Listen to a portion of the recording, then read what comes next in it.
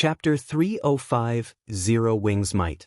The sudden loss of almost 200 healers stunned everyone from world dominators. It's an ambush. Run.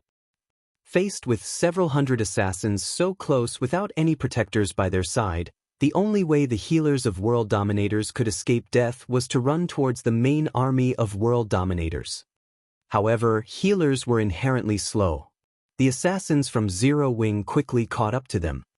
Originally, if these healers had worked together to retaliate against the assassins from Zero Wing, they could have at least offered some semblance of resistance. It would not have been so easy to kill them. However, their decision to run immediately created chaos, and those who could have originally survived died as well. Without any healing or resistance, these healers were lambs to the slaughter. Zero Wing's assassins killed them arbitrarily. By the time the rear guards of world dominators came to the rescue, a majority of their healers were already dead. Just as the surviving healers thought they were safe, they quickly discovered several thousand players charging in their direction. Every one of these players was like a ferocious tiger as they crashed into their enemies' ranks, and the several hundred players who served as world dominators' rear guards were instantly dispersed. This situation allowed the assassins to continue their slaughter of the healers. Guild leader, not good. Our rear line has been ambushed, and we've lost over half of our healers already. These newcomers are fierce, and the rear line needs help to hold them off, one of the team leaders defending against Zero Wing's ambush hurriedly reported. What? Who are these people? Blood Halberd had been busy issuing commands from the front lines all this time. The moment he received the report, he immediately turned to look. He discovered that there were actually several thousand players charging and killing into their ranks, and anyone from world dominators who tried to block their charge instantly died. These newcomers were like a sharp blade, instantly splitting world dominators' forces in half with their precision charge. World dominators currently fought a desperate battle against Ouroboros, and the damage they received from such an ambush was self-evident. Without the healers' support, the shield warriors and guardian knights who stood on the front lines rapidly fell, one after another. The front line was also continuously forced into a retreat, and within moments, over 100 players from world dominators had died. Damn, just who are they? To actually dare start a war against world dominators, do they not want to live anymore? Blood Halberd's eyes had already become blood-red from anger. He wished he could immediately chop their ambushers into a million pieces. Guild leader, they're wearing a six-winged emblem on their chests. They should be players from Zero Wing, a ranger reported. Zero Wing? Weren't they fighting Dark Star? Why have they suddenly appeared here? Questions filled Blood Halberd's mind. However, he halted his thoughts as he spoke through the guild's war channel. These losers have actually dared ambush us. They're simply overestimating themselves. Everyone, turn around and focus all your attacks on Zero Wing. Wipe these fools from Zero Wing out first. Blood Halberd was one of the upper echelons of world dominators, and he had experienced many battles that involved tens of thousands of players in the past. Thus, he was very clear on what actions he needed to take right now. World Dominators was no longer a match for Ouroboros in this battle. Now that Zero Wing had ambushed them from behind, launching a pincer attack with Ouroboros, World Dominators was in a fatal situation. If they continued this battle, they would suffer total annihilation. The only options they had was to either break through from one side, or defend their positions and wait for help. Since the second option was clearly not viable, the only option they had left was to break through and escape this battlefield. However, it was clearly impossible for them to break through from Ouroboros' side. That left them with annihilating Zero Wing. Regarding numbers and total combat power, World Dominators was above Zero Wing by leaps and bounds. Meanwhile, on Ouroboros' side, Gentle Snow very quickly noticed that someone had ambushed World Dominators. Moreover, the ambush came from directly behind World Dominators. Although Gentle Snow did not know who launched the attack, this was a great chance that she could not miss. They might even be able to give World Dominators a huge blow in this situation. Everyone, charge forward. Don't let World Dominators reorganize their formation. Gentle Snow commanded her forces. wearing a faint smile on her face. To readjust their formation, World Dominators turned around to attack Zero Wing. Unfortunately, that decision came at a high price. Unwittingly, World Dominators lost thousands of their members. Blood Halberd's heart bled at this sight. Although they had fought Ouroboros for a long time, they had only lost around 1,000 or so players. Now, in just a few short minutes, they lost several times that amount. Kill. Annihilate Zero Wing. Blood Halberd bellowed through the guild channel as he pointed his sword at Zero Wing's 3,000 members. Currently, World Dominators still had close to 10,000 players alive. It would be an easy task for them to deal with just 3,000 players. Both sides immediately entered a desperate struggle, flames and arrows filling the skies. A few independent players that stood a distance away were thoroughly shocked when they witnessed this scene. This battle was far more realistic and shocking than any movie they had watched before. Sounds of smashing and swords clashing filled the surroundings. There was also the constant stream of spells bombarding the land, sending debris and dust flying into the air. This was truly a bloody battlefield. In this battlefield, personal strength was insignificant. When struck by hundreds of fireballs and frost arrows, even the most powerful MTs would die instantly. Very good. It should be about time to use them now. Feng closely observed the battle through the live stream from Aqua Rose.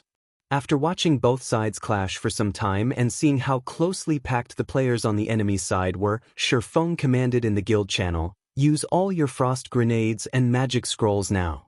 Hold nothing back and use all of them at once." The members of Zero Wing who had long since hungered for this moment immediately tossed the frost grenades in their hands. This time around, the members of Zero Wing only used basic frost grenades. Moreover, frost grenades were only half as effective when used against players, so each basic frost grenade only dealt 100 damage to players. However, with several thousand players using them simultaneously, the accumulated damage could easily exceed 10,000 points. Currently, a majority of the players in God's domain were around level 15, and even top-tier experts would be level 20 at best. Meanwhile, a level 20 shield warrior or guardian knight would only have around 3,000 HP. In the face of so many basic frost grenades, these players were cannon fodder. They could die at any given moment.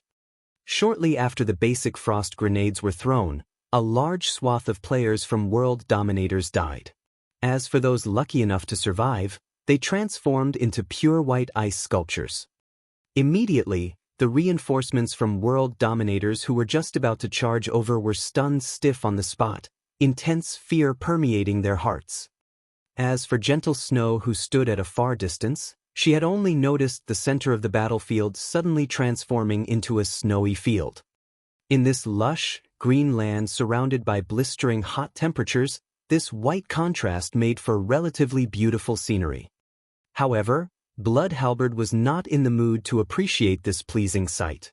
Zero Wing's combined frost grenade attack had instantly killed over 1,000 players. Adding in the follow-up control effect of the frost grenades and Ouroboros' continuous assault from behind, the death toll in this brief moment was at least 3,000. Moreover, even without this wave of frost grenades, Blood Halberd had discovered something very important. Although Zero Wing only had around 3,000 members, a large majority of them were elite players. Not only did they possess high levels, but their equipment was also of good quality. With these two advantages, these players could easily take on 2 to 3 average players. If the 10,000 or so players of World Dominators faced off against 3,000 average players, it would not take them very long to annihilate the latter and break out of this pincer attack. However, it was a completely different story if they faced 3,000 elite players. There was absolutely no way to break through this hurdle in a short time. Not to mention, they also had to pay a huge price to do so. It was the same situation when World Dominators had initially hindered Ouroboros' advance towards the Silverleaf Forest.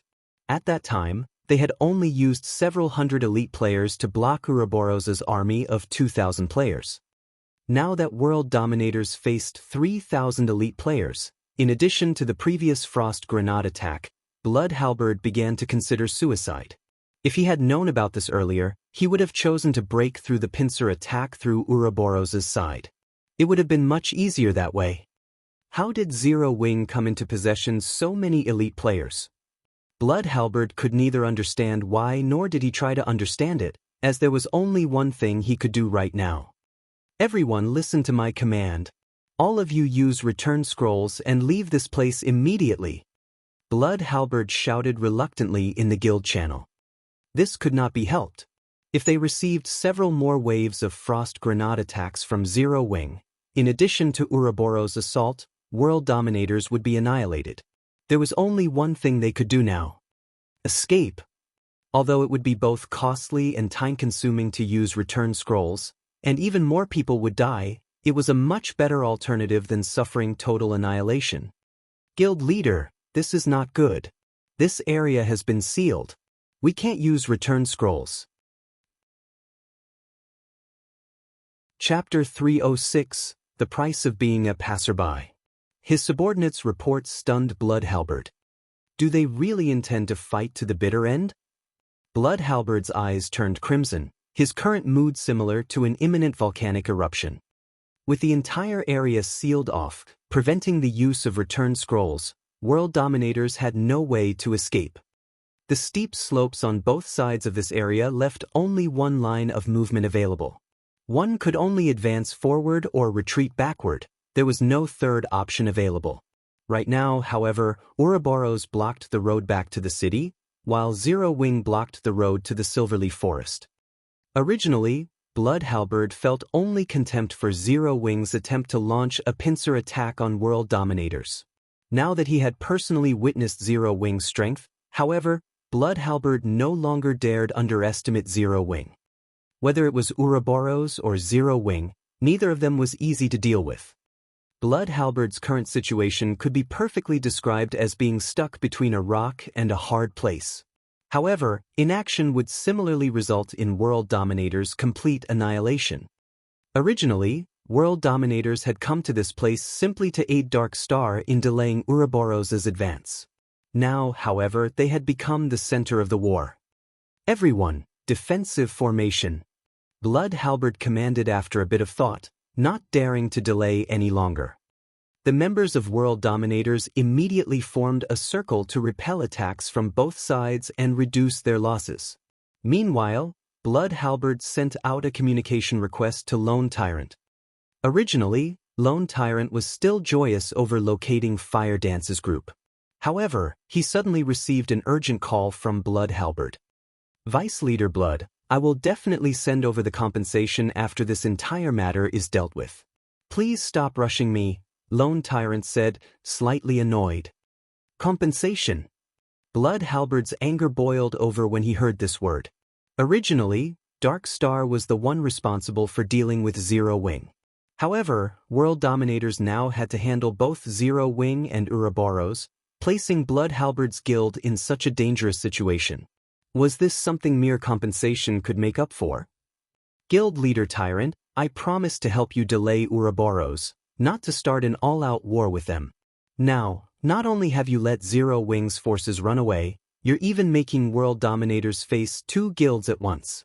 Meanwhile, you, Guild Leader Tyrant, only know how to utter the word compensation? Guild Leader Tyrant, you're good. You're very good. The more Blood Halberd spoke, the angrier he got. He felt that Lone Tyrant had plotted against World Dominators all this time. First, Lone Tyrant had let them fight it out with Ouroboros. Then he had allowed Zero Wing's forces to escape. In order to escape, Zero Wing could only pass through the area where World Dominators and Ouroboros were fighting. In the end, Zero Wing had no choice but to start a fight with World Dominators. With this plan, Lone Tyrant could kill 3 birds with 1 stone. Success meant that 3 of the top 6 guilds in White River City would receive a huge blow, with Dark Star the only beneficiary of this chaos. Lone Tyrant was certain that there was a misunderstanding the moment he heard Blood Halberd's words. After all, he had not intentionally allowed Zero Wing to escape. Instead, the players from Zero Wing had left on their own, and they just happened to encounter World Dominators on their way back, which resulted in world dominators suffering a pincer attack. Everything was simply a coincidence. As for Zero Wing's decision to directly oppose world dominators, any normal person would not do that. Currently, Dark Star was in an all-out war with Zero Wing, a war that would end only when one side was completely annihilated. Just before, Black Flame had even publicly declared that he would make Dark Star pay the price of 30,000 people. So, why would they suddenly go and provoke a first-rate guild like World Dominators? Only a person who wished to die a quicker death or a person with brain damage would declare war simultaneously on two of the top 6 guilds in White River City. However, no matter what Lone Tyrant said now, Blood Halberd definitely would not believe him. Hence, Lone Tyrant hurriedly said, "Vice Leader Blood, I truly know nothing about this matter. I'll send my army over there right away. If we execute a pincer attack, I'm sure we can wipe out Zero Wing." "Well, come quickly then," Blood Halberd shouted in rage. The more he listened to Lone Tyrant speak, the more disgusted he was with this person. Lone Tyrant had actually used world dominators as bait. However, the priority right now was for the guild to escape this predicament. Everything else was secondary. "Okay, I'll have them head over immediately." Lone Tyrant ended the call and promptly contacted his troops stationed outside the Silverleaf Forest. Of the 6,000 players there, Lone Tyrant sent 5,000 over to deal with Zero Wing, while the remaining 1,000 stayed behind to continue blocking the exits of the Silverleaf Forest. However, as time slowly passed, World Dominator's situation turned grimmer and grimmer. Zero Wing's 3,000 elites were incredibly zealous. After several consecutive charges, although Zero Wing lost several hundred of their members, World Dominators lost at least 3 to 4 times that number. Not to mention, Ouroboros was also madly assaulting them on the other side. After gathering up his courage, one of the team leaders of the elite teams, Lonely, walked up to Blood Halberd and asked in a soft tone, "Guild leader, if this situation continues, we'll definitely be finished. Are the reinforcements from Dark Star not here yet?" If the elite members of World Dominators were to lose 2 or 3 levels, in addition to most of the weapons and equipment on their bodies, World Dominators would definitely not be able to compete for White River City any longer.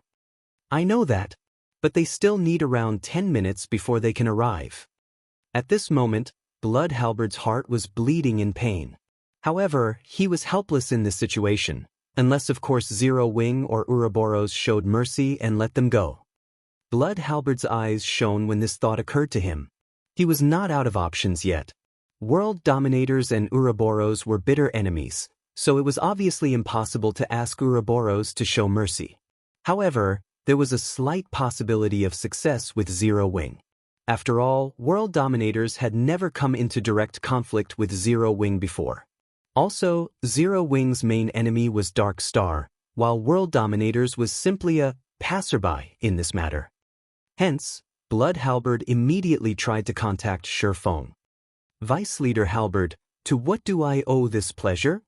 Feng asked, a smile on his face. When he received Blood Halberd's call, he had chosen to accept it right away. "Guild Leader Black Flame, the war between our guilds is just a misunderstanding.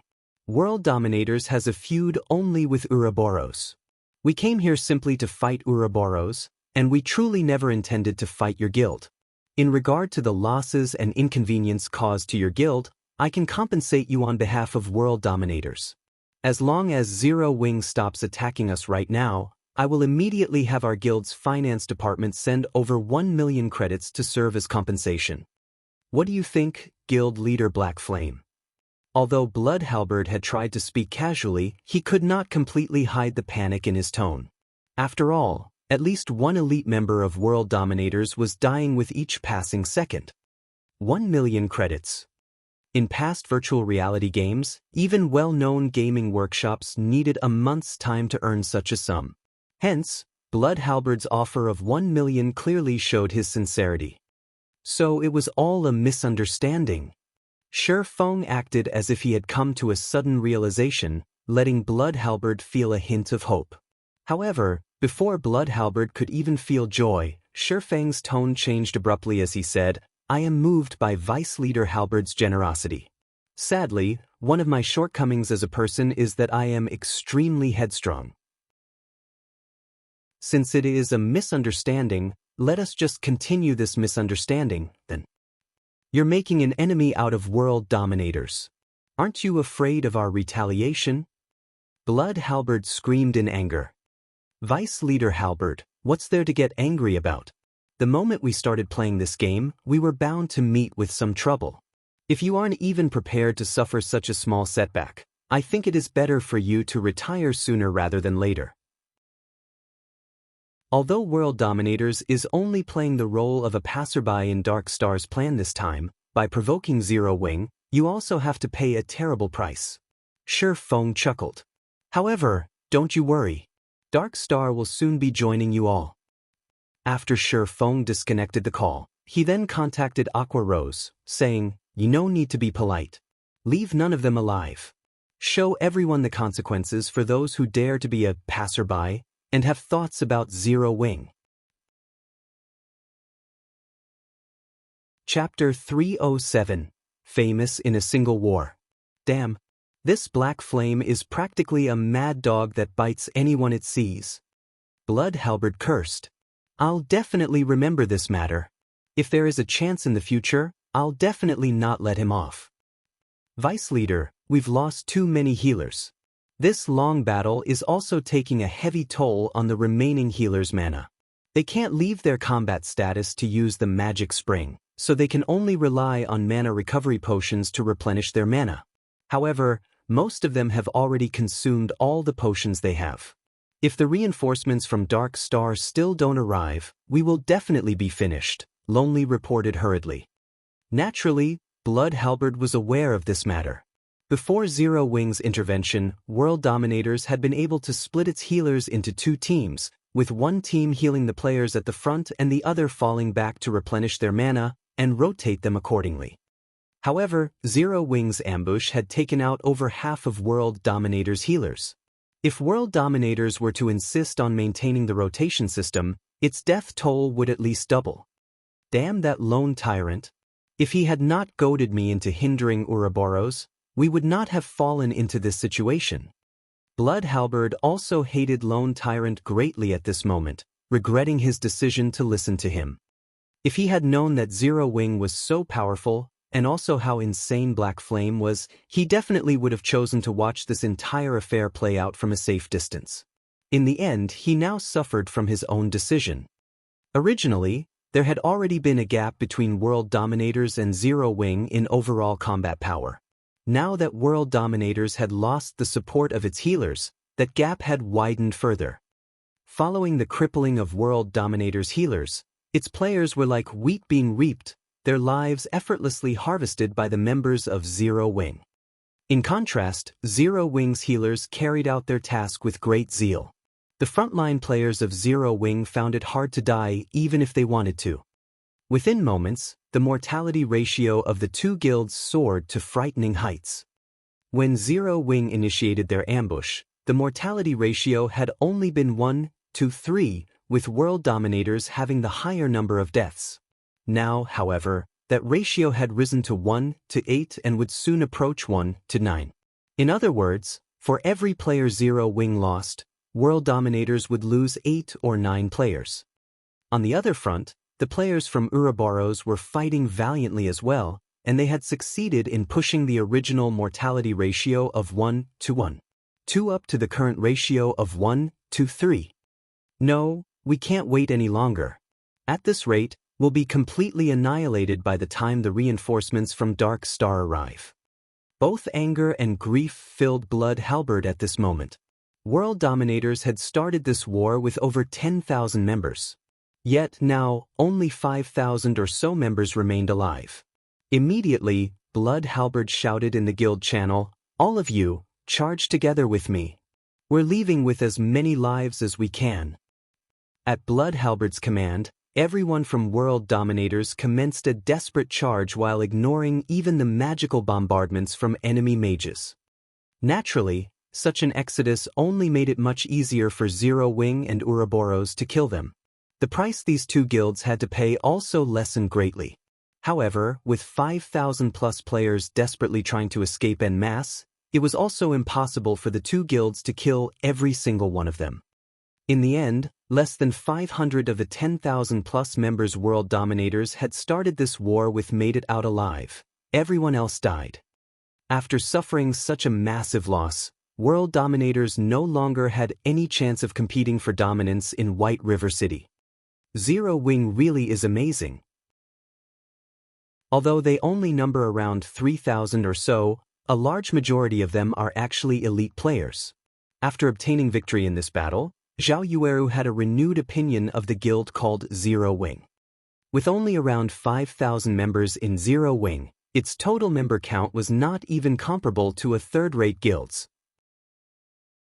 However, after Zhao Yueru witnessed the combat power its 3,000-plus members displayed in this battle, she no longer found it strange for Zero Wing to be considered one of the top 6 guilds in White River City. Zero Wing was indeed worthy of its fame. Second-rate and third-rate guilds would be no match for Zero Wing at all. Moreover, the destructive force displayed by the frost grenades that Zero Wing had used was simply too shocking. If not for those tools of mass destruction, this war might still be ongoing right now, while the price Ouroboros had to pay would also be greater. Snow, your foresight is as diabolical as always. Zero Wing is indeed not a simple existence, Zhao Yueru giggled. Although world dominators managed to escape with a few hundred of its members, its heavy losses this time means it no longer has any chance of fighting over White River City. Without this old nemesis of ours, Ouroboros has a greater chance of becoming the overlord of White River City. Gentle Snow rolled her eyes at the giggling Zhao Yueru. The girl actually dared describe her in such a way. However, Zero Wing's performance had truly surpassed her expectations. Although Zero Wing had a mere 3,000 or so members on their side, in the face of world dominators' overwhelming numbers, Zero Wing had lost only a paltry 1,000 or so members. This was definitely a brilliant battle record. If the beginning of this battle had not been so intense, the peak of mortality occurring during this period of time, Zero Wing would have lost at most 500 or 600 members in this entire battle. Meanwhile, world dominators had lost over 10,000 players. One could just see how powerful Zero Wing was. After the end of the battle, both sides started distributing the spoils of war. Even leaving aside the equipment that was originally dropped by both sides, the number of weapons and equipment dropped by the 10,000-plus players from world dominators remained quite considerable. Very quickly, Aqua Rose and Gentle Snow agreed to split the loot in a 2-to-8 ratio based on the total value of all the equipment dropped. Zero Wing would receive 20% of the total loot, while Ouroboros would receive 80%. However, Zero Wing would mainly receive equipment of bronze rank or higher. Aqua Rose settled for such an unbalanced ratio due to Feng's arrangements.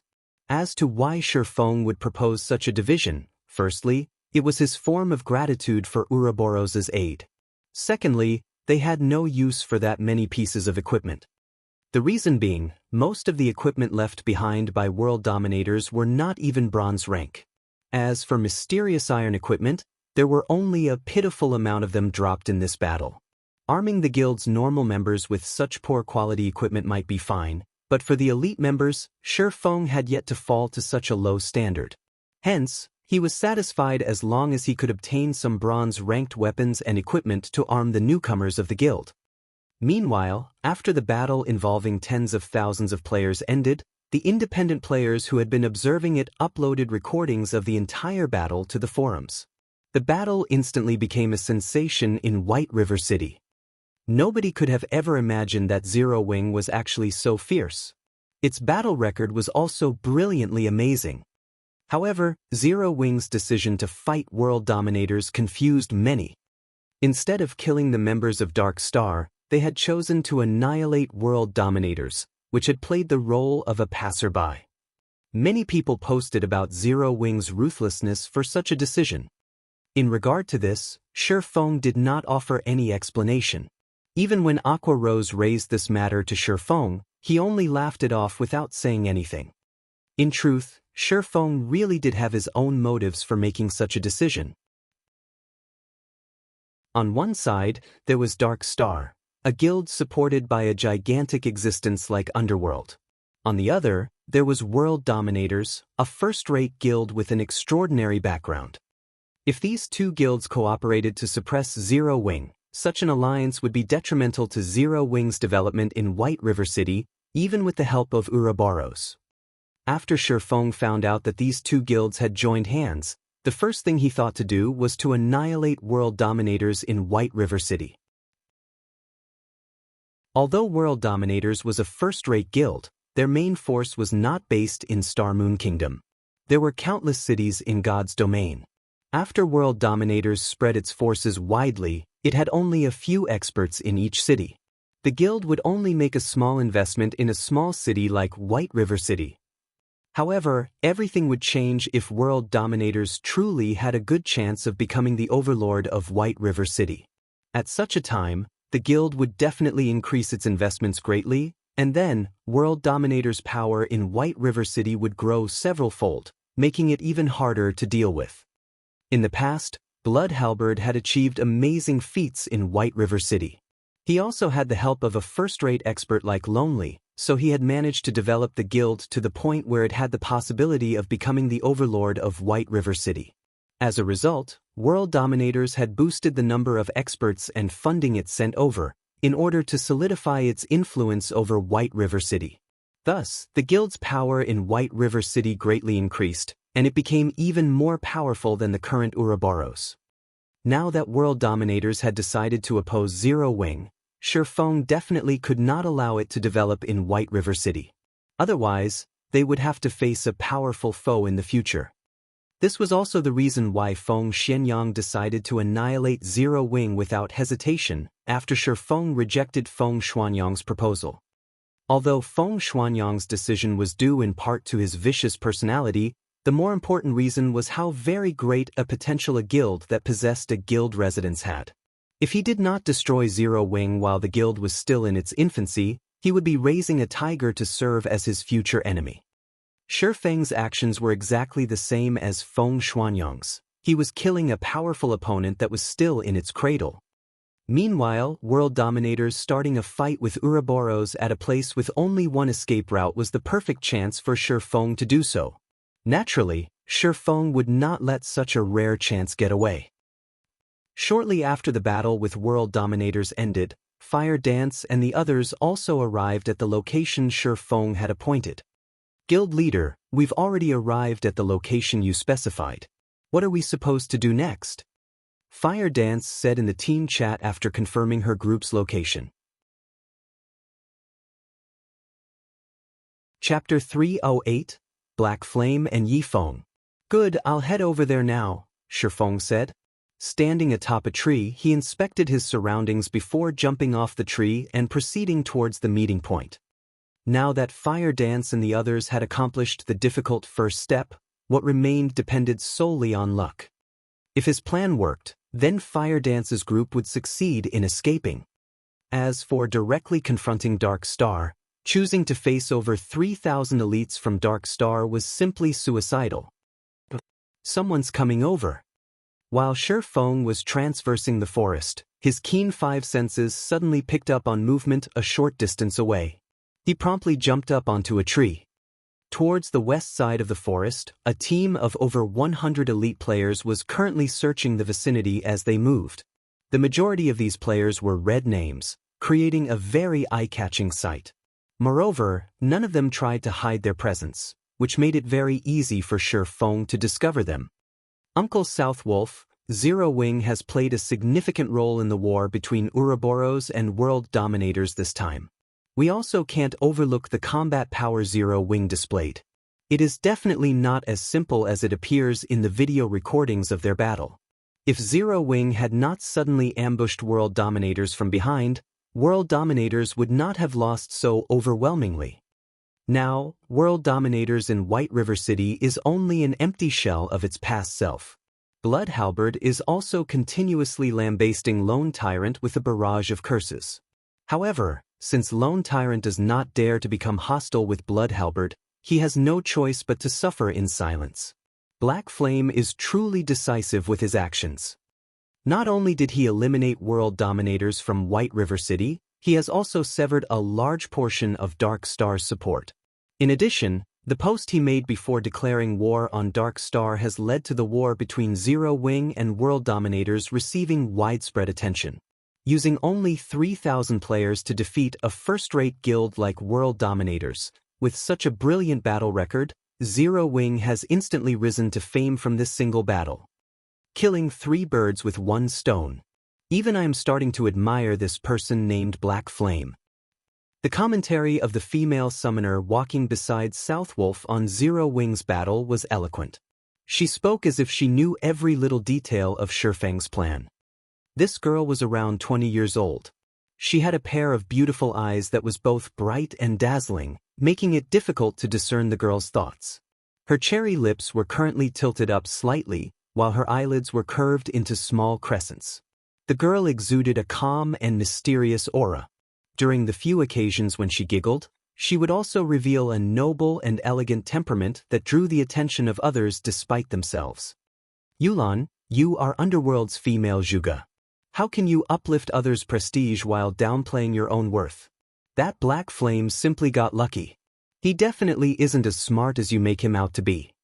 Southwolf felt that Yulan overestimated Black Flame, who Southwolf believed was simply an arrogant and despotic person. Meanwhile, Zero Wing's victory in the war this time and the subsequent trouble that visited Dark Star were simply coincidences. There was nothing worthy of their concern. Maybe I am overthinking things, Yulan laughed, having no intention of refuting Southwolf's words. Although Zero Wing has risen to fame with this single battle and they have also managed to cause us some trouble, their core team is still trapped in this Silverleaf forest. We have them completely surrounded now. Even if Ouroboros and the rest of Zero Wing rush over here right away, they will still be too late to change anything.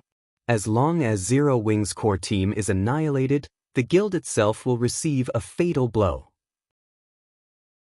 At that time, we'll see how Black Flame can continue acting rampantly, Southwolf scoffed proudly. Zero Wing had only managed to garner the reputation it had today due to their continuous monopoly of the top 10 positions on the ranking list of White River City. The 8 experts of Zero Wing were known by all, and they still occupied the top 8 positions on the ranking list until this day. Nobody had managed to threaten their positions all this time.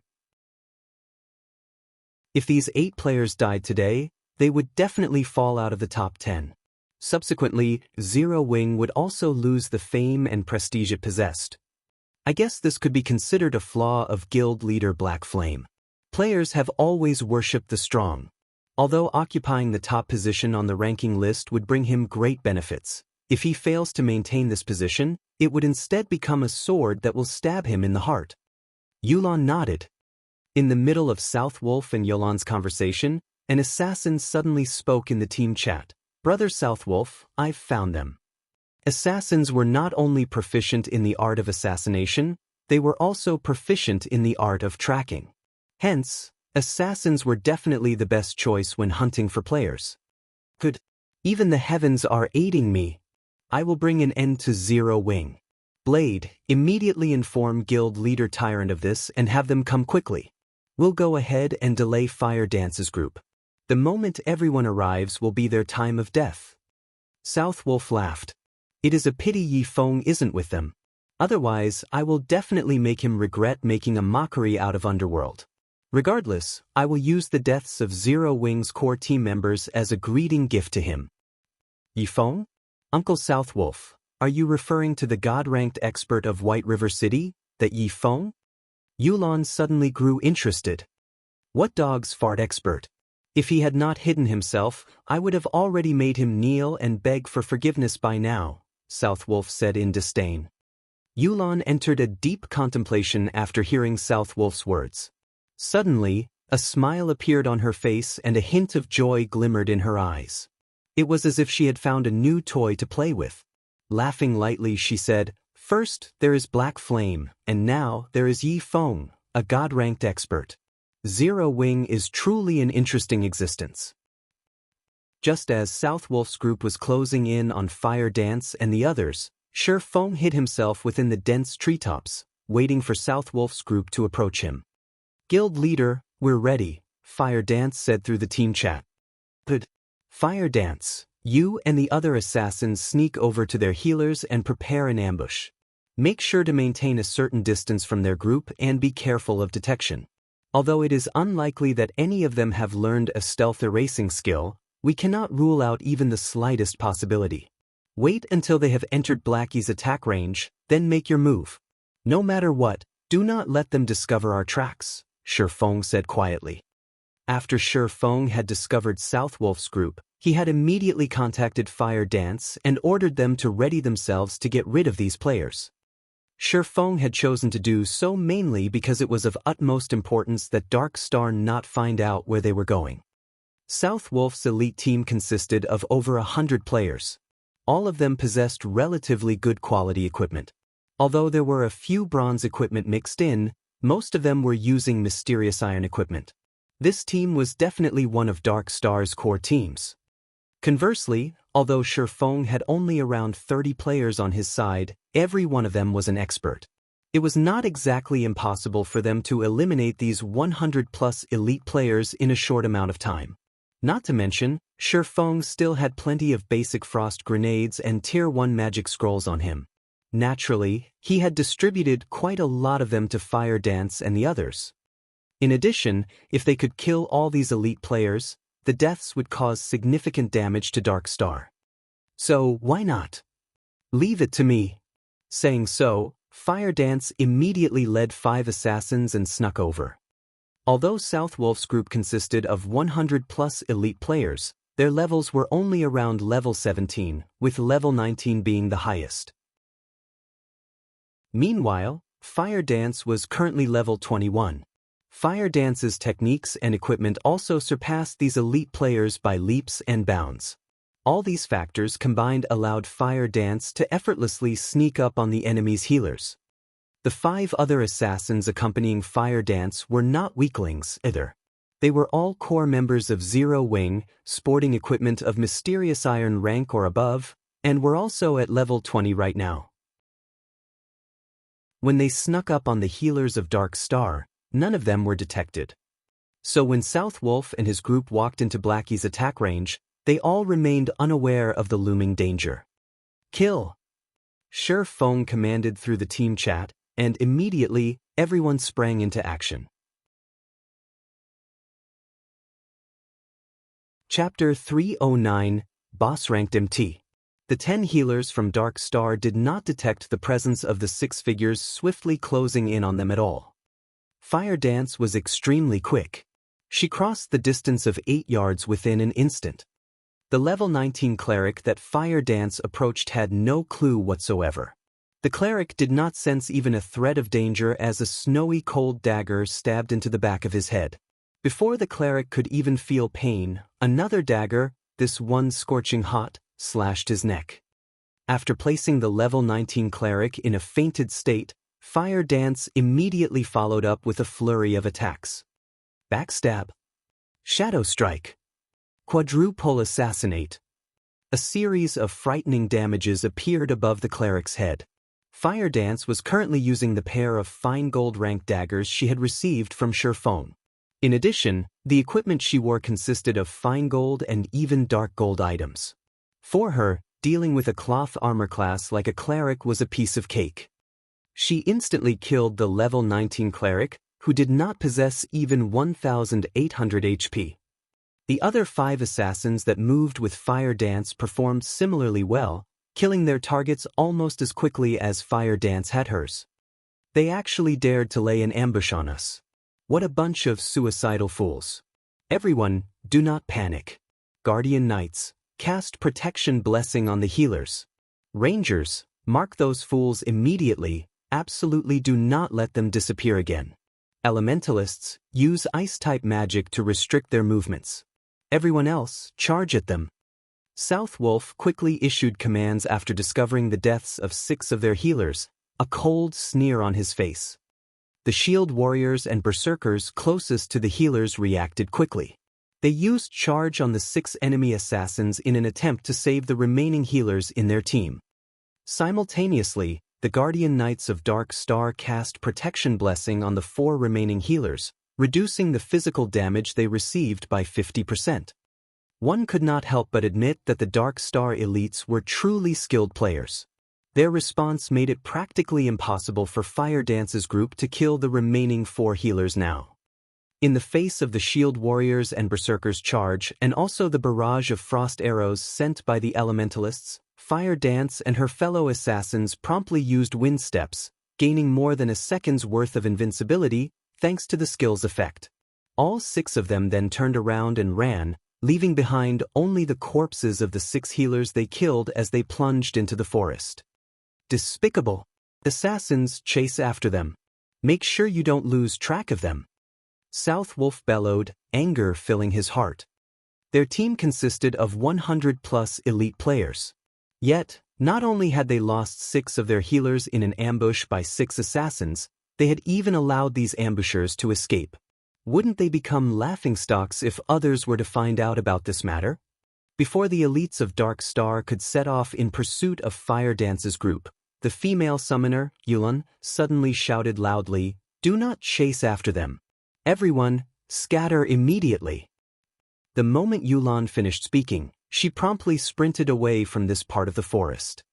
South Wolf was confused by Yulan's actions, failing to understand why she would do such a thing. However, he still chose to listen to her advice and started running.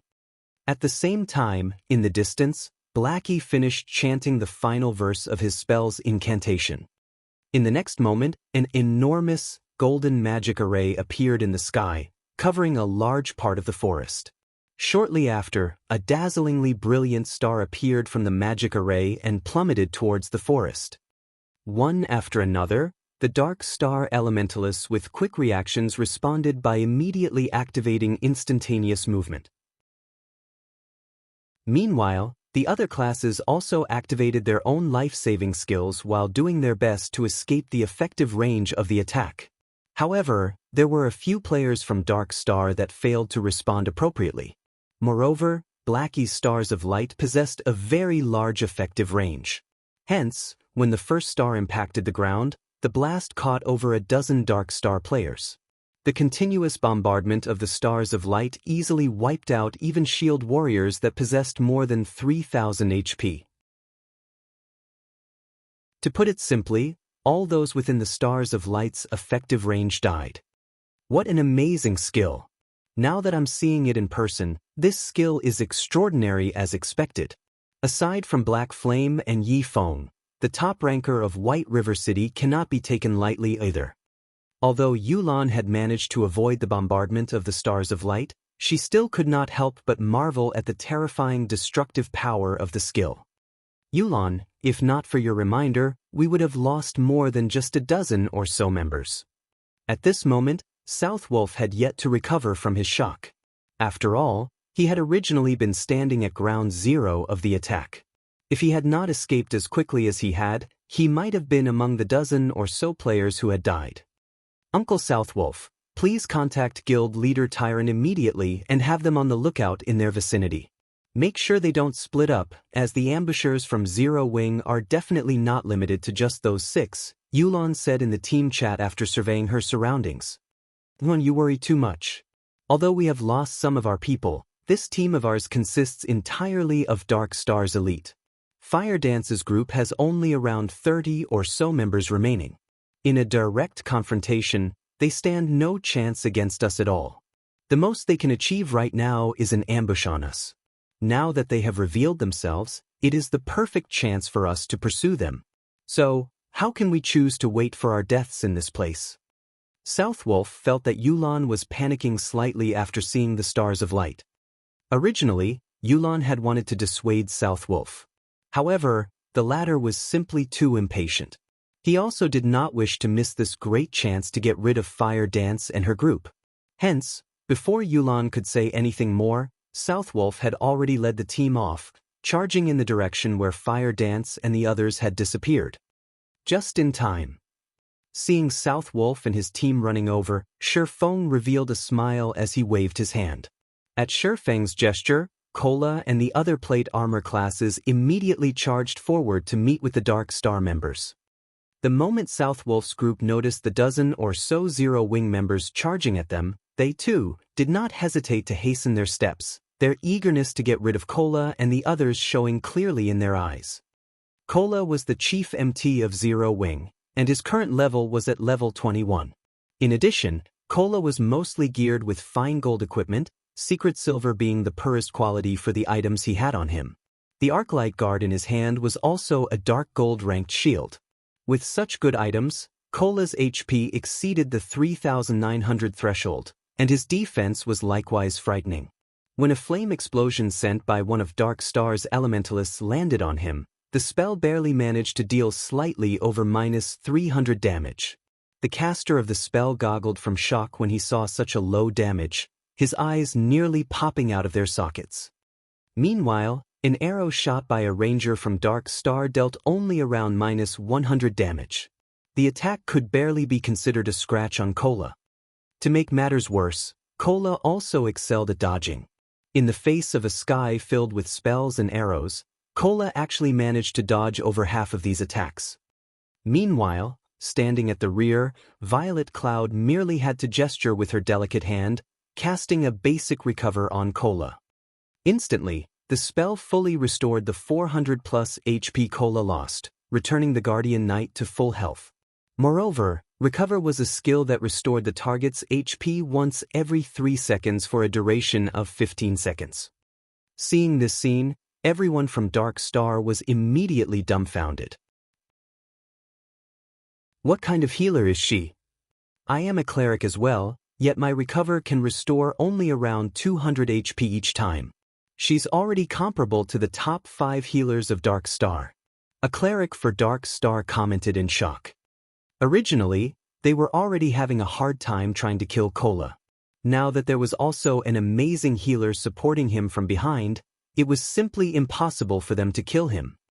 Shortly after both sides started confronting each other, the players from Dark Star suddenly discovered a shocking matter. Cola's HP had actually risen past 5,000. Moreover, the heals he was receiving had also increased from the original 400+ to 500+, making him even more impossible to kill. Unknown to the members of Dark Star, Cola's sudden upgrade was all due to the Arclight Guard's passive skill, Sound of Life. Every time Cola received an attack, he would receive a stack of Power of Life. Each stack of Power of Life increased Cola's maximum HP by 3% and the healing he received by 2% for 1 minute, and Cola could accumulate a maximum of 10 stacks of Power of Life. Hence, Cola suddenly became much more powerful. Kill him. All ranged classes focus fire on him. Southwolf knew that if Cola did not die, it would be a huge blow to the team's morale. Therefore, killing Cola had priority. Immediately, half a dozen berserkers surrounded Cola, while the ranged damage dealers sent a continuous stream of attacks at him. They no longer treated Cola like a player but a boss monster. In response to their actions, Cola simply smiled in disdain. He then activated Protection Blessing, reducing the damage he received by 50%. Now, the highest damage the players from Dark Star managed to inflict on Cola did not exceed -200 points. A majority of the attacks were even below -100 damage. In the face of Cola's 5,000+ HP, such damages were simply insignificant. However, due to the large number of attacks, Cola's HP quickly fell below the 50% threshold. Right then, Violet Cloud took action again. She casually cast Guardian Shield and Recover on Cola. At Violet Cloud's current level, her Guardian Shield would provide her target with a buff that could absorb over -700 damage. She followed up with Healing Light. In the next moment, a healing value of +1,600 appeared above Cola's head, in addition to the 500+ HP regenerated with Recover. Cola's HP instantly went back up to full again. Chapter 310, Reversal. Originally, the Guardian Knight Cola was already a huge headache due to his high HP and defense, and Dark Star's players exerted quite a lot of effort in order to reduce his HP by over half. Yet, in the next moment he was now back to full health. South Wolf nearly popped a vein when he witnessed this scene. Although Cola was an MT, the damage he dealt was not one bit low. A casual slash from his sword could deal around -300 to -400 damage to Dark Star's shield warriors. If Cola used a skill, he could even deal -500 to -600 damage, which was even higher than that of the Berserkers of Dark Star. Moreover, Cola could tank 4 Berserkers simultaneously, all by himself, and he even managed to send them flying back. Meanwhile, such a boss-ranked MT was now immortal due to a single cleric from Zero Wing. However, this still was not the end of South Wolf's headache. The MTs in his team were relatively high-ranking MTs in White River City. But the 2 Berserkers named Lonely Snow and Water Buffalo still sliced them up in no time. For example, one of the Guardian Knights of Dark Star had come under the combined assault of the 2 Berserkers. At first, the Guardian Knight had received 2 normal attacks from the Berserkers. Unfortunately, both attacks had achieved a critical hit, with Lonely Snow dealing over -1,400 damage and Water Buffalo dealing over -1,300 damage. Without leaving any gaps, the 2 then followed up with Beheaded, both of their skills dealing over -1,000 damage each. As a result, even though the Guardian Knight had 2 healers focusing on him, his 3,000 HP was still reaped away within an instant. Meanwhile, Fire Dance was even more amazing than the 2 Berserkers. After dishing out a flurry of attacks, she followed up with a 7-star Eviscerate that achieved a critical hit, dealing over -2,300 damage. Within moments, 1 more Guardian Knight of Dark Star died. South Wolf had even begun to suspect that the members of Zero Wing were no longer playing the same game Dark Star's players were. After all, whether it was Zero Wing's MT, healer, or DPS, all of them were so powerful. On the other hand, the players of Dark Star were like paper, dying from just a touch. With merely a brief exchange, South Wolf's team had already lost 9 members. It should be known that all these players were core members of Dark Star. They were not random noobs that could be found anywhere on the streets of White River City. Each and every one of them was a skilled player and they all had a good sense for battle. Although they were not comparable to experts, neither were they far from one. Yet, even so, these elite players still died with barely any resistance. As the battle continued, the players from Dark Star grew more and more frightened. They had yet to kill a single player of Zero Wing, even until now.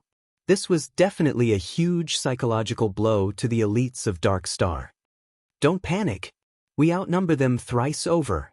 Assassins and Rangers, take out their healers first. As long as the healers are dead, the others will soon follow, even if their combat power is superior.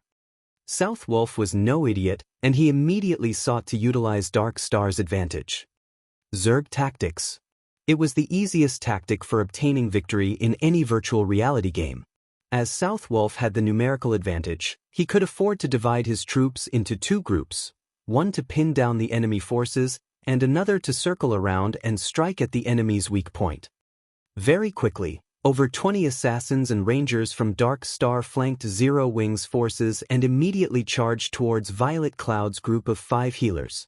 Contrary to expectations, however, even when Violet Cloud's group noticed Dark Star's players charging towards them, none of them chose to run away. Instead, they continued healing their allies at the front, paying no attention to their attackers at all. In regard to the healers' lack of reaction, Dark Star's players did not give it too much thought. They simply continued charging forward, having concluded that Zero Wing's healers had already given up on escaping. When there was only a short distance of 8 yards between the assassins and Violet Cloud's group, an intermediate frost grenade suddenly landed, exploding in the midst of the assassins. Dark Star's rangers, who stood 30 yards away, also received an intermediate frost grenade of their own. In the blink of an eye, both groups were frozen solid. A damage of -400 also appeared above each of their heads. Although the 8 assassins immediately used Vanish to escape the freezing effect, they were still unable to advance as an ice wall appeared, blocking the path between them and Violet Cloud's group. Meanwhile, the person responsible for casting this ice wall was one of the 5 demon generals that Feng had recruited, Ice Queen Su Qianlu. Ice wall was the perfect skill for this scenario. Without magic immunity, if the assassins were to charge into the ice wall, their movement speeds would slow to a crawl. At that time, their fates would be as good as sealed. Although ice wall had a short duration of only 2 to 3 seconds, it still provided the healers with a brief, but important, moment of respite. As for the Rangers of Dark Star, none of them had any skills that could be used to dispel the effects of control skills, and neither did any of them possess any life-saving skills. Hence, they could do nothing but stand there and watch. At this moment, Feng used silent steps and suddenly appeared behind these frozen Rangers. To Feng, a group of immobile players was entirely negligible. Feng was currently at level 23. He was also equipped with the newly acquired 7 Luminaries ring, and had recently received the Golden Stigmata. His overall attributes surpassed these elite players manyfold. Moreover, Feng currently had the aura of fire activated, the aura effect increasing his damage by 30% while also reducing his target's defense by 30%. Immediately, Feng sent a level 8 thundering flash at the group of Rangers. Green arcs of lightning crackled as they instantly pierced the bodies of these Rangers. Damages of -1,102, -1,528, and -2,140 appeared above each of the 12 Rangers' heads. Although none of Feng's attacks had achieved a critical hit, these Rangers had only around 2,000 HP. Meanwhile, Feng's thundering flash had dealt more than -4,700 damage in total, far surpassing the Rangers' maximum HP. The members of Dark Star saw Feng killing all those Rangers with a single strike. Each and every one of the witnesses was completely dumbfounded, their jaw hanging wide open. Southwolf nearly had his eyes pop out of their own sockets. The 12 Rangers simultaneously collapsed to the ground, their actions in complete unison. In the next moment, piles of weapons and equipment were scattered around their bodies. In this chaotic battlefield, this scene was both striking and shocking. The 12 Rangers were all either level 18 or level 19 players. Most of the equipment they used was also level 15 mysterious iron equipment, and every one of them had more than 2,000 HP. Yet, they were killed off so easily. Moreover, it wasn't just one person that got killed but an entire group. For a moment, Southwolf believed that he was dreaming. He even considered giving one of his subordinates a slap and then asking said subordinate if it hurt, to confirm whether or not this was a dream. As for the assassins of Dark Star who had been waiting for the ice wall to disappear, after witnessing this unforgettable scene, they had completely forgotten their original task of dealing with Violet Cloud's group of healers. They idly stood there as they watched their ranger companions die, their minds empty of all thought. They then swallowed a big gulp of saliva as they suddenly recalled an important matter. With the number of murders they had committed so far, if they died as well, not only would they lose 2 to 3 levels, they would even lose all the equipment on their bodies. Watching from a distance, Blackie was similarly astonished by the instant deaths of the 12 elite players. However, he had long since grown inured to Feng's horror-inducing feats, so he quickly regained his composure and threw a basic frost grenade at the still-dazed assassins of Dark Star, freezing them once more. This time, none of the assassins could use Vanish to remove the freezing effect on them. Hence, they could only obediently stay frozen. Following which, Blackie chanted an incantation and used Hell Flame. One could easily imagine the might of a Hell Flame that was powered by the epic-ranked Staff Mavis's Guard. Damages of over -1,000 points immediately appeared above these assassins' heads, and within 3 seconds, all of these assassins turned into ashes, leaving behind a pile of shining weapons and equipment. However, this was still not the end. After Feng had dealt with Dark Star's Rangers, he then cast Firestorm, the activatable skill of the aura of fire, at the heart of the battlefield. Firestorm inflicts 500% damage within a range of 10 by 10 yards for 5 seconds. Cooldown, 5 minutes. In terms of damage, Firestorm did not lose out to Stars of Light by much. However, it had a much smaller effective range. Currently, Cola was surrounded by plenty of Dark Star's elite players. Before anyone could react, a storm of flames suddenly emerged above them, and the HP of all of Dark Star's players within 10 yards of Cola fell at a crazy rate. Although Shield Warriors and Guardian Knights were classes with high HP and defense, Feng's equipment was simply too amazing, which resulted in his current attack power being well over 800 points. With such a high base value, even though the Shield Warriors and Guardian Knights of Dark Star possessed plenty of damage reduction items, they still received more than minus 2000 DPS. As for the other classes, they received more than minus 3000 DPS. Even when the Shield Warriors and Guardian Knights activated their life-saving skills, which allowed them to have the damage they received, they still could not avoid death. After Firestorm ended, all of Dark Star's players caught within its effective range were reduced to cinders. Only Cola and the other frontline members of Zero Wing remained alive. Dark Star's 40 or so frontline players had died. All of a sudden, Zero Wing's side outnumbered Dark Star's. Black Flame, why are you here? South Wolf instantly recognized the person responsible for killing the majority of Dark Star's players. At this moment, South Wolf's eyes were filled with incomparable shock as his trembling finger pointed at Feng's crimson-red name. South Wolf failed to understand why Black Flame would appear at this place. He also could not understand why Black Flame was so powerful. Wasn't Black Flame just a forger? Originally, there had been a huge numerical difference between the two sides. However, in the blink of an eye, a strategic change occurred, all because of Black Flame's fleeting blow. Dark Star was no match for Zero Wing even when Dark Star had the advantage of numbers. Now that the situation was reversed, the end result was obvious. Chapter 311, Absolute Control. Watching up to this point, South Wolf knew that defeat was inevitable, though he was loath to admit it, and his heart was filled with indignation. Currently his team had fewer than 30 players, and practically all of them were mages and healers. He alone was the only melee class alive. With such a team composition, Dark Star stood absolutely no chance against Zero Wing's core team, which currently consisted of over 30 players. The single sword strike Black Flame had displayed far exceeded South Wolf's imagination. Not only was Black Flame inconceivably fast, his grasp of his skills had also reached perfection, as shown by his single attack's impeccable coverage of all 12 rangers. Such a feat required one to possess excellent control over the skill itself and the angle of attack as well. South Wolf was no fool, and neither was he a greenhorn that had been playing virtual reality games for only 1 or 2 years.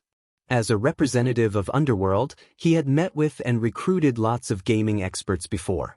He had also participated in a considerable number of team battles, so his experience in the virtual gaming world was quite plentiful. Naturally, he understood the strategy Black Flame had used since the start of the battle. Black Flame made the Guardian Knights, Shield Warriors, and other plate armor classes charge forward to lure the members of Dark Star into gathering around them. The female cleric, Violet Cloud, was pivotal to this strategy. Although on the surface her healing ability was only double that of the healers of Dark Star, the effectiveness she displayed during the team battle far surpassed that of 3 or 4 healers combined. Violet Cloud had an excellent grasp of the battle situation. Not only could she keep Cola alive and well, she could also simultaneously stabilize several other players' HP. Throughout the battle, she performed smoothly and calmly. She was definitely not an existence to be trifled with. Originally, Zero Wing already had powerful experts like Fire Dance, the team leader of Zero Wing's core team, and Blackie, the #1 player on White River City's ranking list. Now, South Wolf suddenly discovered that Zero Wing possessed not only Fire Dance and Blackie, Cola and Violet Cloud were definitely first-rate experts as well. Everyone else in Zero Wing's core team were also all experts. Meanwhile, Black Flame, who had suddenly appeared, was even more terrifying. The strength he displayed far surpassed that of all those previously mentioned. The scene South Wolf witnessed was like a replay of the god-ranked expert Feng slaying the hundreds of players of Martial Union. South Wolf could not figure out why there were so many experts gathering at a newly established guild like Zero Wing. Even a guild that was newly established by a major corporation could not achieve what Zero Wing had managed in such a short amount of time. South Wolf truly wondered how Black Flame had accomplished such a feat. Although South Wolf was shocked by Black Flame's personal strength and by Blackie, who possessed a strategic-level skill that could affect the entire battlefield. Black Flame, you are indeed amazing. However, the entire Silverleaf Forest is already under Dark Star's control. Although your team of 30 or so players can easily defeat an elite team with more than 100 players, do you think you can do the same against 3,000 players? You have simply delayed the time of your demise. South Wolf laughed coldly as he looked at Feng, his current appearance making it seem as if he no longer cared about the many elite players that had died. Let's go. It will be their time of death when Guild Leader Tyrant arrives. Since his team was no match for Zero Wing, South Wolf naturally would not remain in this place and increase his losses. The fact that he had discovered Black Flame, Zero Wing's guild leader, here easily made up for the elite players he lost. After all, Black Flame's death would become a huge blow to Zero Wing's reputation and prestige in White River City. Coming and going as you wish, do you think the Silverleaf Forest is your house? Feng smiled calmly, his eyes revealing a cold, killing intent. Since you've already pursued us to this place, I insist that you stay. Do you think you can keep me here? South Wolf laughed in disdain. He was an assassin, the class that boasted the greatest survivability in the wild. If he hid himself in the dense forest, nobody would be able to find him. You can try. If any single one of you manages to escape today, then I will let you go. Feng waved, and all 30-plus members of Zero Wing immediately charged forward, starting their hunt of South Wolf and the surviving players of Dark Star. The reason why South Wolf had never participated in the battle before was to leave a path of retreat for himself. This was a habit of his. After all, once he entered combat status, he could no longer use stealth. At that time, he would only be left with Vanish to enter stealth mode. However, Vanish was a life-saving skill, so it should only be used at the most crucial of moments. Looking at the enemy players charging at him, South Wolf revealed a disdainful expression. Just as he was about to use stealth and hide himself in the dense forest. What's going on? South Wolf suddenly discovered that he could not use the skill. Like a prisoner deprived of his freedom, South Wolf frantically called out his skill bar to look for the cause of this situation. Boss South Wolf, we can't use our skills. What are we supposed to do now? The elementalists of Dark Star asked, frightened.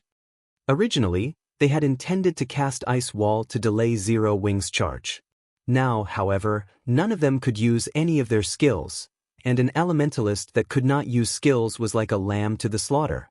Aside from sacrificing their lives to earn a few extra seconds for their allies, they were helpless. Run first, talk later.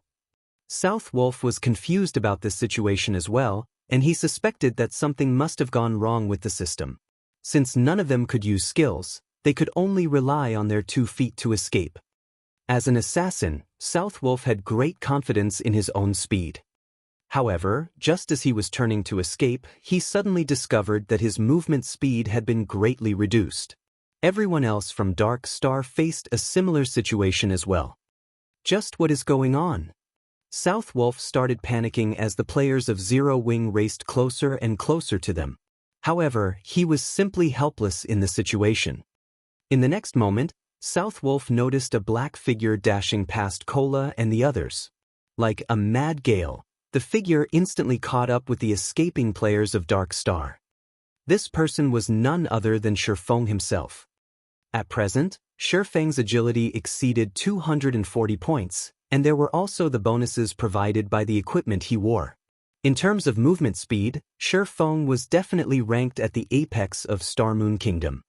Feng used silent steps and appeared behind South Wolf like a ghost. He then said softly, "I've already said that you can't escape.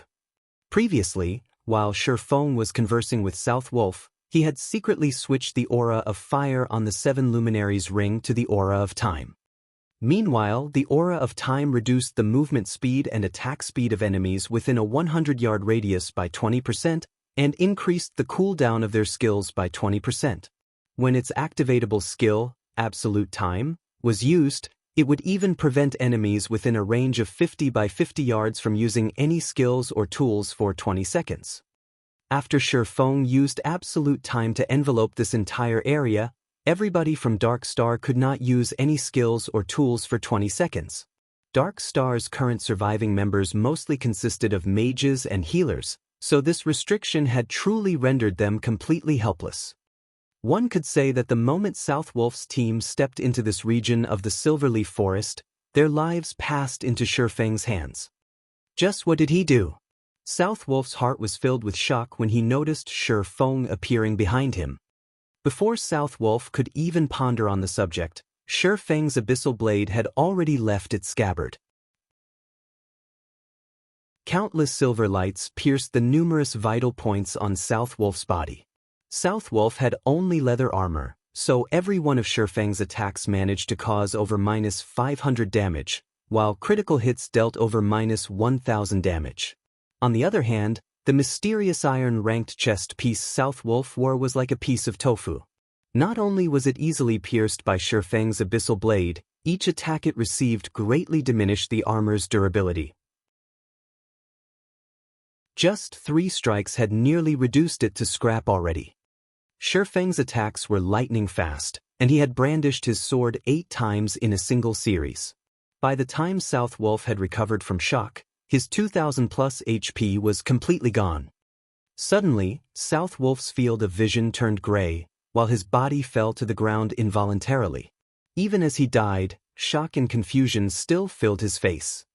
As South Wolf had not participated in any of the battles so far, his name remained white all this time. After he died, only 1 piece of equipment dropped by his body. He also lost only a single level. However, were Feng's attacks as simple as they looked? The reason why Feng had chosen not to use any skills, and had instead carried out only normal attacks, was to destroy the equipment on South Wolf's body. When South Wolf died, nearly half of the equipment on his body had already turned to scrap. Now that he had dropped yet another piece of equipment, he had definitely suffered heavy losses. Chapter 312. Diving into Danger Alone. After South Wolf died, the members of Dark Star were like headless flies. Frightened and scared, they fled in all directions. Zero Wings Berserker Lonely Snow swiftly closed the gap between him and an elementalist of Dark Star to 20 yards before using charge to instantly catch up to and incapacitate the elementalist. After that, Lonely Snow used Thunderclap, Violent Strike, Suppression, and Whirlwind Slash in rapid succession, making quick work of the elementalist. Following closely, everyone else from Zero Wing took action as well. Against a group of mages and healers that could use neither skills nor tools, in addition to the fact that these classes were innately slow runners, the members of Zero Wing required no time at all to finish off the surviving Dark Star members. As these players died, they left behind piles of weapons and equipment. Ha! What a fun battle! Those bastards from Dark Star think that they are so amazing, but now, all of them are dead. Kola laughed loudly as he looked at the weapons and equipment scattered all over the ground. The frustration he had accumulated from continuously running away was completely swept away now. Fire Dance nodded her head in agreement, a faint smile appearing on her face. She then said with a light chuckle, "This battle was indeed a good stress reliever. None of us died this time, while Dark Star lost over 100 players. After this battle, Dark Star will have to reorganize their plans to pursue us." If they could deal with a team of over 100 elite players in such a short time, it also signified that Dark Star would be simply sending its members to their deaths if a team had fewer than 200 or 300 players. In order to reduce its losses, Dark Star would definitely consolidate its teams and at least double or triple the member count of each team. At this moment, Blackie and the others were laughing without restraint as well. After all, they were able to kill over 100 elite members of Dark Star. This would, without a doubt, be a huge blow to Dark Star. Collect the loot. Dark Star will be arriving here soon, Feng commanded. The loot they obtained from killing the 100-plus elite members of Dark Star was extremely bountiful. They had collected close to 1,000 weapons and equipment, and a majority of them were even mysterious iron rank. The harvest they got from this single battle far exceeded even the harvest Aqua Rose obtained from the battle that involved tens of thousands of players. Even Feng was somewhat moved by this harvest. Kill and plunder. Just from this battle, they had obtained the resources required to arm an elite team of 100 players. This was precisely the reason why, in the past, many large guilds preferred to kill and plunder the core teams of smaller guilds. Not only could they increase their guild's fame and prestige by doing so, they could also make a huge profit. They could upgrade their weapons and equipment much faster this way, compared to raiding dungeons and killing bosses. However, the harvest from this battle was still insufficient to offset the losses Zero Wing had suffered. After all, the weapons and equipment of Dark Star's elites were inferior to those of Zero Wing's elite members, not to mention those of Zero Wing's core members. Every core member of Zero Wing possessed quite a few pieces of secret silver ranked weapons and equipment, and some even possessed fine gold and dark gold ranked weapons and equipment. Guild leader, why aren't you leaving? Fire Dance looked curiously at Feng, who had jumped onto a large tree. You guys go first. I'll hold down the fort. Feng was not a lord who would sit comfortably in his throne while his subordinates fought. Since he was already here, naturally, he needed to take something away from Dark Star. But, guild leader, this place is too dangerous. You're also not an assassin, Fire Dance said worriedly. You guys have done enough. Let your guild leader handle the rest. Feng waved them off, hurrying Fire Dance and the others to the designated location. Upon hearing Feng's words, everyone from Zero Wing was immediately moved. In God's domain, guild leaders who were willing to brave danger for his fellow guild members were definitely as rare as a phoenix's feather. Not to mention, Feng was currently a famous existence in God's domain. If he were to die, his reputation would be greatly affected. Then I'll stay behind as well, Blackie said. How could I be left out from such an important matter? Cola stepped forward.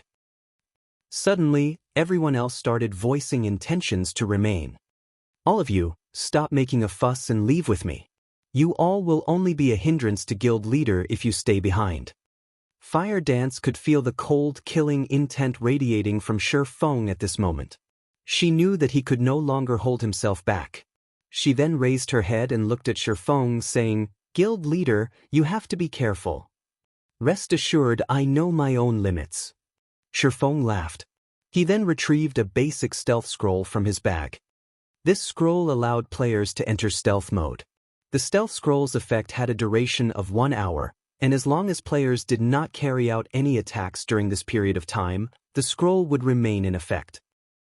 Shortly after Fire Dance and the others departed, Yulan came hurrying over to this place with a huge team of more than 300 players. Sure enough, all of them died. Yulan sighed softly when she saw the ground littered with corpses. However, she was not surprised by this outcome. Obviously, the ambush before was meant to lure them into a trap. However, Southwolf had been too eager for success, which resulted in a team wipe, as she had expected. Revive them, Yulan said to the healers in her team. Immediately, the 30-plus healers in the team started using resurrection skills. If players died outside of a dungeon, there were 2 methods for them to revive. The first method was to revive back at the cemetery. However, players were required to wait for half an hour before they could do so. The other method was to have one of the healer classes use a resurrection skill. Players could be revived immediately using this method. However, upon resurrection, players would have to wait another 10 minutes before resurrection skills could be used on them again. A short while later, all 100-plus elite players had been revived. Meanwhile, after being resurrected, Southwolf felt fortunate over the fact that he was not a red name. He had only lost one piece of equipment and fallen by one level after he died. Yet, when he discovered that most of the equipment he wore had been turned to scrap, he nearly went insane. Southwolf had been using level 15 mysterious iron set equipment, which could be obtained only from a level 15 team dungeon. In order to obtain the complete set, Southwolf had expended a huge amount of time and effort. Now, however, all of them were destroyed. Unlike field bosses, team dungeons reset only once every 3 days, and there were only a limited number of level 15 team dungeons within the region of White River City. Gathering the complete set had taken Southwolf 2 cycles. If he wished to obtain the set once again, he would have to wait through another 2 cycles. At this moment, Lone Tyrant arrived at the scene. He then asked, "Southwolf, what happened here? How did all of you die?" Southwolf was someone from Underworld, so he did not particularly care how many players from Dark Star had died. He cared more about himself instead. However, the same could not be said for Lone Tyrant. The strength of Dark Star determined his future as its guild leader. Now, more than 100 elites from his guild had died for no reason. The worst part was that these elites had lost most, if not all, of their weapons and equipment. The levels they lost could be recovered, but it would not be as easy to recover the equipment. We were lured into an ambush unprepared, and all of us got killed. However, I discovered something even more important. I don't know how he managed it, but Black Flame is now with the core team of Zero Wing. He has also become a red name at this point, so this is the perfect chance for us to destroy Zero Wing. Although Black Flame is very powerful, we should have no problems dealing with all of them if we send in a team of 300 to 400 players. We can still catch up if we chase after them right away. Southwolf's words immediately allowed Lone Tyrant and Yulon to come to a realization. Truly an interesting person, Yulon muttered softly, her interest towards the player named Black Flame growing. As for Lone Tyrant, his expression turned grim upon receiving this piece of information. Obviously, with Black Flame commanding Zero Wing's core team, their combat power had increased to frightening heights. Also, from Southwolf's description of the one-sided battle that took place before, Lone Tyrant also learned that Black Flame was a great expert. Not only did Black Flame possess extraordinary combat power, he also possessed a strategic level skill. A team of 100 elite players would definitely be insufficient to deal with him. Hence, they needed to rearrange their team compositions. Each team now had to have 200 players at the very least. Otherwise, they would only suffice as cannon fodder. Black Flame, you've actually dared show yourself here. Since you've come seeking your own death, don't even think about leaving this place alive today. Lone Tyrant revealed a sinister expression. He inwardly mocked Feng for his foolish actions. In order to save Zero Wing's core team, Feng had actually disregarded the dangers and barged into Lone Tyrant's domain. Feng must not know how to write the word death.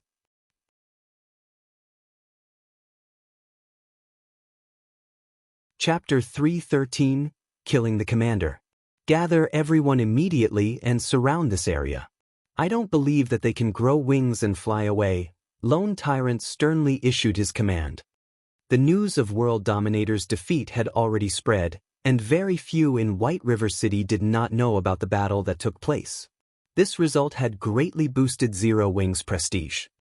If Dark Star could get rid of not only Zero Wing's core team, but Zero Wing's guild leader, Black Flame, also, then they could destroy the fame that Zero Wing had accumulated up until this point. At that time, Dark Star would also garner fame themselves, killing 2 birds with 1 stone. Naturally, Lone Tyrant would not let go of such a valuable opportunity. Immediately, everyone from Dark Star started moving. Previously, they had tried to cover too large an area in their search. Now that Feng and the core team of Zero Wing had exposed themselves, Lone Tyrant quickly concentrated their hunt. Soon, more and more Dark Star members gathered at the stated location in the dense forest. Feng, who remained hidden in a tree, did not panic at this situation. Instead, he continued to wait for all the members of Dark Star to arrive. The more, the merrier, Feng inwardly chuckled as he saw that the number of players gathered had already exceeded 1,000. Before the battle even started, Feng had already considered the consequences. If he had not come fully prepared, he would not have allowed Fire Dance and the others to obliterate South Wolf's team of elites. Guild leader, our members have surrounded this part of the forest. As long as any Zero Wings members show themselves, it will be their death, a ranger reported as he walked up to Lone Tyrant. But start shrinking the encirclement. Lone Tyrant laughed satisfyingly. He then looked towards Ming Sha, the team leader of the Underworld Guards, and respectfully said, "In a moment, we will have to rely on Brother Ming Sha and your men to take care of the experts from Zero Wing. Rest assured, young Master Feng sent us to deal with Fire Dance and her team of experts. Although there is now an additional black flame added to the equation, the Underworld Guards can resolve this solution all the same. We won't let any of them escape," Ming Sha replied and nodded his head. In order to extinguish Zero Wing's core team, Feng Xianyang had specifically sent a team of Underworld Guards to assist Dark Star. Feng Xianyang had gone all out on this hunt. Every Underworld Guard was an expert that Underworld had spent many years searching for to recruit. Underworld had also spent massive amounts of resources on nurturing these experts further. Compared to Absolute Heaven, the top-tier assassin that Feng faced before, these Underworld Guards were stronger, not weaker. Meanwhile, Feng Xianyang had sent a team of 20 of such guards. One could just imagine the frightening might this team possessed. Even a 100-man elite team from Dark Star was no match for this team. Also, the leader, Ming Sha, was an expert among experts. In the virtual gaming world, he ranked near the top. Regarding pure combat techniques, he was on the same level as the Snow Goddess, Gentle Snow. However, as Gentle Snow was in possession of a huge amount of resources, in terms of equipment, Ming Sha was definitely no match for her. Originally, Feng Xianyang had arranged for Ming Sha to go to White River City to deal with Yifeng. However, Yifeng was simply too elusive, as if he had completely vanished from White River City. Hence, Feng Xianyang sent Ming Sha to deal with the top experts of Zero Wing, such as Fire Dance and Blackie. In regards to Ming Sha's strength, Lone Tyrant had personally experienced its power. Even though he was clearly above Ming Sha in terms of levels, and his equipment was of higher quality, he still suffered defeat at Ming Sha's hands in less than 20 exchanges. On the other hand, he had only managed to reduce Ming Sha's HP by 1/10. Meanwhile, after taking some time to focus on upgrades, Ming Sha's equipment could now compare to Lone Tyrant's. Now, Ming Sha was mostly geared with several pieces of level 15 Secret Silver set equipment and Fine Gold equipment. He also wielded a level 15 Fine Gold Greatsword, the Bone Shatter. His equipment certainly ranked at the very top of White River City. Lone Tyrant had estimated that, if he fought Ming Sha now, he would last 10 exchanges at most before his defeat. Now that he had so many players surrounding this area and a powerful team of experts like the Underworld Guards supporting him, even a top-tier assassin like Fire Dance could not escape. Just as Lone Tyrant felt confident and was about to declare that he would annihilate everyone from Zero Wing, a figure suddenly appeared in the top of a nearby tree. Someone's there. Ming Sha, who possessed acute senses, immediately discovered the figure. As Ming Sha turned his sights to the intruder, everyone similarly followed his line of sight. Indeed, in the top of the tree, they discovered a person quietly watching them. Black Flame. South Wolf immediately recognized the figure, his eyes burning with rage as he revealed this person's identity. At South Wolf's reminder, everyone finally realized Feng's identity. After all, Black Flame had always been a mysterious existence, and most players had never actually seen Black Flame before.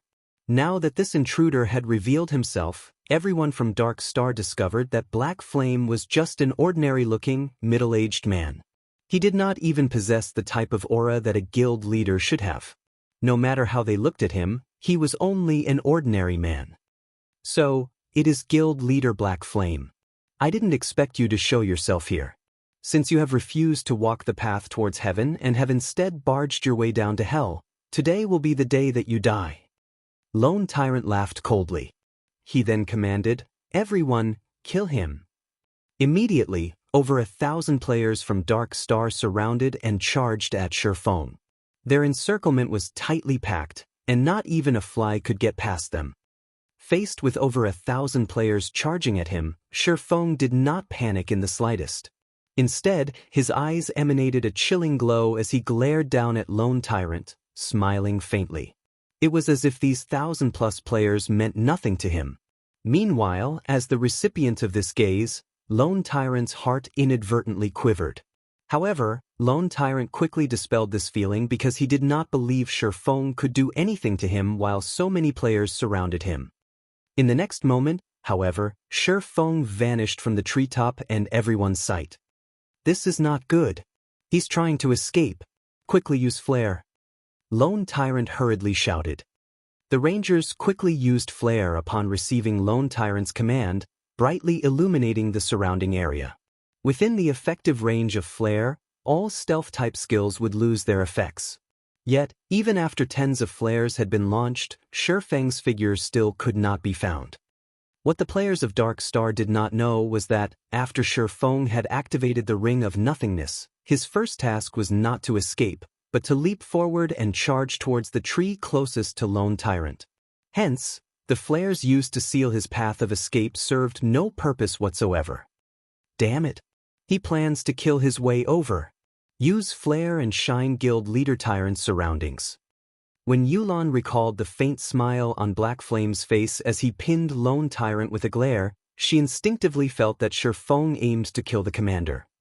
Only by doing could Feng possibly redeem Zero Wing's fame and prestige. At that time, even if Dark Star managed to annihilate Zero Wing's core team, it would not damage Zero Wing's reputation if Lone Tyrant, Dark Star's guild leader, died at Black Flame's hands. After all, even though Zero Wing only had tens of players on their side, they would still have managed to kill Dark Star's guild leader while under the protection of over 1,000 players. At that time, Dark Star would be the one suffering humiliation. "Why are you all still daydreaming?" Yulan angrily shouted when she noticed that none of Dark Star's rangers had reacted. However, Yulan suddenly felt that something was amiss. Instead of looking towards the outskirts of the encirclement, all of these rangers stared at the space above her. Immediately, Yulan raised her head, discovering a figure falling towards her, and this figure was none other than Feng himself. Panic surfaced on Lone Tyrant's face. He never imagined that Feng would be so suicidal as to come for his life. "Black Flame, if you wish to die, then I'll grant your wish." The corners of Lone Tyrant's mouth raised slightly. He then picked up his shield and sword, fully prepared to guard against Feng's attack. What amazing courage! Mingsha, who stood by Lone Tyrant's side, brimmed with fighting spirit right now, his eyes glowing as he watched Feng fall. He then retrieved the Bone Shatterer from his back and stood in front of Lone Tyrant, acting like a highly defensive wall. Mingsha secretly admired Feng's performance, and he deeply wished he that could properly exchange blows with this man. However, responsibilities came first, so he had no choice but to get rid of Feng. Even with Mingsha protecting Lone Tyrant, Yulan still felt that something was off. After all, why would an intelligent and resourceful man like Black Flame carry out such a reckless action? As insurance, Yulan hurriedly commanded, "Guardian Knights, use Protection Blessing on Guild Leader Tyrant. All healers focus on healing Guild Leader Tyrant as well. Do not let Black Flame succeed."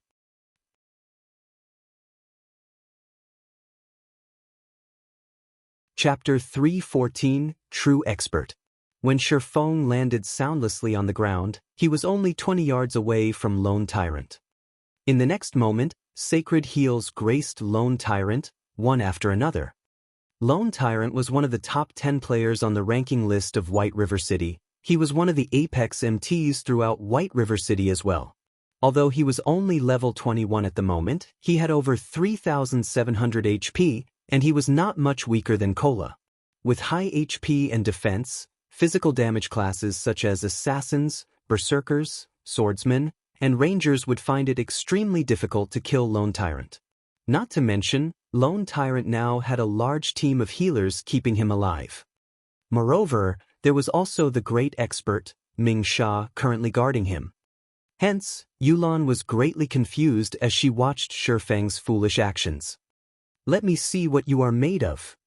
Ming Sha smiled at the oncoming Feng, and at the same time, he lifted the Bone Shatterer and slashed it down at his enemy. The Bone Shatterer was a massive greatsword, yet, Ming Sha wielded it nimbly and accurately. In a single strike, he had completely sealed off Feng's path of advance. At this moment, the surrounding melee players of Dark Star charged at Feng, intending to make mincemeat of him. Meanwhile, the mages standing a short distance away also started casting their spells. As long as Ming Sha managed to delay Feng for a few more seconds, Feng would receive the bombardment of hundreds of spells. Even Zero Wings Chief MT, the Guardian Knight Kola, would lose his life if he received so many spells, not to mention a swordsman like Feng. Yet, as if he did not see these mages readying their attacks, Feng continued to charge forward, showing no intentions of slowing. Just as Ming Sha's second strike was about to land on Feng's body, however, Feng's entire person disappeared. Subsequently, Ming Sha's Bone Shatterer struck only air, generating a powerful gust of wind. The elementalists, cursemancers, summoners, and all other ranged classes that were about to launch their attacks also interrupted their chanting after they lost sight of their target. "Where is he?" When Ming Sha failed to find Feng in front of him, he could not help but examine his surroundings. Suddenly, Ming Sha felt a chilling intent coming from behind him. Spinning around, he discovered that, just like a ghost, Feng had soundlessly appeared behind Lone Tyrant. If not for his acute senses, he would not have detected Feng's presence at all. After Feng used silent steps to appear behind Lone Tyrant, he immediately activated Absolute Time. With himself as the center point, all enemies within a 50-yard radius were now unable to use any skills or tools.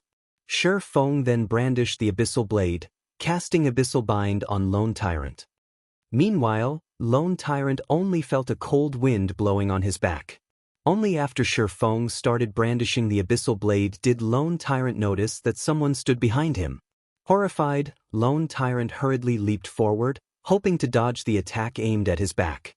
As insurance, Lone Tyrant even intended to cast Protection Blessing on himself. However, Feng was simply too fast. He had activated Absolute Time and Abyssal Bind almost simultaneously. Discovering that he could not activate Protection Blessing, Lone Tyrant's heart grew extremely anxious. In the next instant, 9 pitch-black chains bound his body, preventing him from moving even an inch. Meanwhile, the healers standing in the distance could only watch this scene play out. With their skills locked, the most they could do was provide moral support. Damn. Seeing that Feng was the only person standing close to Lone Tyrant, Ming Sha realized that he had been tricked. Feng had deceived him into leaving Lone Tyrant's side. Suddenly, a feeling that he had just been played for a fool grew in Ming Sha's mind. This was the first time he had felt such a feeling. Lone Tyrant was bound and completely unguarded right now. He was unable to resist in the slightest. If he, Ming Sha, had stayed by Lone Tyrant's side, even if Lone Tyrant were bound, he could have still helped defend against attacks.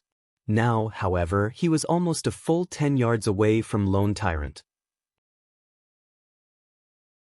If this were any other day, he could have closed the distance between them using the charge he had specifically reserved. Now, however, none of his skills would work. Even if he wanted to save Lone Tyrant, he was powerless to do so. However, he only needed around 2 seconds to close a distance of 10 yards. As long as Lone Tyrant could survive that long, Ming Sha was confident in stopping Feng, preventing Feng from dealing any more damage to Lone Tyrant. Naturally, Lone Tyrant had considered this as well. Hence, even when faced with Feng's Abyssal Blade and Purgatory's Shadow, he still revealed his confidence as if saying, "What can you do to me?" He was a Guardian Knight who possessed 3,700 HP. It was simply impossible for Feng to kill him in 2 short seconds. Unfortunately, reality had cruelly slapped Lone Tyrant in the face. When Feng's chop landed on Lone Tyrant, who now had his defense reduced by 100% due to the effects of the Abyssal Bind, a frightening damage of -1,500 appeared above Lone Tyrant's head. This single slash had erased Lone Tyrant's confidence. Now, an expression of fear decorated Lone Tyrant's face instead. Immediately, Lone Tyrant struggled to escape Abyssal Bind. However, no matter how much energy he expended, the bone-chilling chains remain unperturbed. This was the first time Lone Tyrant had felt so powerless. He had over 1,000 subordinates and a team of experts protecting him. Yet, Feng regarded them all as nothing. Now, he could not even resist while Feng arbitrarily slaughtered him. Feng lifted the Abyssal Blade high. In the next moment, the Abyssal Blade, which was covered in green arcs of lightning, descended, and 3 arcs of lightning penetrated Lone Tyrant's body. -984, -1,370, -1892. After thundering flash ended, Lone Tyrant's body fell to the ground. From beginning to end, Feng had only used 2 moves to finish off Lone Tyrant, and the time he spent doing so had not exceeded 1 second. Feng's attack power thoroughly shocked everyone from Dark Star. Feng's performance was simply stunning. Even when faced with over 1,000 elites from Dark Star, he managed to kill Dark Star's guild leader, Lone Tyrant. Ming Sha was also stunned by this scene. He had never imagined that Lone Tyrant would die so quickly under Feng's assault. "Everybody, get him! No matter what, do not let him escape!" Ming Sha bellowed as he felt unprecedented humiliation. After finishing off Lone Tyrant, Feng sent a chilling gaze to his surroundings. Those who received his gaze inadvertently halted their steps, and none dared to look Feng in the eyes. Feng was like a king that had descended from heaven. Nobody dared compete with him over dominance. Faced with Ming Sha's glare, Feng simply raised his index finger at Ming Sha. He then made a hooking motion with his finger and softly chuckled. Ming Sha's rage burned even brighter after receiving such a blatant provocation. Immediately he lifted his great sword and charged at his opponent. In reply to Ming Sha's actions, Feng gently waved the Abyssal Blade as he walked forward. Feng had the presence of a king facing an ant's challenge, his mind appearing completely at ease. When the 2 swords collided, sparks flew. The impact of the attack forced Ming Sha to retreat multiple steps before he could stabilize himself. Feng, however, had not moved an inch. The gap in strength between the two was clear at a glance. Giving Ming Sha no time, Feng instantly charged forward and brandished his sword. 1 slash, 2 slashes, 3 slashes. Feng's attacks were like a violent gale. Ming Sha desperately dodged and blocked the onslaught. However, each time Ming Sha was knocked back, it was very difficult for him to stabilize his form. After receiving over a dozen attacks, Ming Sha finally failed to block an attack. He received a hit to his abdomen, and the blow sent him flying. However, Feng was not done. Feng's feet suddenly exerted an explosive force, creating a deep pit in the ground as his body shot towards Ming Sha like an artillery shell. While his body remained in midair, Ming Sha was unable to exert any force to retaliate or dodge. The moment Feng shot past Ming Sha, he brandished his swords multiple times. Each and every attack struck Ming Sha's vital points, all of them causing over -600 damage. In the blink of an eye, Ming Sha's life was no more. The scene dumbfounded the audience from Dark Star. What they had witnessed was simply Feng flying past Ming Sha, followed by silvery sword streaks wrapping around Ming Sha's body. By the time Feng passed Ming Sha's body, Ming Sha was already dead. Meanwhile, after Feng dove into the dense forest with a few leaps, his figure completely vanished. At this time, some of Dark Star's members finally responded and rushed in the direction Feng had disappeared. "Nun, do we chase after him?" South Wolf worriedly asked as he looked to Yulon. South Wolf was very clear about just how powerful Ming Sha was. Yet, such a powerful expert still died at Feng's hands. Moreover, from beginning to end, Feng had not used any skills in the exchange with Mingxia. He relied purely on techniques to kill his opponent. This was something that South Wolf had never dared to imagine possible in the past. Now, however, South Wolf finally realized what a true expert was. Yulan shook her head and released a soft sigh, saying, "No. If Black Flame possesses such strength, even if we chase after him, what can we actually do to him? Not to mention, our speed can't compare to his at all. We should save our energy and give up." First, he had killed Lone Tyrant, Dark Star's guild leader, amidst an army of thousands. Next, while he was escaping, he managed to kill an expert like Mingxia. This time, Dark Star had truly lost all dignity. Even if Dark Star managed to exterminate Zero Wing's core team at a later date, it would only add on to the gossip about Dark Star. This time, Dark Star had truly suffered a defeat.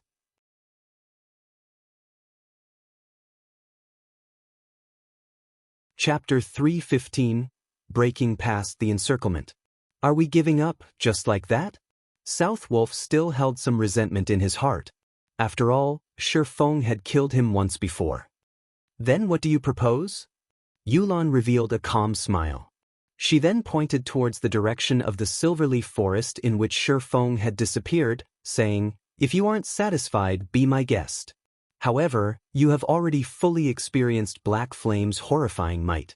Under that complete silencing skill, he can easily kill whoever he wants. As long as the cooldown for that skill refreshes, he might turn around and start another massacre. At that time, the first target he'll go after will be you." When South Wolf heard her reasoning, cold sweat permeated his forehead as he recalled the scene of Feng killing Mingxia before escaping. Even until now, fear lingered within him. But how should we explain things to young Master Feng? Although South Wolf feared Feng Xianxia was not someone he could afford to provoke. "I'll deal with young Master Feng. Today, we experienced Black Flame's true strength, so consider it a great harvest. As for the other matters, let's leave those to Guild Leader Tyrant to deal with," Yulan said as she revealed a mysterious smile. She then turned around and left. Feeling helpless, South Wolf sighed and departed with Yulan. Now that both Lone Tyrant and Mingxia had died, what could he, South Wolf, possibly do? Moreover, his main task for today was to show Yulan around the guild and allow her to assess the situation at Dark Star. Hunting Zero Wing was a side task.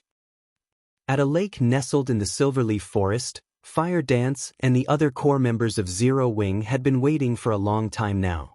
However, even after so much time had passed, Feng had yet to show up, causing them all to grow slightly anxious. "Sister Fire Dance, guild leader still hasn't shown up yet. Why don't we check on him?" One of the 5 demon generals, the assassin, Flying Shadow, asked. In the past, Flying Shadow had been a solitary person. However, his strength could rank at the very top of Shadow. Although he had not performed any outstanding feats during the early stages of the game, he had not performed badly either. In general, he had been an average player. In this life, however, after Feng recruited him into the Zero Wing workshop, he immediately assigned him to Zero Wing's core team. Many in the guild had initially voiced their opinions against this matter. However, as time slowly passed, everyone finally realized that Feng's decision was still as impeccable as always. It was not something the likes of them could hope to compare to. Within the Zero Wing's core team, Fire Dance had always been the publicly acknowledged #1 assassin of Zero Wing. Meanwhile, the position of #2 assassin had been undetermined. However, after Flying Shadow joined the guild, his techniques rose rapidly with each passing battle and friendly competition. Very quickly, everyone began to acknowledge him, and now he was considered the most powerful assassin in Zero Wing after Fire Dance. No. Since guild leader has chosen to stay behind, he obviously is confident of obtaining victory. "We will only be a hindrance if we try to help." Fire Dance shook her head and rejected Flying Shadow's proposal. In reality, however, she was also worried about Feng. At this moment, a black figure pierced through the brush, landing by the lakeside soundlessly. Before anyone noticed, this black figure had arrived before them. Fire Dance and Violet Cloud were the first to detect this figure's presence. Instinctively, Fire Dance retrieved the daggers from her waist, preparing to meet with a great enemy. Soon after, everyone else discovered the presence of this newcomer as well, and they too promptly readied their weapons. Although they could not see this black figure's appearance clearly, the pressure the figure emitted was no less than a Lord-ranked boss. Guild leader. Fire Dance quickly recognized Feng's appearance, and she was greatly shocked when she felt his aura. Previously, as they had been in a hurry to escape, she had not noticed Feng's change. Now that she confronted Feng face to face, she suddenly realized that Feng's strength had greatly improved. Right now, even she could not determine exactly how powerful Feng was. It was especially true for the sharp and frightening aura he emanated. It seems that all of you have improved greatly recently. You actually managed to discover me so quickly. Feng examined his guild members and revealed a satisfied smile. Battles in God's domain were unlike any other virtual reality game. The improvement of a person's strength was not limited to techniques and equipment. One must also possess a bestial intuition. After all, the penalty for death was not low, so such an intuition was essential when engaged in combat in the fields. In reality, if players did not suffer death when grinding out in the fields, they could easily reach level 200 within 2 years. Yet, Feng had taken a decade to reach level 200 in the past.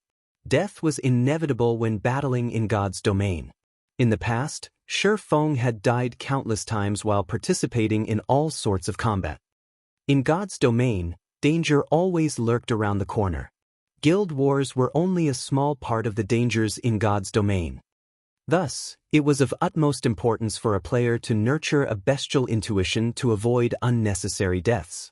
It was also a key to leveling up quickly. People's lives in reality were simply too peaceful, so this bestial intuition had been completely buried deep in their bodies. However, as players experienced more battles in God's domain, this intuition would slowly rise to the surface. Meanwhile, the rate at which players improved also correlated to how strong their intuition became, and this was one of the main factors differentiating average players from experts.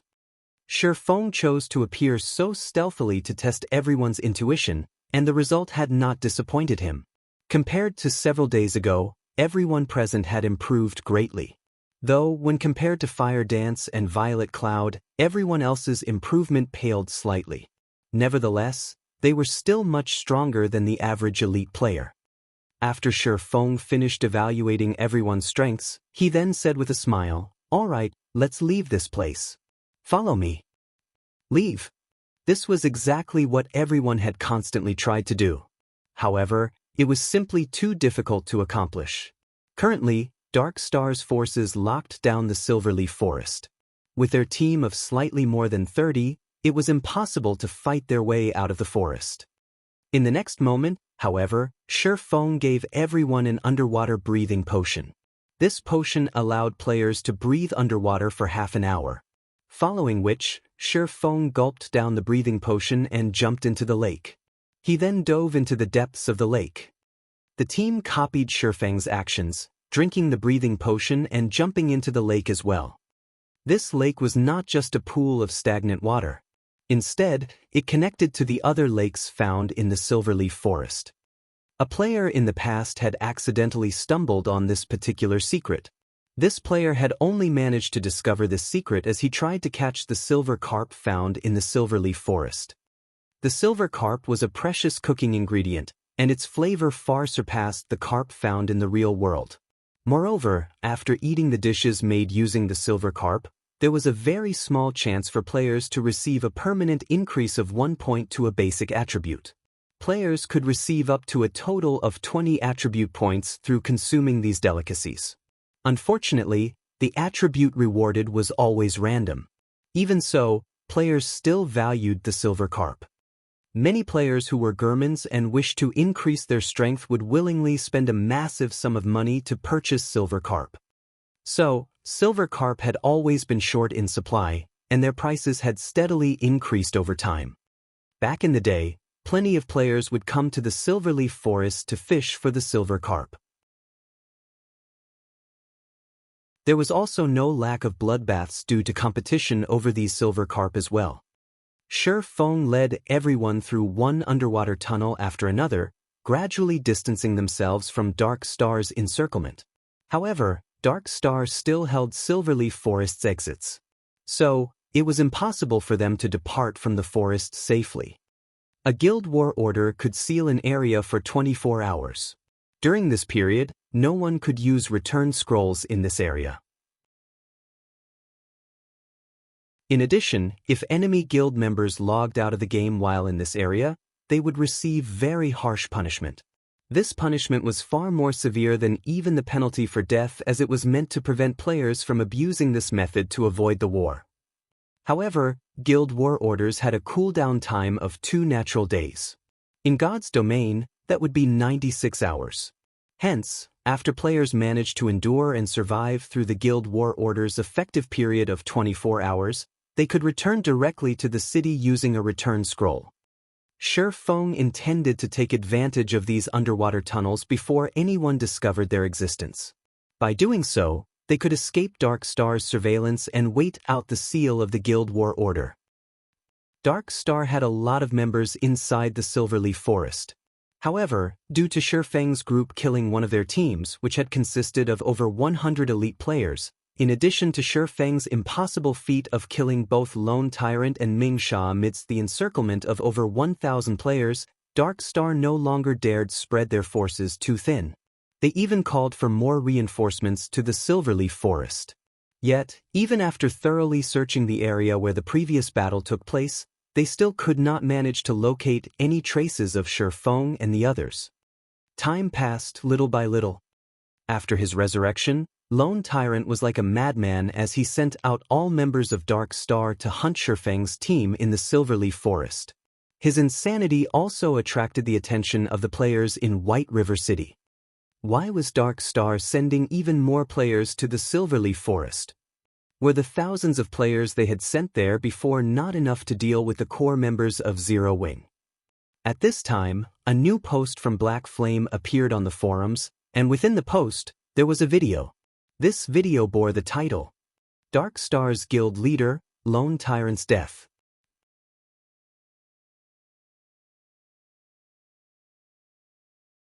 Chapter 3:16, Shocking Star Moon. The confrontation between Dark Star and Zero Wing had already become explosively popular on the forums. Previously, using the name Black Flame, Feng had declared that he would exact vengeance against Dark Star. In response, those who knew of Dark Star's strength were not optimistic about Zero Wing's chances of success. After all, everyone knew that Zero Wing had only recently established. It did not possess a significant background. However, Zero Wing was still the first guild in Star Moon Kingdom to possess a guild residence, so most considered it to have great potential. If it spent a few more months developing, it might become an existence that surpassed even Dark Star. At the moment, though, it was simply too early for Zero Wing to go against Dark Star. Yet, sometime later, such remarks about Zero Wing completely disappeared. World Dominators, veteran first-rate guild, had actually suffered defeat. Moreover, the guild had been eliminated from the competition for dominance over White River City.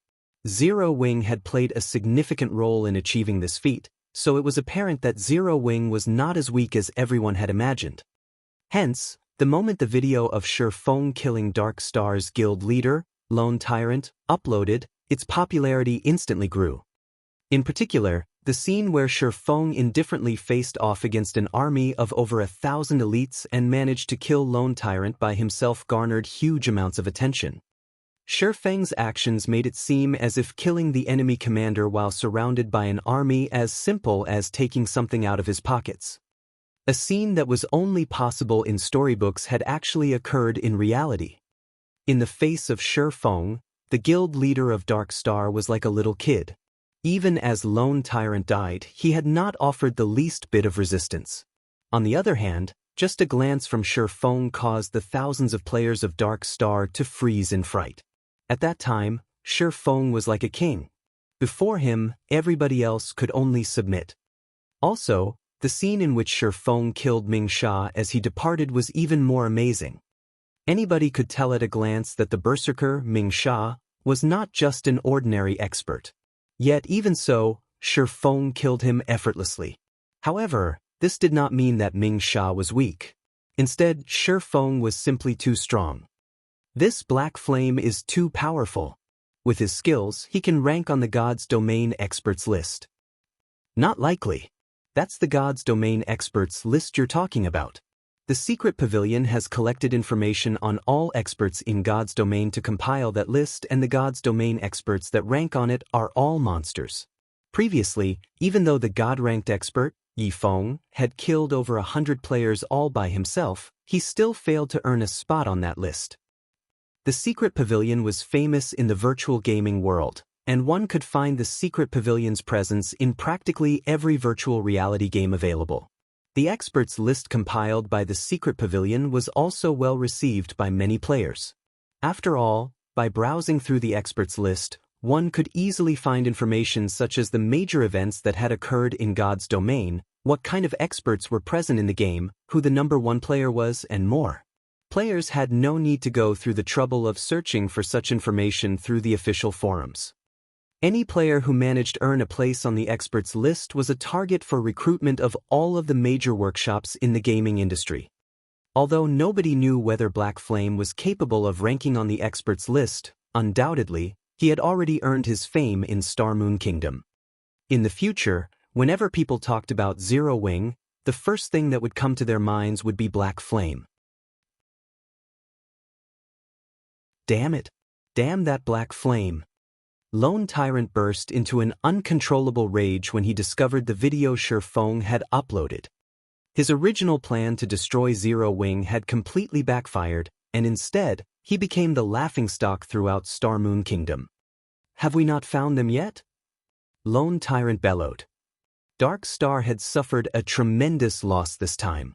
Not only had it lost more than 1,000 players to Zero Wing, but Dark Star's fame and prestige had also been destroyed. Lone Tyrant's reputation had gone up in flames. To make things worse, he still had to compensate World Dominators for its losses.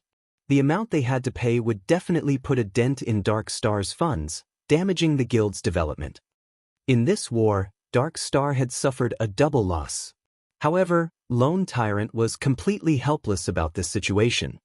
Guild leader, we've already increased the number of people searching for them to 15,000.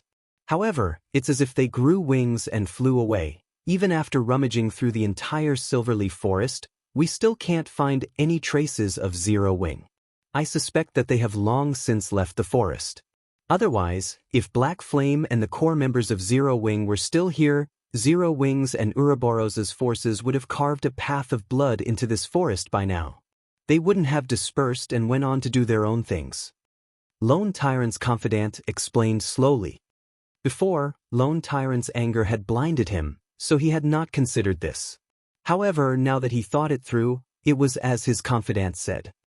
If Black Flame, Zero Wing's guild leader, were still trapped deep in his enemy's territory, how could the other members of his guild possibly sit and do nothing?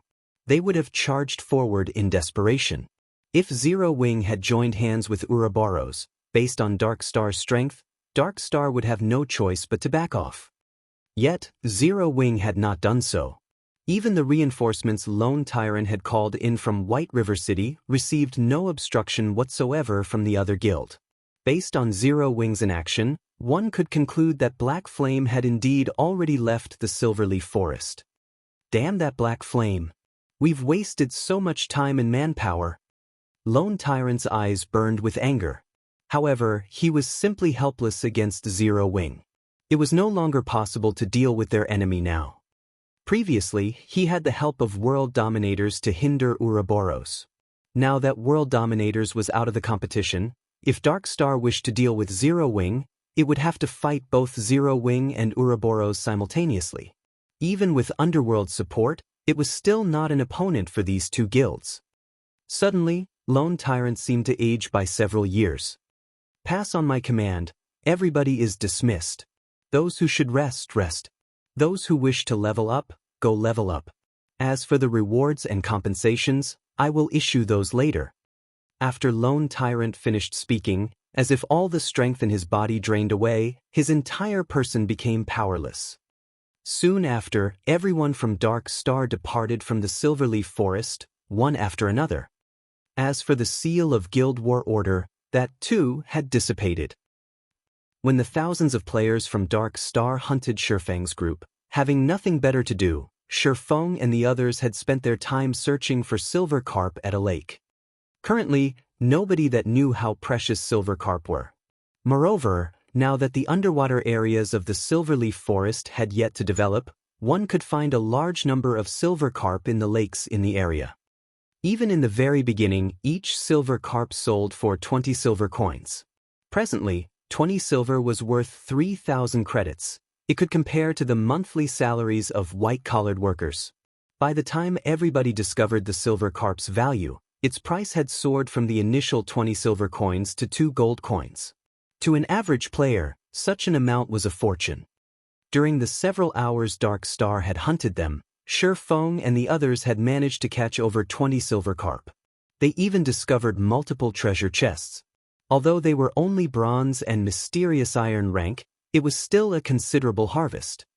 Guild leader, as you predicted, Dark Star has released the seal on the Silverleaf Forest, Fire Dance reported excitedly. Although everything had gone according to Feng's plan, when everyone witnessed the area's seal lifting so quickly, they could not help their astonishment. It was as if everything was within Feng's grasp. That's that. However, we are now red players. If we aren't nobles of White River City, we won't have any way to enter the city safely. Most of us are already level 20, so if we wish to upgrade ourselves further, we need to complete our class change. Let's first wash away our red names. Otherwise, we can't enter White River City to accept our class change quest. Feng was not particularly surprised about the seal on the Silverleaf Forest releasing. After spending so much time and manpower, Dark Star had still failed to locate any of them. As long as Lone Tyrant was not an idiot, he would definitely stop searching for them like a fool.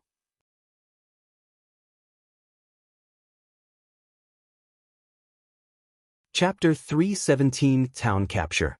Guild Leader, our names are as red as blood right now. Most of us have killed more than 10 people, while Blackie and I have killed more than 100 each. We'll need to waste a lot of time to cleanse our red names completely. By the time we do, most of the players from the other guilds will have already reached level 20, Fire Dance said as she smiled bitterly. If a player wished to remove their status as a red name, they needed to remove the crime value they had accumulated. One of the most common ways to get rid of crime value was to wait, as a player's crime value decreased over time. However, if one's crime value was excessively high, they needed to punish evil and promote righteousness. However, although killing NPCs such as villains, criminals, and bandits would significantly reduce a player's crime value, there was no other benefit for doing so. Killing these NPCs would not provide players with any additional rewards or EXP. Moreover, these NPCs were very few and usually scattered all over God's domain. It would be fine if players hunted for these NPCs by themselves, but hunting as a group would be time-consuming and inefficient. Indeed. Let's forget about cleansing your red names for now. We'll raise our White River City reputation. As long as you become nobles, entering the city as red names will not have significant consequences. We should have no problems taking on the class change quest. Feng made his decision after some thought. Otherwise, it would take around 2 to 3 days' effort to cleanse such a high crime value. Everyone fell speechless when they heard Feng's decision to raise their reputation in White River City to the degree of becoming a noble. Feng made it sound as if becoming a noble of White River City was as easy as buying cabbage from the market. It was extremely difficult for players to raise their White River City reputation, and one needed to invest a lot of time to accumulate sufficient reputation points to become a noble. In this case, it would be much easier to hunt for NPC bandits. Guild Leader, do you have a method to increase our White River City reputation quickly? Blackie knew that Feng would not speak without reason. Suddenly, his eyes shone with a hint of excitement as he looked to his guild leader for answers. A noble of White River City. Currently, one could count the number of players that had become nobles of White River City on one's fingers. After becoming a noble, not only could one purchase a business stall in White River City, but one could also receive high-level quests in the city. The rewards were enough to drool over. Although the EXP rewarded was low, the monetary rewards consisted of silver coins, not copper coins. Most importantly, nobles could receive a 10% discount when purchasing items in White River City. They could also receive a 30% discount when repairing weapons and equipment. Currently, every time they went to repair items, they would always leave with a stomach ache. Due to the quality of their items, the repair fees were at least 6 times higher than the average players. If they could become nobles of White River City, in the future, they would not become poor bastards whenever they needed to repair their equipment. They might even get the chance to enter the nobles' district. Feng rolled his eyes at Blackie, saying, "Do you really think it is so easy to become a noble?" The team could not help their laughter at Blackie as he nearly choked from Feng's reply. Although it is not easy to raise one's reputation in White River City, if one wishes to increase it quickly, there is indeed a method to do so. Guild leader, is there really such a method? Kola asked excitedly. It was an absolute nightmare for him whenever he had to repair his equipment. Out of cloth armor, leather armor, and plate armor, the repair fees for cloth armor were the cheapest. On the other hand, plate armor cost the most to repair, and normally, the fees were at least double that of cloth armor. There is one method, town capture, Feng nodded, revealing a mysterious smile. Feng's announcement stunned his guildmates. What kind of trouble was Feng trying to stir? They had just escaped from Dark Star's pursuit, yet, now, they were going to capture a town. Town capture? Kola was confused. Although he did not know why Feng suggested they capture a town, such a thing was not easy. Level 50 elite NPCs guarded every town. There were even Tier 2 NPCs protecting them. Even with their strength combined, they wouldn't be a match for even a single level 50 elite NPC, not to mention a Tier 2 NPC. That's right. However, we're not going to capture just any town. Instead, our aim is Creek Town, one of the towns within the White River City region that's occupied by evil-aligned NPCs. As long as we capture this town, we can obtain a lot of White River City reputation points. If we're lucky, there might even be unexpected rewards, Feng explained. However, it won't be easy. I'll need to make some preparations before we set off. Just stay here and catch some fish for now. I'll head back and make the necessary arrangements. I'll notify you guys once I'm done. After Feng said so, he used a return scroll. Town capture. During the middle stages of God's domain, this was a commonplace activity for players. There were plenty of small towns in God's domain, and a majority of these towns were not under the management of any kingdoms or empires. Instead, other forces occupied these towns. So long as players wished to establish their own empire in God's domain, it was a must for them to occupy towns. Meanwhile, if players wished to occupy a town, they needed to chase away the forces that occupied said town first. Only by doing so could they turn the town into their own guild town. They could then slowly develop and upgrade the town's rank. It was also not impossible for players to develop a town to surpass even Star Moon City. However, the conditions for doing so were extremely demanding, so it was very difficult for players to succeed. Moreover, capturing a town was easier said than done.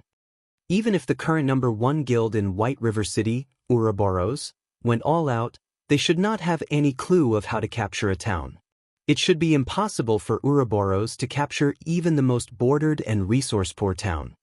On top of that, now that Feng had unsealed the Endless Abyss, towns had upgraded their overall strength in preparation for the assault from demonic beasts, making it even more challenging for players to capture a town. However, Creek Town, the town Feng had chosen as his target, was slightly special. There was a hidden quest in White River City that would greatly reduce the overall strength of Creek Town. If the town were weakened, capture would become far easier. However, in order to accept this hidden quest, at the very minimum, one must first become a Viscount of White River City. Fortunately, Feng just happened to be just that. After Feng returned to White River City, he suddenly became the focus of the entire city. Any players who saw him immediately began whispering to companions or strangers by their sides. Feng was a celebrity right now, and everyone in White River City knew about him. Although part of the reason why Feng attracted so much attention was due to his blood-red name, the actual cause for his fame was due to the name Black Flame. The video of the battle in the Silverleaf Forest was extremely exciting.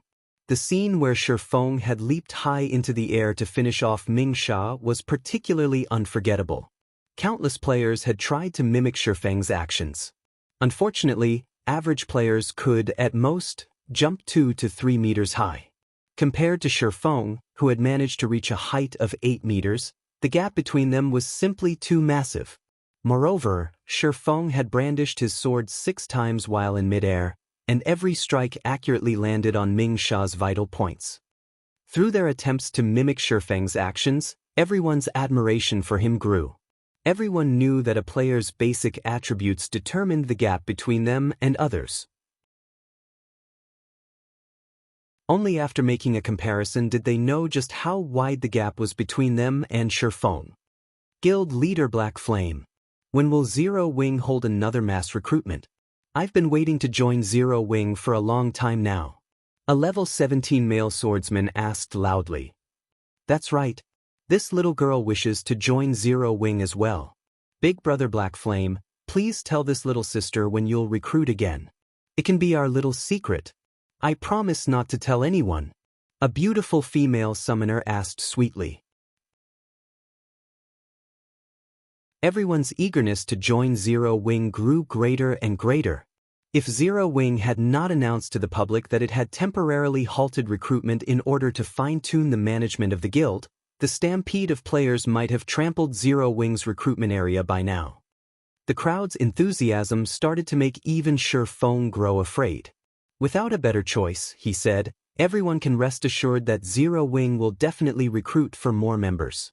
Moreover, we will have even more slots available during the next recruitment. As for the time and venue, the recruitment will be held in 3 days at Zero Wing's guild residence. I hope that everyone will show up for the registration when the time comes. Finished speaking, Feng hurriedly escaped. If he remained any longer, he might not be able to get away. In 3 days? Great. I can use that time to improve my techniques and strength. I will definitely pass the test and become a member of Zero Wing. After receiving a specific time, everyone grew even more enthusiastic. They all swore to join Zero Wing no matter what. In their minds, Zero Wing stood out like a sacred temple of experts. Assassin Fire Dance, Guardian Night Cola, Elementalist Aqua Rose, Berserker Lonely Snow, Cursemancer Black Cloud, Cleric Violet Cloud, Swordsman Black Flame, Swordsman Yi Feng, and many other experts all belonged to Zero Wing. These experts possessed brilliant battle records in God's domain, and they were far stronger than other guilds' experts.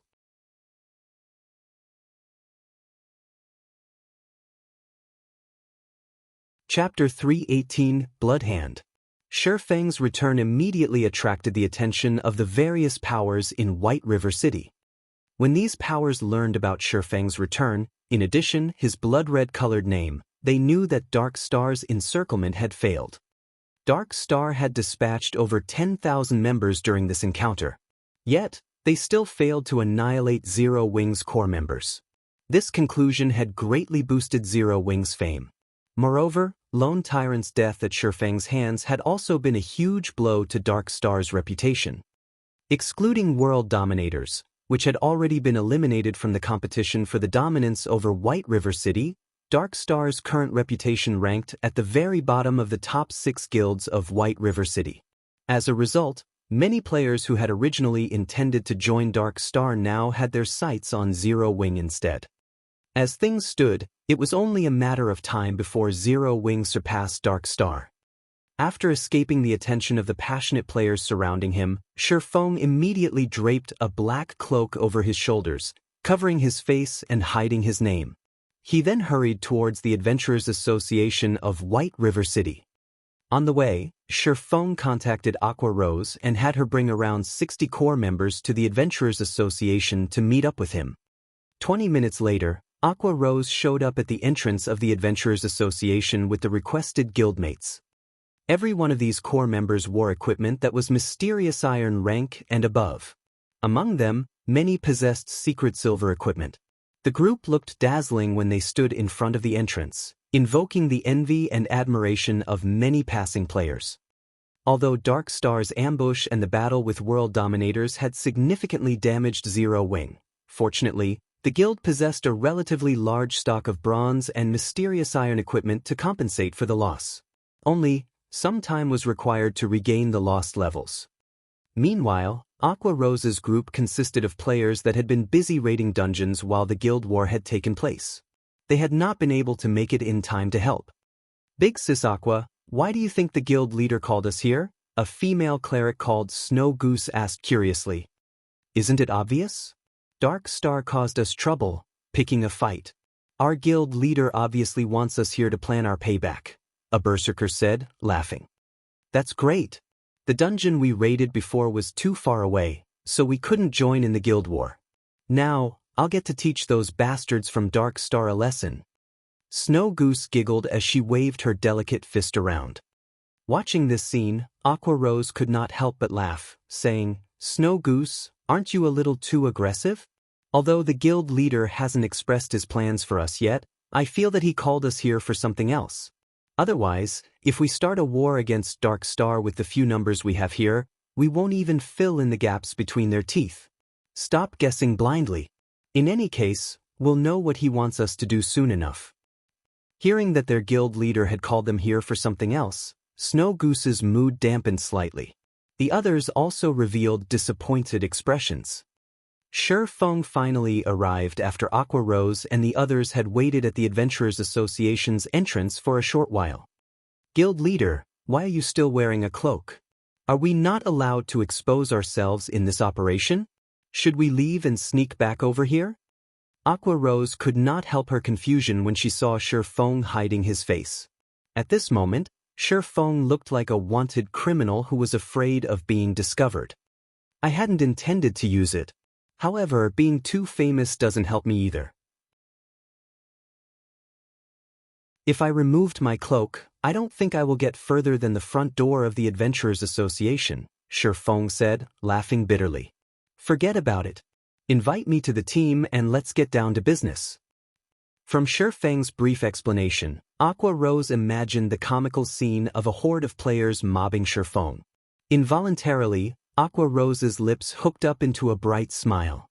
The dignified guild leader of Zero Wing had been fearless even against an army of thousands. Yet now he was actually afraid of his fans' enthusiasm. After Aqua Rose invited Feng to the team, she passed the team leader position to Feng. After becoming the leader of the team, Feng immediately examined everyone's level, and he could not help but feel proud at what he saw. A majority of the team was level 19, while a small portion had already reached level 20. This was unimaginable in any other guild. As the various large guilds competed over the first clear of the 3 great dungeons, naturally, they would not hurry to level up. In truth, the guild's actions were similar to putting the cart before the horse. Although obtaining the first clear of the 3 great dungeons was important, God's Domain worked differently from other MMOs. If players paid too much attention to their gains and losses during the early stages of the game, they could easily miss other opportunities. Take the promotion to become a Tier 1 class for example. Level 20 dungeons specifically catered to Tier 1 classes. The only reason Fire Dance and the others had managed to clear level 20 dungeons was mainly due to the excellent equipment they possessed. Otherwise, it would have been extremely difficult to achieve such a feat. Not to mention, there were still the 50-man and 100-man level 20 large-scale team dungeons. Hence, the earlier they completed their Tier 1 promotion, the better their chances were of obtaining the first clear of the 100-man team dungeon. The only benefit of obtaining the first clear of the level 10-3 Great Dungeons was fame among players. By obtaining the first clear of a level 20 100-man team dungeon, however, not only could they increase their fame, but they could also encounter a great opportunity. "Let's head to the second floor," Feng said in the team chat. Normally, nobody visited the second floor of the Adventurers Association. This place did not receive individual guild players. Instead, this place was exclusive to guild teams. "Sister Aqua, why do you think the guild leader has led us here?" Snow Goose asked curiously. "I don't know." Aqua Rose shook her head. She, too, could not see through their guild leader, Feng. However, it was precisely because of this that she had chosen to join Zero Wing. She then continued, "However, this is where guilds come to take on large-scale quests. I wonder what kind of great quest the guild leader plans to accept?" At this time, Feng sat in front of the VIP counter. With a smile, the beautiful receptionist behind the counter asked, "Lord Viscount, how may I be of service today?" "I wish to take on a guild crusade quest," Feng requested. However, as the Zero Wing Guild is only a 3-star guild, there are only 4 locations available for a crusade. "May I know which location Lord Viscount desires?"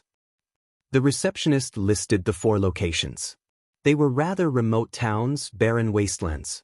However, dark forces occupied each location.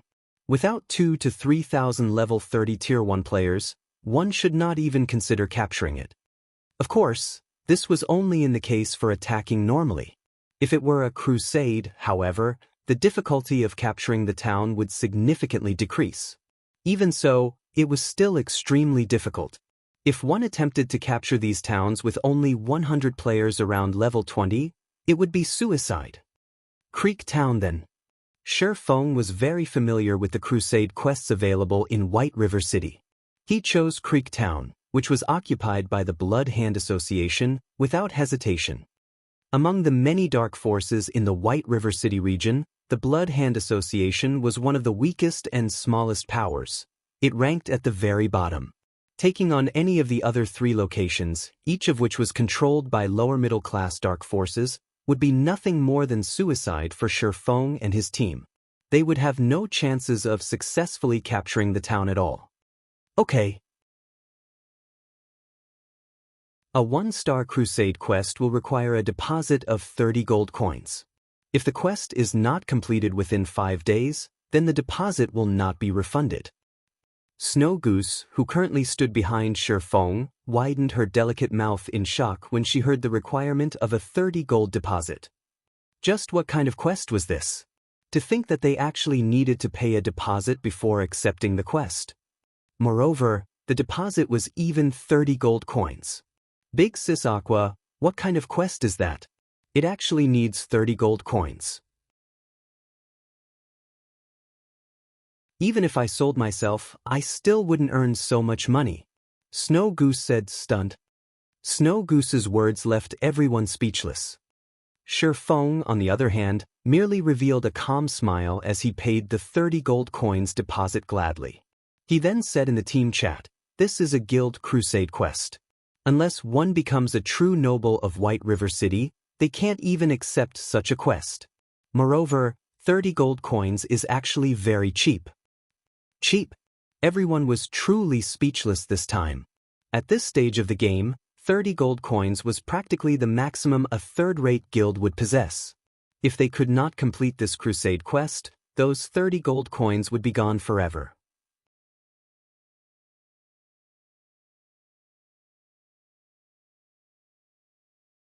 Chapter 319, Windbreaker. After Feng accepted the 1-star Guild Crusade quest, he led everyone to the Twilight Temple. The Twilight Temple was a main hub for healer classes. Here clerics, oracles, and druids could take on quests that rewarded high-level skills related to their classes. "Guild leader, what are we doing here?" Aqua Rose asked, confused. "We're looking for assistance." Feng smiled faintly, not bothering to explain further. After entering the main hall of the Twilight Temple, they saw level 180 elite guards crowding the temple. This hall also contained the statue of the Twilight Goddess, below which stood a level 200 priest dressed in red.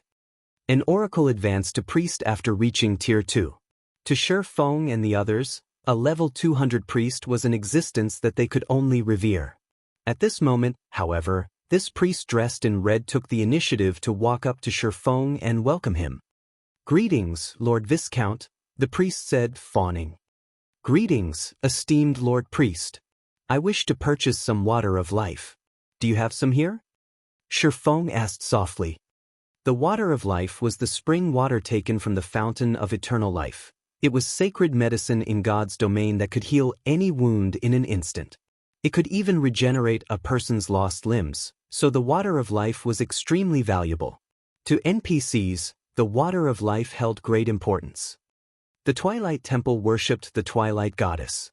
Meanwhile, the Fountain of Eternal Life was a godly relic that the Twilight Goddess had bestowed upon the Twilight Temple. Hence, throughout God's domain, only the Twilight Temple could possibly obtain the water of life. "Lord Viscount, water of life is precious. This is a gift of the Twilight Goddess to we humans, and every drop is a treasure. It is not something a priest like myself can give to others casually, so I beg for Lord Viscount's forgiveness," the priest said, appearing slightly angry. However, a Viscount was a person of relatively high status in White River City. Even if Feng's request angered the priest still had to endure and hold it in. If any other player stood in Feng's place right now, the priest might have thrown them out of the temple already. Naturally, Feng knew this. Although he had guessed that his identity as a Viscount would not get him the water of life, the priest's unwavering refusal still shocked him slightly. Feng then activated the golden stigmata and looked at the priest, asking, "Will this not do?" Suddenly, twinkling golden stars appeared in Feng's dark pupils. His body began to emanate a terrifying aura. In the face of this aura, the priest felt even his soul tremble. "You are..." The priest was the manager of this Twilight Temple, so it was only natural that he would possess vast knowledge regarding God's domain. Stigmata were the war god's temple's symbol of supremacy, and they were categorized into 3 different colors: silver, gold, and purple. A person capable of controlling a golden stigmata was definitely a core character of the war god's temple. "Is it really not possible?" Feng asked again. In truth, he was not confident in obtaining the water of life. If players wished to purchase the water of life from the Twilight Temple, the prerequisite was sufficient status among humans. As to what degree of status, even Feng was unsure. However, characters like Weissman, the controller of a city, could definitely purchase some. Feng was not a city lord, so if he wished to purchase the water of life, he could only try his other identities. If it were not possible to obtain any, he would have to look for other assistants to help him with the Crusade quest instead. After he gained sufficient status in the future, he would return and purchase water of life. After some struggling, the priest finally opened his mouth and said, "Lord Viscount, with your esteemed status, you can purchase 1 drop. "Okay, I'll take it," Feng replied, slightly excited. However, his excitement confused the members of Zero Wing behind him. Wasn't it just a single drop of water of life? Yet, it actually caused their usually calm and indifferent guild leader to grow excited. Could this water of life possibly be an epic item? "That will be 300 gold, Lord Viscount." The priest carefully took out a small crystal vial from his pocket. Within this vial, there was a single droplet of dark blue liquid. Aqua Rose immediately revealed a shocked expression when she heard the required price of 300 gold. The others were stunned as well. However, Feng was not surprised by this price. Instead, he handed over 300 gold to the priest without hesitation. His actions even seemed a little impatient. Aqua Rose was speechless when she heard the price for a drop of water of life. There was not a single guild in God's domain that could possibly afford such an amount. Hence, when she saw Feng hand over 300 gold to the priest, her disbelief was overwhelming. Although Aqua Rose had long since known that Feng was rich, she never thought his fortune was this vast. No wonder guild leader said that 30 gold was cheap before. Snow Goose finally understood Feng's words back at the Adventurers Association. Indeed, compared to 300 gold, the 30 gold deposit for the Guild Crusade quest was nothing. With 300 gold, one could fully arm a 100-man elite team with mysterious iron equipment. In the end, just how deeply hidden is this guy? Just how much do I not know about Zero Wing? Aqua Rose shifted her gaze to Feng, a complicated feeling possessing her heart. If Lone Tyrant of Dark Star knew about this, he would definitely regret making an enemy out of Zero Wing. Wars between guilds were mainly competitions in financial power. Meanwhile, by showing off its own financial power, Dark Star had simply shown off its slight skill in front of an expert. However, what Aqua Rose did not know was that Dark Star could have caused Feng some significant problems had they really annihilated Zero Wing's core team. After all, Blackie wielded an epic ranked staff. The others also possessed excellent dark gold items. If Dark Star had managed to obtain these items, the consequences would have been unimaginably dire. After Feng obtained the Water of Life, he hurried over to a simple and crude-looking house located in the slums of White River City. In this house lived a middle-aged man with only a single arm. Originally, this man had been a powerful Tier 2 sword master. However, during the Great Demon War he had lost one of his arms, and subsequently his strength deteriorated, reverting to an ordinary citizen. This man was Kite. Even before he had lost his arm, Kite had not been very famous in Star Moon Kingdom. After all, he was simply a Tier 2 swordsman, something common. The reason Feng had come for Kite was mainly that of his potential. 5 years after God's Domain had officially launched, Kite had another name. Windbreaker. Nobody would have thought that a one-armed man living in the slums of White River City would, after becoming the personal guard of a player, one day grow to become a Tier 5 titled Sword Saint. The more shocking matter was the fact that the owner of this Windbreaker was actually just an independent player with subpar techniques, and this player was simply a lifestyle player.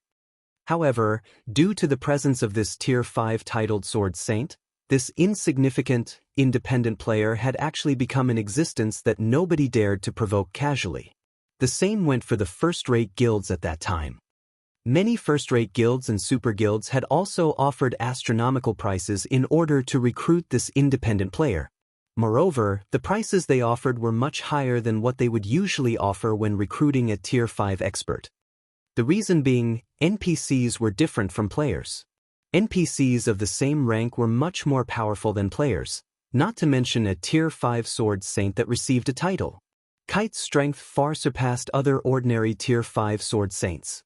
If ranked according to tiers, a title Sword Saint could be considered a Tier 5 class, and only Tier 6 God-ranked players could possibly suppress this Windbreaker. Esteemed Lord Viscount, how may I be of service to you? Kite asked in a tone that was neither servile nor overbearing when he saw Feng entering his house. Although he had become a cripple with low status, his bearing was completely different when compared to the priest back at the Twilight Temple.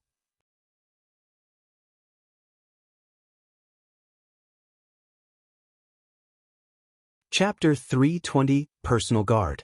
When Feng saw Kite's depressing state, Feng wondered just how much determination that independent player, Drunk Xiao, had when he decided to recruit Kite as his personal guard and invest in grooming swordsmen. However, reality had proven that Drunk Xiao certainly had impressive foresight.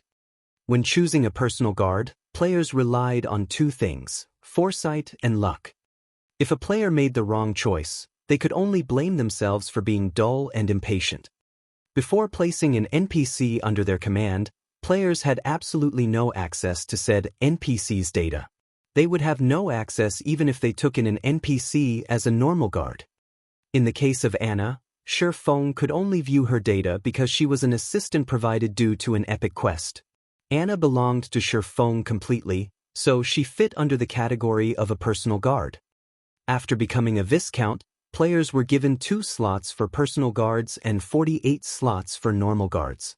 These slots were precious, as after signing the contract with an NPC, players were required to pay a considerable fee should they ever wish to dissolve the contract. If it were merely dissolving the contract for normal guards, most players could afford the fee. After all, normal guards were incapable of growth. As a player's strength grew, sooner or later, they would have to replace these normal guards. However, personal guards were a different story. Personal guards could grow with a player. Even if it were Feng, he would not dare dissolve contracts of personal guards casually, as the price was simply too high.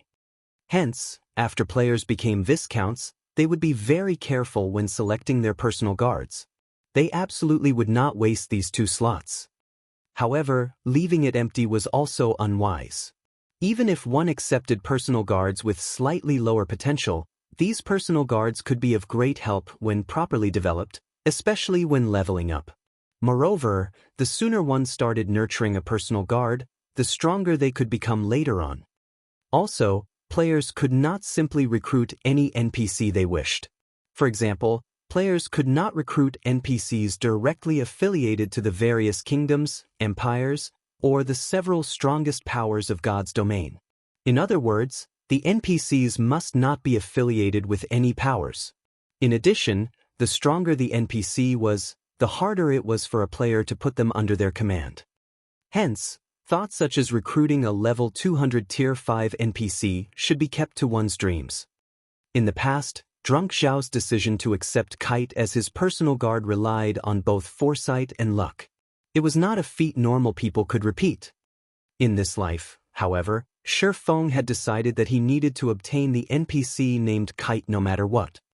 Mr. Kite, I have just recently become a Viscount of White River City, and currently, I am trying to recruit guards for myself. I wonder if you would be interested? Feng asked. Kite looked a little excited when he heard Feng's offer. However, when he looked at the empty space where his right arm used to be, he sighed and said, "My lord, you too can see for yourself. I am but a cripple now, so I have no way to serve as one of my lord's guard." I realize Mr. Kite's concerns. I had heard that Mr. Kite became a Tier 2 swordmaster at an early age. During the Great Demon War, you have even managed to injure a Tier 3 demon heavily, though at the cost of your sword arm. Today, I have come to recruit you as my guard, so of course, I have come prepared. Do you know what this is? Feng smiled as he retrieved a small, crystalline bottle. Within the crystalline bottle, there was a single droplet of dark blue liquid. Just by looking through the crystal wall of the bottle, one could already feel the boundless life energy coming from this droplet. Water of life. Kite immediately recognized this liquid, a hint of emotion appearing on his stone-cold face. After all, this liquid was something he had yearned for all this time. Now that it was in front of him, how could he not recognize it? That's right. As long as Mr. Kite agrees to become my personal guard, the water of life in this bottle is yours. Feng smiled. Esteemed Lord Viscount, are you truly willing to use this precious water of life on a mere sword master like me? Kite asked carefully. In reality, Feng's offer was touching. My lord, you should know that, with this droplet alone, even a Tier 3 powerhouse would agree to become your personal guard. Aqua Rose was greatly shocked when she heard Kite's declaration. She never realized the water of life was so precious. A single droplet could actually convince a Tier 3 NPC to serve as a player's personal guard. That was a Tier 3 class. Players revered even Tier 2 classes, let alone Tier 3 classes. If their guild could have a Tier 3 NPC as a guard, they could simply annihilate anyone who provoked them. Unfortunately, Aqua Rose's thoughts were too good to be true. Although the water of life could be enough to recruit a Tier 3 powerhouse, Feng was simply too weak right now. He would not be able to recruit a Tier 3 NPC, even if he wanted to. Of course, I already know that, Mr. Kite. However, I value your potential even more. Based on your firm and unyielding will and the fact that you have not fallen to become a demonkin yet, I believe that you will one day become an apex powerhouse on the continent, Feng affirmed. Feng's words were not without justification. One should never provoke a demon. Feng had simply met with the phantom of a Tier 4 great demon, and as a result, he bore its curse. If Charlin, a Tier 3 divine official, had not dispelled the curse for him, he would have had no choice but to delete and restart a new account. Meanwhile, Kite had fought a real Tier 3 demon, so how could he have avoided receiving its curse? A demon's power was the evilest force that could corrode a human spirit. However, after suffering the demon's curse for so many years, although Kite had lost his powers, he continued to live normally. He had not turned into a demon-kin.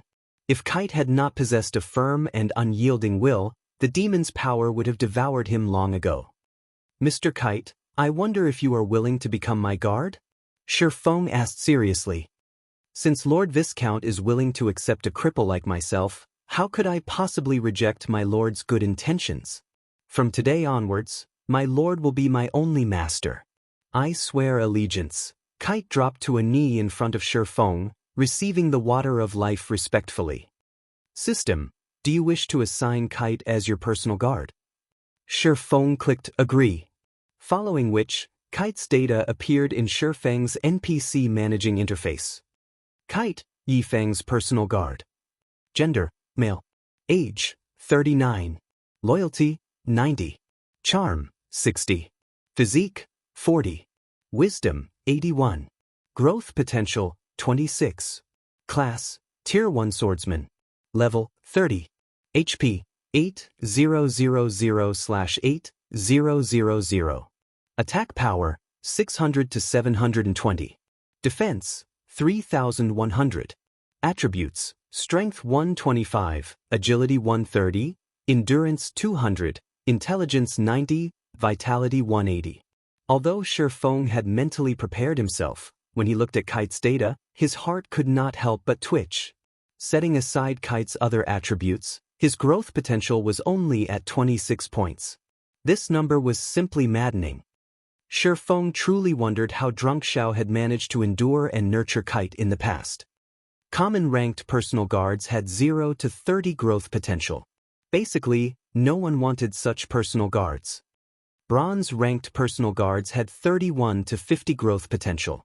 These were the lowest ranked personal guard players would usually possess. Mysterious Iron ranked personal guards had 51 to 70 growth potential. Meeting personal guards of such rank was rare. Normally, one required honed foresight and had to carry out long-term observation to find such guards. Secret Silver ranked personal guards had 71 to 80 growth potential. Such personal guards were extremely rare. Normally, players that managed to obtain these NPCs would treat them like their own babies. Fine Gold ranked personal guards had 81 to 90 growth potential. These individuals were as rare as a phoenix's feather. Dark Gold ranked personal guards had 91 to 100 growth potential. If a player managed to recruit such a personal guard, as long as developed properly, the player's strength no longer mattered. As for epic ranked personal guards, which were above Dark Gold rank, Feng had never actually seen one before. He also did not know how powerful epic ranked personal guards were. However, it would not be unusual if such a guard transcended the realm of normal men, achieving godhood.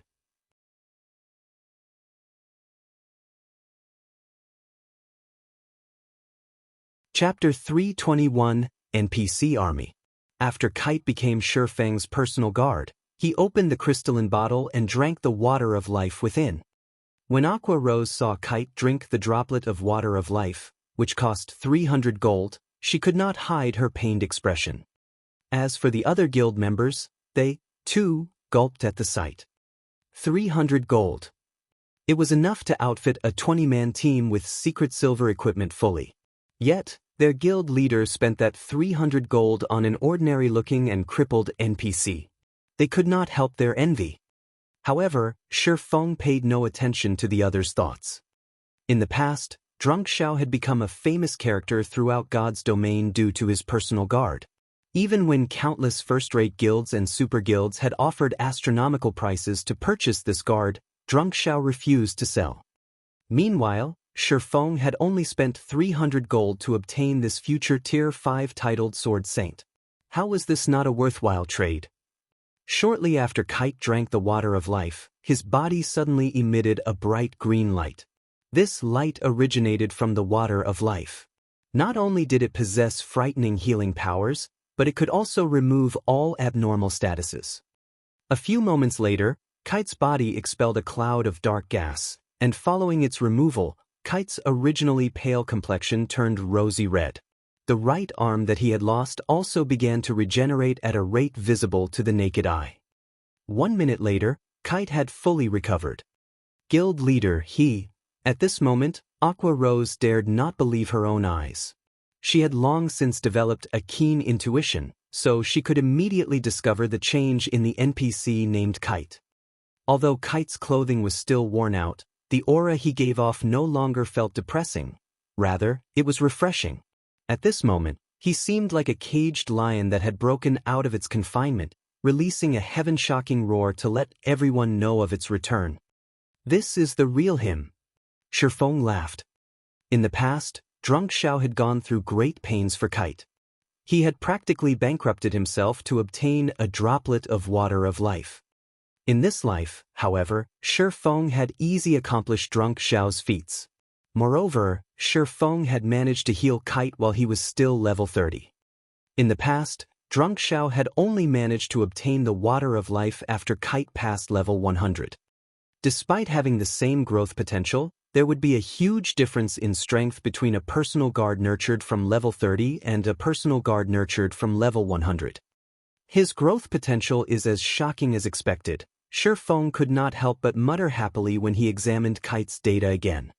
Kite, Yifeng's personal guard. Gender, male. Age, 39. Loyalty, 90. Charm, 75. Physique, 95. Wisdom, 88. Growth potential, 94. Class, Tier 1 Swordsman. Level, 30. HP, 15, 400/15, 400. Attack power, 830 to 960. Defense, 4,500. Attributes, Strength 384, Agility 364, Endurance 420, Intelligence 276, Vitality 280. Kite's current attributes were worlds apart from the attributes he had before he drank the water of life. It seems that taking the water of life earlier has also affected his growth potential. Feng could recall that Kite's growth potential in the past was 92 points. Now it was 2 points higher. After 90 points, even a difference of 1 point in growth potential would create a significant difference regarding attributes, let alone 2 points. These additional points would be of immense help to Kite's growth in the future. Kite, take these and use them for now. Issuing his instructions, Feng retrieved several pieces of level 20 mysterious iron equipment and passed them to Kite. Although they were somewhat incompatible for the level 30 swordsman, they were all Feng had at the moment.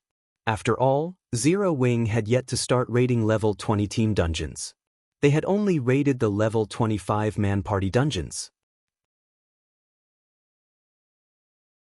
After Kite equipped the level 20 mysterious iron items, he appeared valiant and extraordinary. His attributes also increased significantly.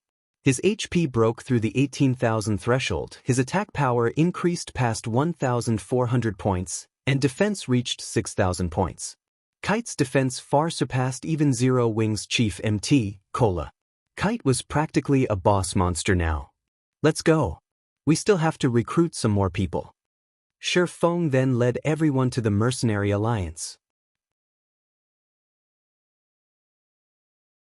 The Mercenary Alliance was the best place for players to recruit normal guards.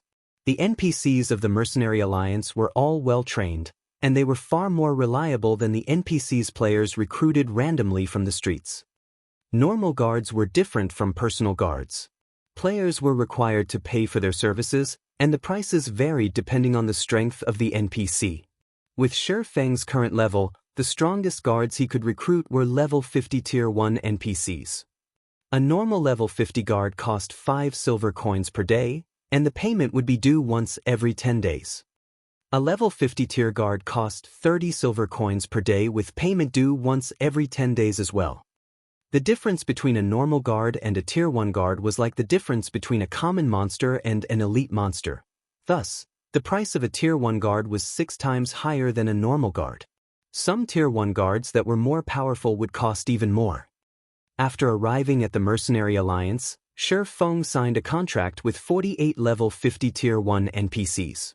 Among them, some were melee classes, some were ranged classes, and some were healers.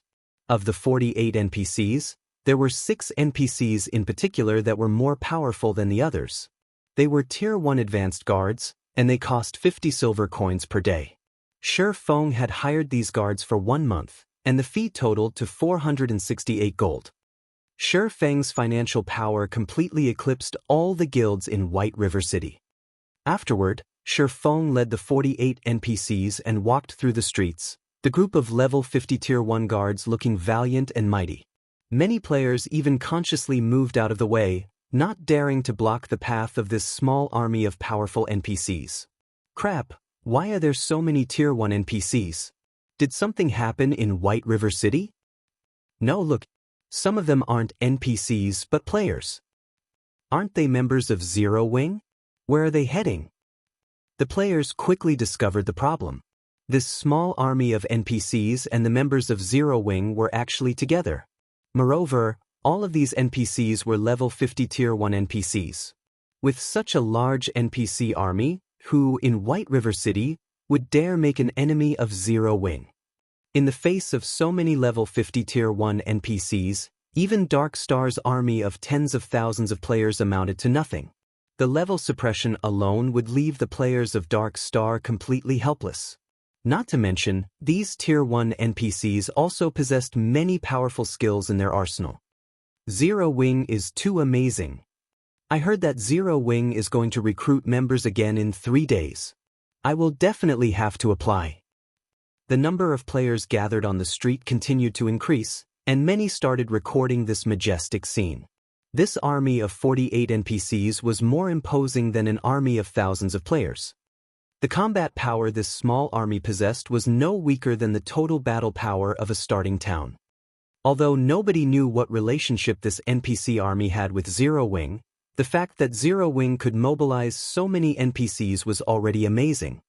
Meanwhile, the news of this matter spread quickly, creating a sensation on the official forums and increasing Zero Wing's fame once more. The members of Dark Star wore extremely ugly expressions when they discovered about this matter.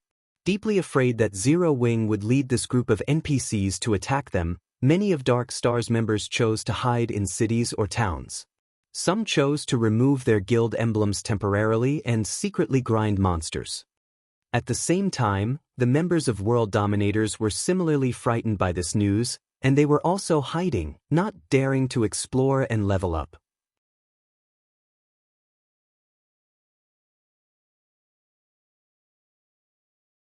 Chapter 322, Crusade against Creek Town.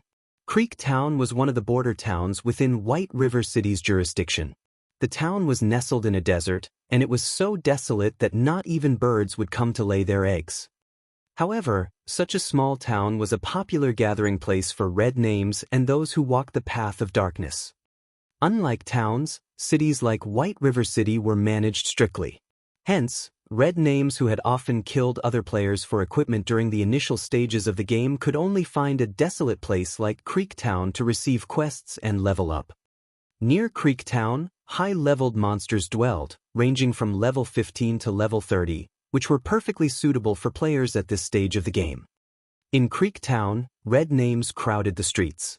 Most of these players were above level 15, while only a few were below level 15. The Blood Hand Association, a dark force, managed the town. So, naturally, the NPCs here would not kill these red names. On the contrary, the NPCs welcomed these red names.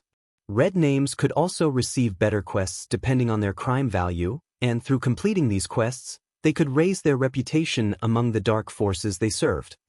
Guild Leader, there are over 1,000 players in this town.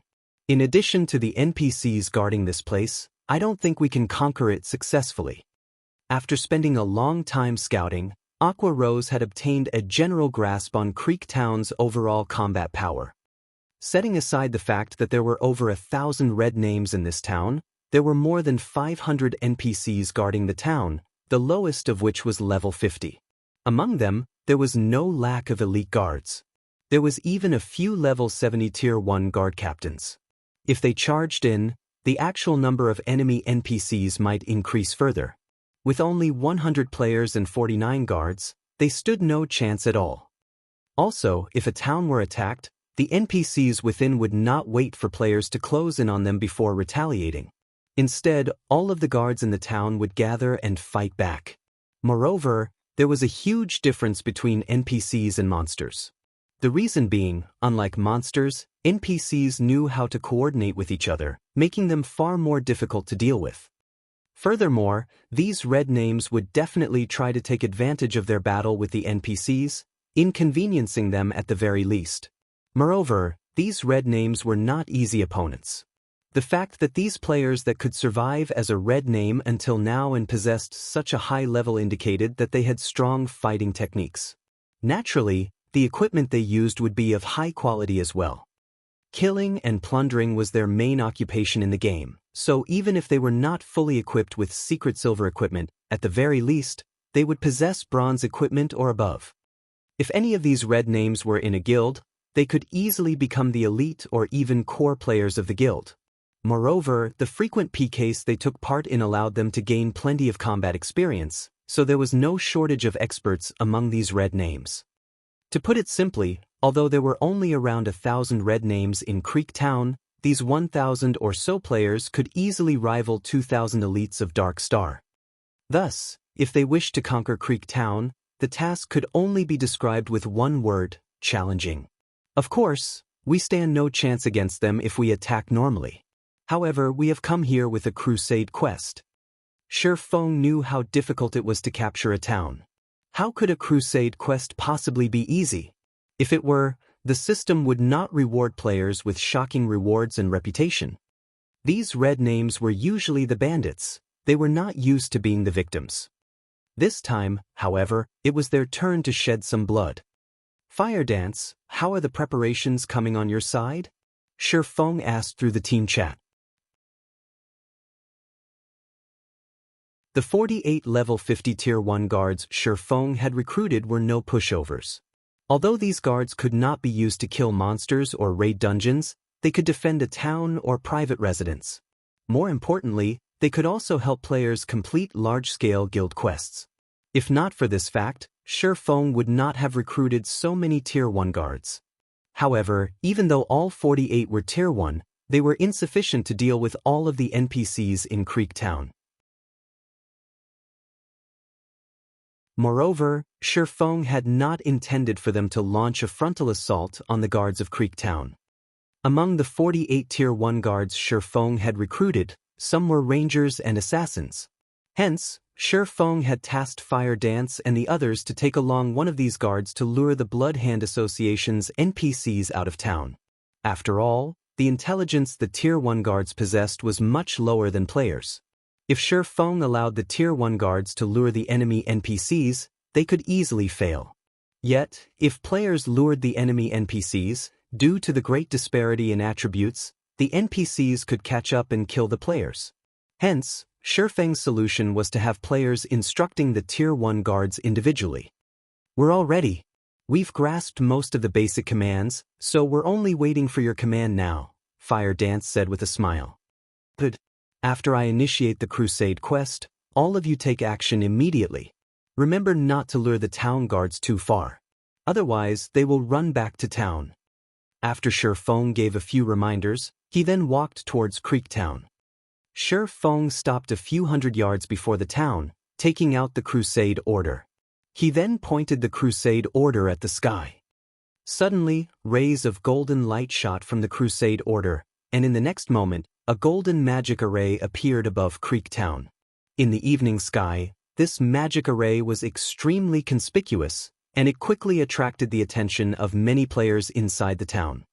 A short moment later, the magic elements of this array burst open, and one after another, golden ripples spread from this magic array, enveloping the entire region of Creek Town.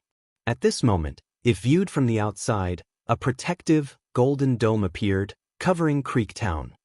Creek Town System Announcement. Zero Wing has started a crusade against Creek Town. Unrelated parties, please leave immediately. Creek Town System Announcement. Zero Wing has started a crusade against Creek Town. Unrelated parties, please leave immediately. Creek Town System Announcement. Zero Wing has started a crusade against Creek Town. Unrelated parties, please leave immediately. The crusade announcement repeated 3 times, and all of the red names in Creek Town were shocked by this notification. There was actually a guild that dared to capture a red name town. Shortly after, all of the players belonging to the Dark Forces in Creek Town received another message. However, the message this time was from the Blood Hand Association. The message stated that, as long as they could successfully defend the town, all players would receive bountiful rewards. Moreover, players would receive achievement points for each enemy they killed. After the battle was over, players could exchange these achievement points for weapons and equipment. Zero Wing sure is kind. They have actually come to gift us money. Do they think they are amazing? Since they dared to come into our territory and make trouble, we'll annihilate every single one of them. The players of Creek Town's blood boiled, their killing intent rose to new heights. Although Zero Wing shone like the sun in mid-sky in White River City, in their eyes, Zero Wing wasn't worth mentioning. After all, they all had impressive techniques and none of them mingled in White River City, so they had no need to fear Zero Wing's vengeance. Even if Zero Wing tried to take revenge on them, they only needed to hide, and Zero Wing could do nothing to them. The barefooted are not afraid of those who wear shoes. They were the hoodlums of God's domain, so why would they fear Zero Wing? Inside one of the bars in Creek Town, an assassin clothed in black currently drowned himself in alcohol. The man felt like a piece of ice to others. He exuded a chilling intent that made others instinctively distance themselves. Shockingly, this man was actually level 20, and all of his equipment was secret silver equipment. In White River City, this man would definitely be considered a first-rate expert. This black-clothed assassin was stunned when he received the system announcement, the beer bottle in his hand falling to the ground. Zero Wing? Doesn't that mean that Feng might show up as well? The black-clothed assassin's lips curled upward, forming a sinister smile. The last time, I lost to him because of equipment quality. This time, I'm going to take back everything that he owes me. If Feng could see this assassin's appearance, he would recognize this person as none other than Absolute Heaven, the assassin that he killed in the past.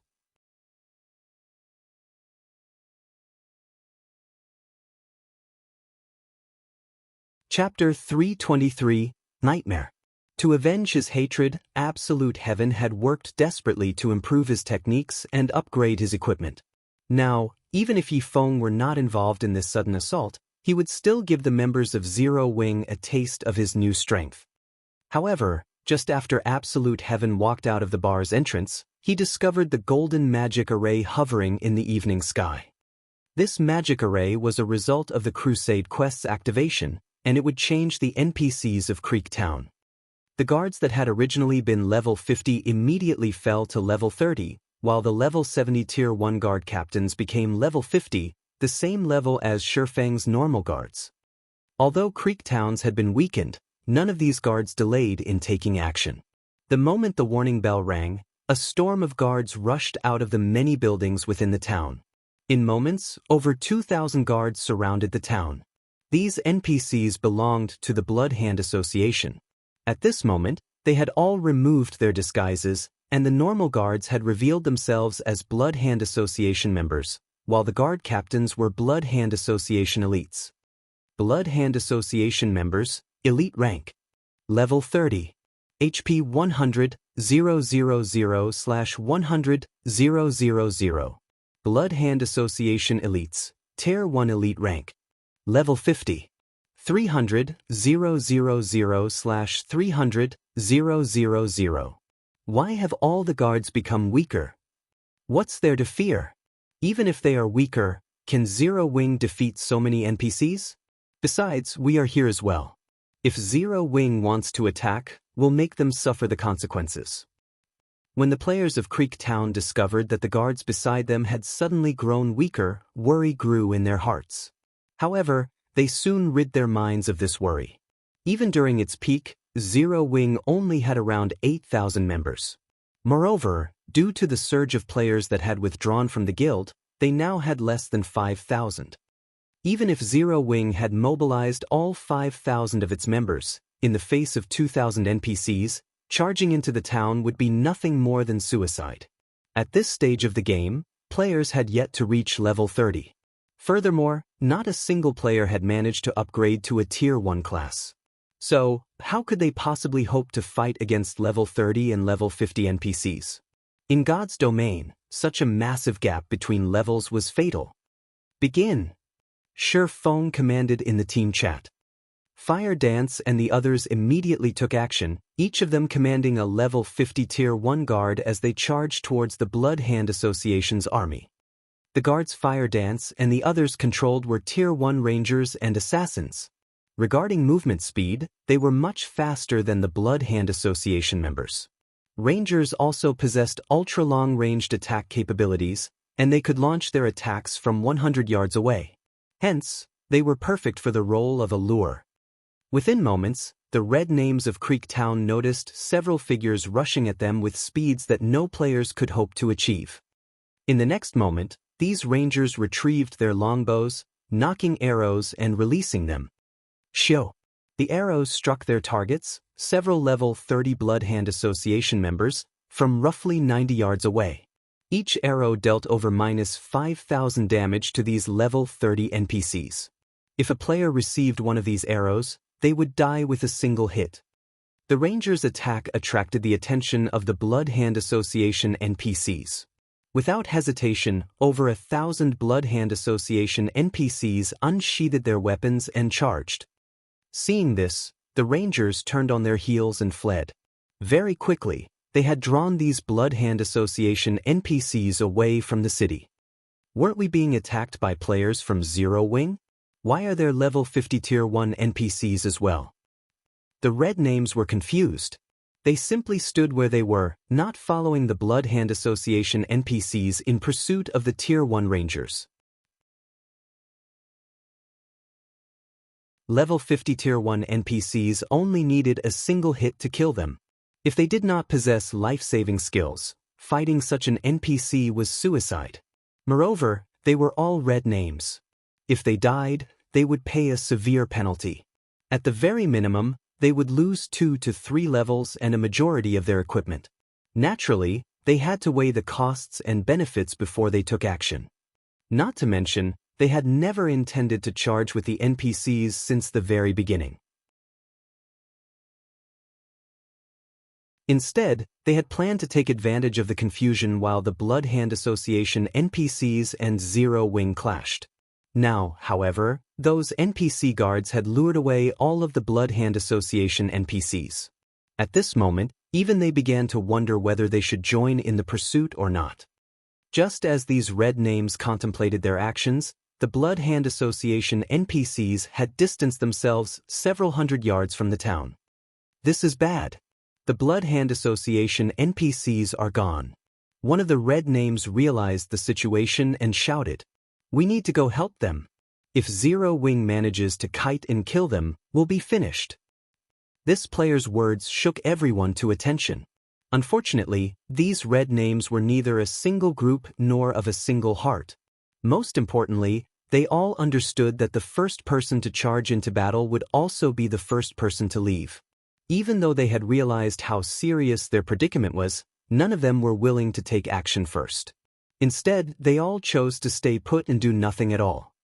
None of these red names had discovered that, at this time, Feng had already led the remaining 40 level 50 Tier 1 NPCs in a charge from another direction. When capturing a town, the NPCs were not the most troublesome obstacle. Instead, it was the players residing in said town. If the players and NPCs inside the town were allowed to cooperate, without absolute strength, it would be impossible to capture the town successfully. Hence, the most important thing Feng needed to do right now was to get rid of the players.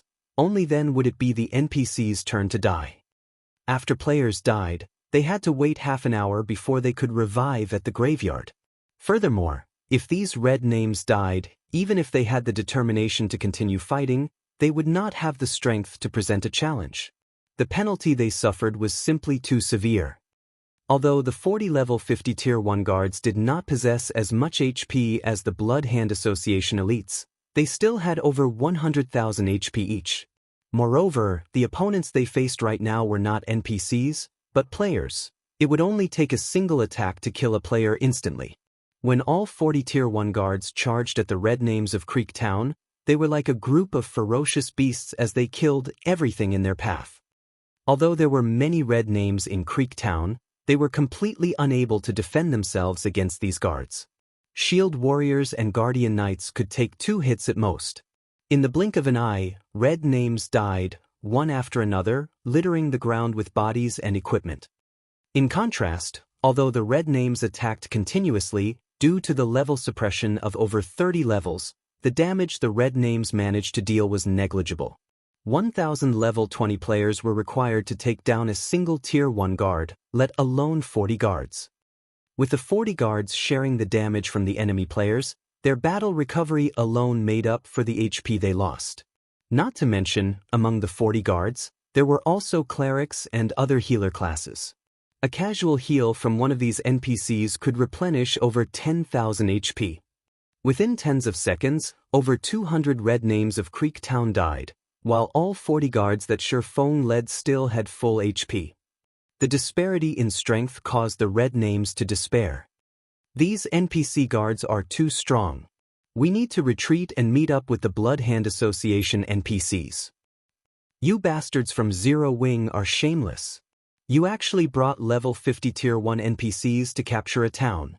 If you have the strength to face us, don't use those NPC guards and fight us fairly. The red names cursed Feng at the others as they fought the NPCs. Feng could only chuckle at their words. Immediately, he instructed the NPC mages to cast their AoE spells. Suddenly, rain of fire descended from the sky. In the next moment, thunderbolts struck down at the red names.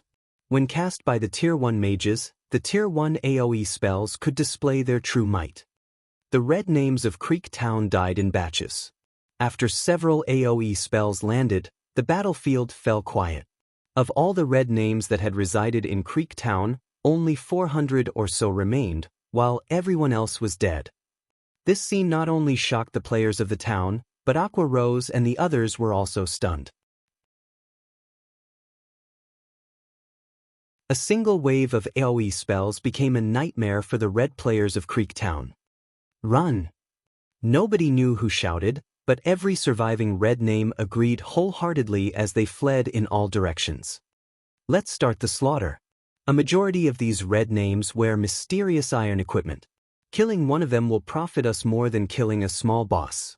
Such an opportunity will be rare in the future, Feng laughed. Following which, with Aqua Rose in the lead, both players and NPCs chased and killed the fleeing red names. When Feng was the last remaining on the high slope, he suddenly opened his mouth and said, "Now that no one is around, you can come out, right?" Shortly after the battle began, Feng faintly sensed someone spying on them from nearby.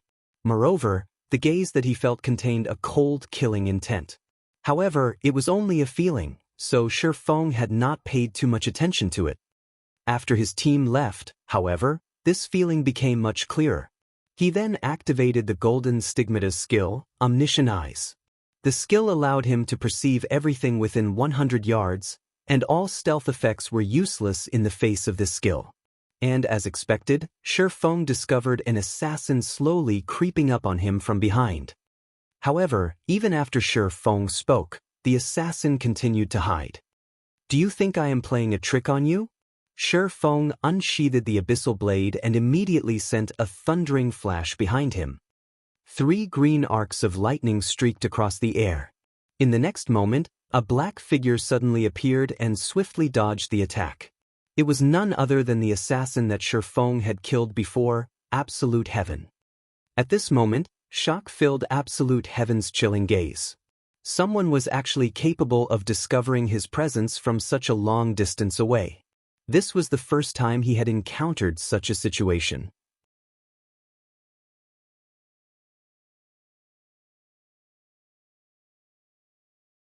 Chapter 324, Times Have Changed.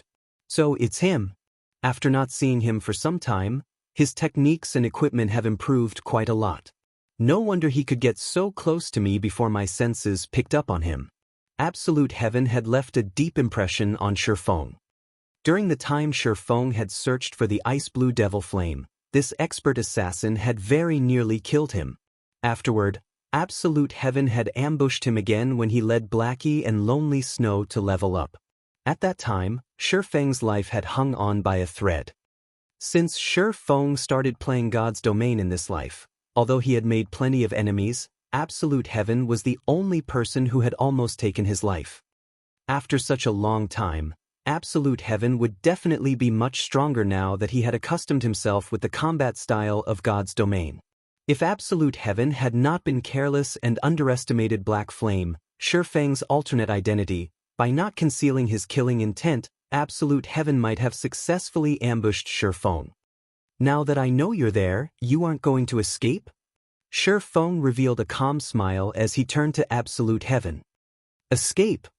Absolute Heaven revealed a hint of arrogance on his chilling face. I admit that you're strong. It is as expected of the guild leader of Zero Wing, Black Flame. According to my estimation, your strength should be on par with Feng. Last time, Feng only managed to kill me because of my own impatience. It was my mistake to use all of my skills on Feng so early in the fight. Otherwise, with his strength, he could not even dream of killing me. Now, although I have revealed myself, do you really think that you can kill me while I still possess all of my skills? Indeed, it is as you say. Unless all of your skills are on cooldown, it will not be easy to kill a top-tier assassin like yourself. Feng acknowledged Absolute Heaven's power. However, times had changed. Although Absolute Heaven had improved, Feng had also raised his strength. Since you're so confident, why don't we make a bet? A bet? Do you think that you can fool me? Originally, I intended to kill you today to show Feng that I, Absolute Heaven, have returned. Since I can't kill you, you can tell Feng this. When I, Absolute Heaven, wish to kill someone, that person will definitely die. Absolute Heaven laughed coldly. He then turned around to leave. If you want me to pass your message on, sure. However, the condition is that you need to escape. Feng activated the 7 Luminaries ring, using the aura of time skill, Absolute Time. He instantly charged at Absolute Heaven. Absolute Time prevents enemies within a range of 50 by 50 yards from using any skills or tools for 20 seconds. With this skill activated, all of Absolute Heaven's skills were in a similar state as a forced cooldown.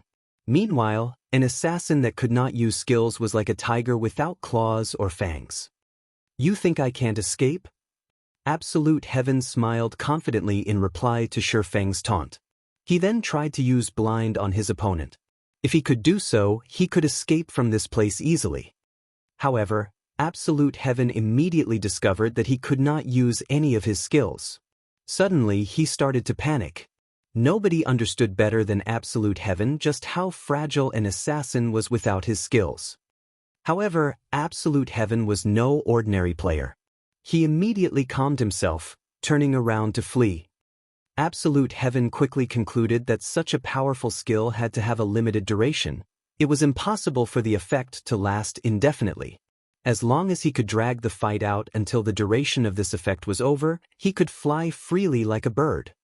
At this moment, however, Feng had already appeared at Absolute Heaven's back after using silent steps, not giving Absolute Heaven an opportunity to run. Soundlessly, Feng slashed the abyssal blade at Assassin. Absolute Heaven responded swiftly and used his dagger to meet Feng's sword. When the silvery gray abyssal blade collided with Absolute Heaven's dagger, he felt an immense pressure flowing from his dagger to his hand. That pressure then suppressed his entire body, forcing Absolute Heaven to kneel on the ground involuntarily. Such power, as expected from the person who killed Ming Sha. Absolute Heaven silently clicked his tongue. If he had not personally experienced Black Flame's might, he would never have imagined that Black Flame's strength was actually on par with a boss monster. At this moment, Absolute Heaven finally realized why a great expert like Mingxia had been forced into a constant retreat and could retaliate against Black Flame. Feng brandished his sword over 10 times repeatedly. Each slash was as abrupt as a thunderbolt and as heavy as a mountain. Faced with this brutal assault, Absolute Heaven had no other choice but to block as many attacks as he could. However, although Absolute Heaven could reduce the damage he received by blocking with his dagger, his HP still decreased, frustrating him greatly. Absolute Heaven inwardly cursed Feng for being a despicable and shameless bastard. Feng actually used force to suppress him. Feng had not used any techniques and simply relied on brute force to brandish his sword. Feng's way of battle, which traded a life for a life, prevented Absolute Heaven from displaying any of his techniques. If Absolute Heaven could use his skills, he could easily escape his current predicament. Unfortunately, none of his skills would work. Despite being a powerhouse, Absolute Heaven felt powerless. Just as Feng was about to send Absolute Heaven to his death with a bombardment of attacks, Absolute Heaven suddenly felt that this situation was extremely familiar. It was just like when he had ambushed Feng. Back then, he had used a magic scroll to seal all of Feng's skills and had even frozen his movement, turning Feng into a fangless tiger.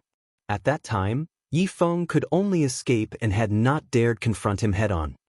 Meanwhile, his current situation was almost exactly the same as the last time he encountered Feng. Only this time, the roles were reversed. If he had known Black Flame possessed such a skill, he would never have closed in on Black Flame. Worse, he had even wasted time by chatting with his enemy, giving Black Flame ample time to set a trap for him. He had practically sought out his own death. But it seems that I'm really going to die this time. With only a thread of his HP remaining, Absolute Heaven could already see his demise. He was currently a red name. If he died, he would lose all of his equipment. His level would also plummet. At that time, he would no longer have the ability to exact revenge on Feng. However, just as the Abyssal Blade was about to collide with Absolute Heaven's body, it suddenly froze in midair. What? You're not gonna kill me? If you wait until I can use my skills again, you won't be able to kill me.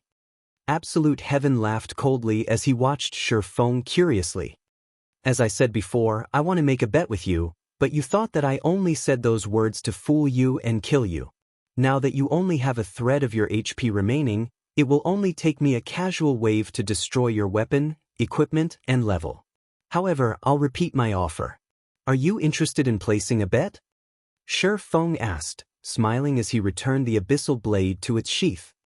It seems that you're really not trying to cheat me. Then was the fight your way of proving that you wish not to kill me, but to make a bet instead? Absolute Heaven asked, greatly confused by Feng's actions. He could not figure out just what was going through Feng's mind. Of course. Otherwise, why do you think I would even bother fighting you? Does it look like I have too much time on my hands? Feng laughed bitterly. Absolute Heaven was suddenly rendered speechless. What? You still don't believe me? Feng's expression turned cold. No. I believe you. Tell me, what do you want to bet? At this moment, Absolute Heaven grew interested in the bet Feng proposed. Bet your life. Feng said straightforwardly. Bet my life? Isn't my life already in your hands? Absolute Heaven nearly cursed at Feng. Feng shook his head, then slowly he said, you previously mentioned that as long as you can use your skills, you can escape from me easily. Isn't that right? That's right. Absolute Heaven answered without hesitation. Although Absolute Heaven had already witnessed Feng's frightening strength, he was still confident that he could flee from this battle. Simply put, I don't believe you. So, let's make a bet. While you can fully utilize all of your skills, we'll see whether or not you can escape. What do you think? Feng asked with a smile.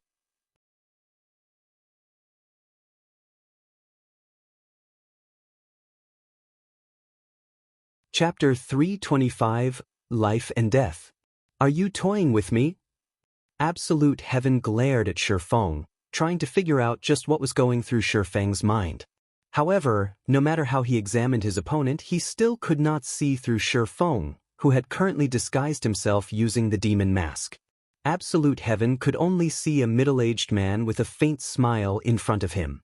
No matter how hard Absolute Heaven racked his mind, he just could not figure out what Feng was trying to do. After nearly taking his life, Feng suggested gambling his life away. Was there a need for so much trouble? Wouldn't it be easier just to finish him right now? Why would I toy with you? Feng laughed. Fine, I'll make the bet. What will happen if I survive? What if I die? For his own pride and honor, Absolute Heaven refused to die. If you escape safely, I'll do one thing for you. If you die, you'll have to do one thing for me. How about it? At this moment, Feng finally revealed his true intentions. He had done everything so far all for this single goal. One thing, huh? Absolute Heaven considered it carefully. After giving it some thought, he looked at Feng and said, "If I ask you to kill Yi Feng, will you do it?" Absolute Heaven's request caught Feng off guard, but soon after, he let out a soft chuckle. In White River City, everybody knew that Black Flame and Yi Feng were the two symbols of Zero Wing. Never would Feng have imagined that Absolute Heaven's request would be something like this. He had to admit that Absolute Heaven was indeed ruthless. If the public learned that Black Flame had killed Yi Feng, it would greatly affect Zero Wing's reputation. At the same time, it would also affect Black Flame and Yi Feng's reputations. However, be it Black Flame or Yi Feng, only a few core members of Zero Wing knew that both identities belonged to a single person, which was Feng himself. Meanwhile, Absolute Heaven requested that he kill himself. The difficulty of this request was indeed quite high. What? Didn't you say that you'll do one thing for me if I win? Absolute Heaven smiled complacently. He then said, "My request is so small, yet you hesitate." "No, I just didn't think that you would make such a simple request. Originally, I thought you would want to kill me once. After all, I am the guild leader of Zero Wing, and Feng Xianyang of Underworld possess a deep hatred of me. As long as you manage to kill me and pass on the recording to the higher-ups of Underworld, you will receive Underworld's attention. Your position in the organization will soar as well," Feng mentioned. If Black Flame died, the prestige that Zero Wing had managed to accumulate due to his efforts would crumble. At this moment, Absolute Heaven suddenly came to a realization. He had actually forgotten about such a possibility. The loss and humiliation Dark Star had suffered caused Feng Xuanyang's hatred of Zero Wing to soar. The guild he had nurtured with so much effort had actually fallen into such a state. Naturally, he would not let Zero Wing off the hook. Hence, Feng Xianyang put out a bounty to all members of Underworld stating that, as long as anyone from Underworld managed to kill the higher-ups of Zero Wing and cause trouble, the rewards would be bountiful. As long as someone could accomplish this task, they could gain fame, status, and wealth. If one could annihilate Zero Wing, receiving a promotion from outer member to elite member of Underworld would be a simple matter. There were not many elite members in Underworld. They were few and far between, but those who obtained the prestigious title would also become influential in reality. Every day, there were countless outer members in Underworld working as hard as they could to become official members. Only after becoming an official member could one possibly become an elite member. If he, Absolute Heaven, could kill Black Flame, the guild leader of Zero Wing, there might actually have a chance at receiving the promotion to that elite group. Even if it were not possible, at the very least, he could still become an official member. Alright then, I agree to the bet. Let's start after I have fully recovered. Absolute Heaven directly agreed. After a few moments, Absolute Heaven's HP and stamina recovered completely. Feng then took out a gold coin, suggesting, "I'll toss this gold coin into the air. The battle will start the moment the coin reaches maximum altitude and begins to fall. How about it?" "Okay." Absolute Heaven was momentarily speechless when he saw Feng use a gold coin as a starting signal. Was he not afraid of losing the gold coin? Currently, Absolute Heaven only had around 20 silver coins in his pockets. Even so, he was considered relatively wealthy. Yet, Feng had actually taken out 5 times that amount and treated it like a toy. Comparisons are indeed odious. Let's start then. Feng tossed the gold coin into the air. The coin soared upward. Only when it was around 4 meters above ground did its speed begin to slow, the coin faintly showing signs of stopping and succumbing to gravity. Absolute Heaven focused his gaze sternly on the coin. The moment it started to fall, he intended to use blind on Feng immediately. He would then activate wind steps and start running towards the town. In such a wide open area, if he attempted to use Vanish to enter stealth mode, Feng would discover him easily. However, it would be a different story in town. Although terrain on the way to town was complex, aside from Vanish, he possessed other life-saving skills and tools to help him get through this distance. As long as he could reach the town and use Vanish, even if Feng possessed excellent senses, it would be impossible to locate him. However, from start to end, Feng had been paying attention to Absolute Heaven. He did not even take a look at the gold coin in midair. The moment the gold coin started to descend, just as Absolute Heaven was about to use blind, Feng instantly vanished. Immediately, he appeared at Absolute Heaven's back, sending a chop towards the assassin.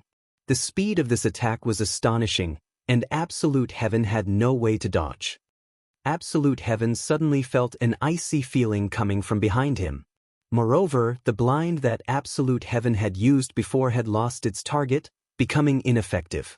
Without giving it a second thought, Absolute Heaven immediately proceeded with the next part of his plan and activated wind steps. When activating this skill, he would become invincible for nearly 1 second. Absolute Heaven took advantage of this short moment of invincibility to block Feng's attack, negating all damage. Moreover, Absolute Heaven also took advantage of the impact of Feng's attack to send himself flying almost 6 yards away, creating a relatively large gap between Feng and himself. Feng inwardly praised his opponent as he watched Absolute Heaven's fleeing figure. If Absolute Heaven had not chosen to use wind steps and used block instead, Feng's sword would have destroyed at least half of his life. Now, as a result of his accurate judgment, not only had Absolute Heaven managed to use wind steps to defend the attack, but he also managed to place quite some distance between them. Moreover, due to the 40% movement speed buff provided by silent steps, Absolute Heaven managed to widen the gap even further. Seeing this, Feng used Wind Blade and chased after Absolute Heaven. In the blink of an eye, the distance between the two shortened greatly. Feng's agility was very high. Throughout Star Moon Kingdom, nobody that could surpass him in terms of agility. There were also his equipment's passive skills. Nobody could match Feng in terms of speed. At this place, only the level 50 Tier 1 Assassin and Ranger NPCs had a chance at beating him. Absolute Heaven could not help his shocked. Immediately, he retrieved a magic scroll from his bag. This magic scroll was aqua-colored, and it looked very exquisite. It turned out that it was actually a Tier 1 magic scroll. Absolute Heaven then unrolled the magic scroll and used it on Feng. Water binding. Immediately, several jets of water shot out from the magic scroll. The water flew toward Feng, intending to wrap around him. Feng revealed a calm smile, not faltering at the slightest as he continued charging at Absolute Heaven. The moment the blue jets of water came into contact with Feng, they lost all effectiveness and disappeared. It didn't work? A stunned expression appeared on Absolute Heaven's face. That was one of the precious Tier 1 magic scrolls that he possessed. The magic scroll could even entrap a boss monster for a short moment. Yet, it was actually ineffective against Feng. Absolute Heaven did not know that before the battle had begun, Feng had already activated the aura of space of the 7 luminaries crystal. The aura of space granted Feng immunity to all control effects. Based on the strength of a Tier 1 magic scroll, It was still too weak to break through the effect of the 7 luminaries ring. Damn, it seems that I have no choice but to use this thing. Absolute Heaven unwillingly took out a shabby-looking magic scroll from his bag. This was an item that he had obtained by coincidence from an underground ruin. Although the magic scroll looked shabby, the magic power it gave off was frightening. Even an NPC appraiser could not identify what tier the magic scroll was. However, that appraiser estimated that the magic scroll should be tier 2 or higher. Originally, Absolute Heaven had not intended to use the scroll. After all, he only had one. However, if he did not use it now with his opponent's frightening speed, Feng would definitely catch up to him in no time. If that happened, he would be in big trouble.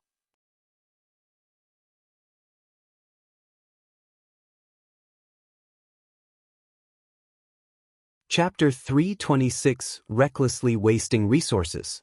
While Feng and Absolute Heaven were occupied with their bet, a bloody storm swept through Creek Town.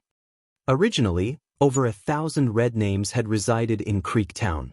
However, after being slaughtered by the 40 NPC guards and Zero Wing's 100-man team, less than 200 red names remained. No longer did these red names possess the arrogance they had before. Instead, they all ran and scattered in all directions. Before the start of Zero Wing's crusade, these red names had always been the ones killing and plundering the equipment of other players. Not only could they earn a fortune by doing so, but they could also enjoy watching the frightened and unwilling expressions of the players they killed. Those times were simply blissful, and their continued success only encouraged them to travel further down the path of being a red name.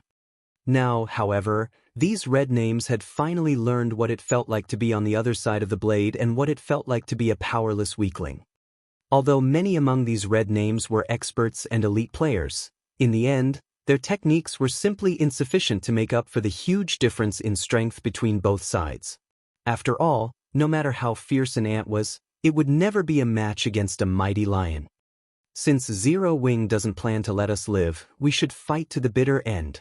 A Cursemancer appealed to the other red names when he realized that they could no longer escape. Some of the red names considered the Cursemancer's suggestion rational, and many of them decided to cooperate with each other to retaliate against Zero Wing.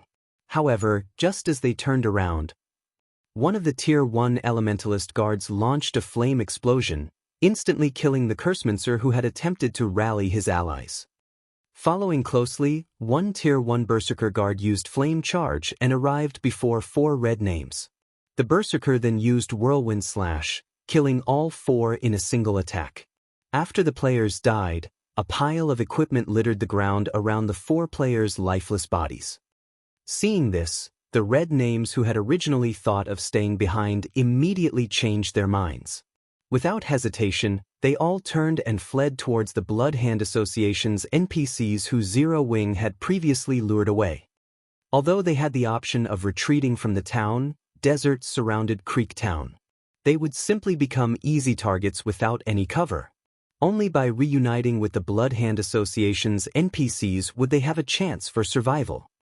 If they died right now, they would lose several days' worth of effort. Even if they had already familiarized themselves with the combat style of God's Domain, they would still need around 4 days to recover the lost levels. Not to mention, they would also lose a majority of the equipment they owned. These consequences frightened them greatly. Hence, these red names ran desperately towards the Blood Hand Association's NPCs. Unfortunately, the Tier 1 NPC guards Feng had hired had very high movement speeds. Aside from assassins, none of the other red names could outrun these Tier 1 NPCs. Moreover, faced with these level 50 NPCs, the stealth of these level 20 assassins was completely useless. They only had a higher chance of escaping due to their high movement speeds. Big Sis Aqua, we have really hit it big this time. The items these red names have dropped are all bronze rank and above, with a majority being mysterious iron rank. If we sell all of these weapons and equipment for credits, we can buy a large house at the city center. Snow Goose exclaimed as she picked up the items dropped by the red names alongside the NPC guards. You little money grubber. If we sell these items for credits, we'll only suffer a loss. God's Domain has only recently begun, so both equipment and coins are currently scarce. The various large guilds also face a shortage of equipment. Zero Wing is only getting by because our current member count is low. By the time the construction of the guild residence is complete and we start recruiting members again, the stockpile of items we have in the guild warehouse would run out in the blink of an eye. Now that we have obtained so much equipment, it just so happens that we can use it to meet our urgent needs. Aqua Rose chuckled as she flicked a finger on Snow Goose's forehead. At this moment, a change occurred on one of the high slopes outside of Creek Town. A crimson pillar of light shot into the sky, attracting everyone's attention. Not only was the pillar of light extremely eye-catching, but everyone could also feel a great threat coming from it. The source of this pillar was none other than Absolute Heaven's shabby-looking magic scroll. This is not good. This is the Tier 3 magic scroll, Phantom Beast's Descent. Feng recognized the magic scroll instantly. The might of a Tier 3 magic scroll could not be underestimated. Even when Feng was at his prime, he would still have suffered greatly if struck by the skill contained within a Tier 3 magic scroll, let alone the current him who was not even a Tier 1 class. Fortunately, the skill contained within Phantom Beast's Descent magic scroll was not a pure attack-type skill. Instead, it was a summoning skill. The Phantom Beast's Descent was capable of summoning a powerful Phantom Beast to fight alongside its summoner. Suddenly, a black magic array in the shape of a 7-pointed star appeared in the sky. Just as Feng was about to kill Absolute Heaven, the magic array fired a black ray of light towards Feng. Feng dared not be careless. Immediately, he activated Defensive Blade. Boom, boom, boom. After 3 consecutive bombardments, a large crater occupied the originally flat slope.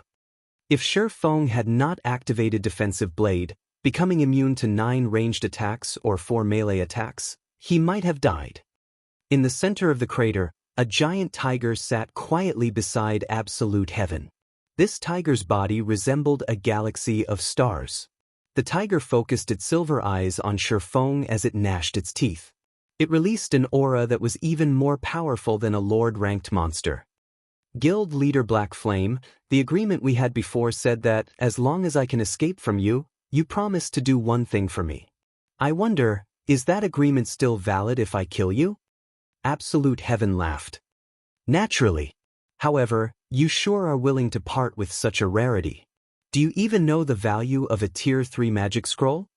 Feng glanced at the Phantom Beast the assassin had summoned, inwardly pitying the loss of such a precious item. Tier 0 players could not display the true might of a Tier 3 magic scroll. This was especially true for a summoning scroll. If a Tier 1 player used such a scroll, the summoned Phantom Beast could easily decide the outcome of a war involving tens of thousands of players. If used by a Tier 2 player, the Phantom Beast would have no problems eradicating a large-scale town.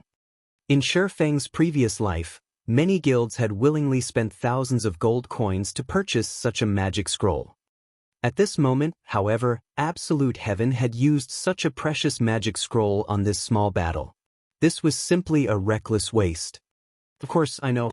However, you are too fast. I know that I won't reach Creek Town if this continues. Compared to dying, I'd rather use it. Absolute Heaven had mourned the use of the scroll as well. However, he no longer wished to experience the humiliation of dying once again. Since I've already used this magic scroll, you can rest in peace now, Guild Leader Black Flame. Go! Get rid of him! Absolute Heaven commanded the Phantom Beast as he pointed at Feng. Nebula Tiger, High Lord rank. Level 30. HP 1, 800, 000/1, 800, 000. The strength of a Phantom Beast summoned from a summoning scroll was determined by the summoner's level and tier. Absolute Heaven was currently level 20, so the summoned beast would be level 30, which was 10 levels higher than himself. If Absolute Heaven were a Tier 1 class, then the Nebula Tiger would not be just a High Lord. At the very least, it would be a Great Lord-ranked monster. A Great Lord ranked monster could only be described using the word horrifying. Hundreds of players of the same level would be no more than ants in front of a Great Lord. When such a monster was under the control of a player, it would become even more frightening and powerful. This was also why Tier 3 summoning scrolls were so precious. A controllable Great Lord ranked monster could easily decide the outcome of a war involving tens of thousands of players.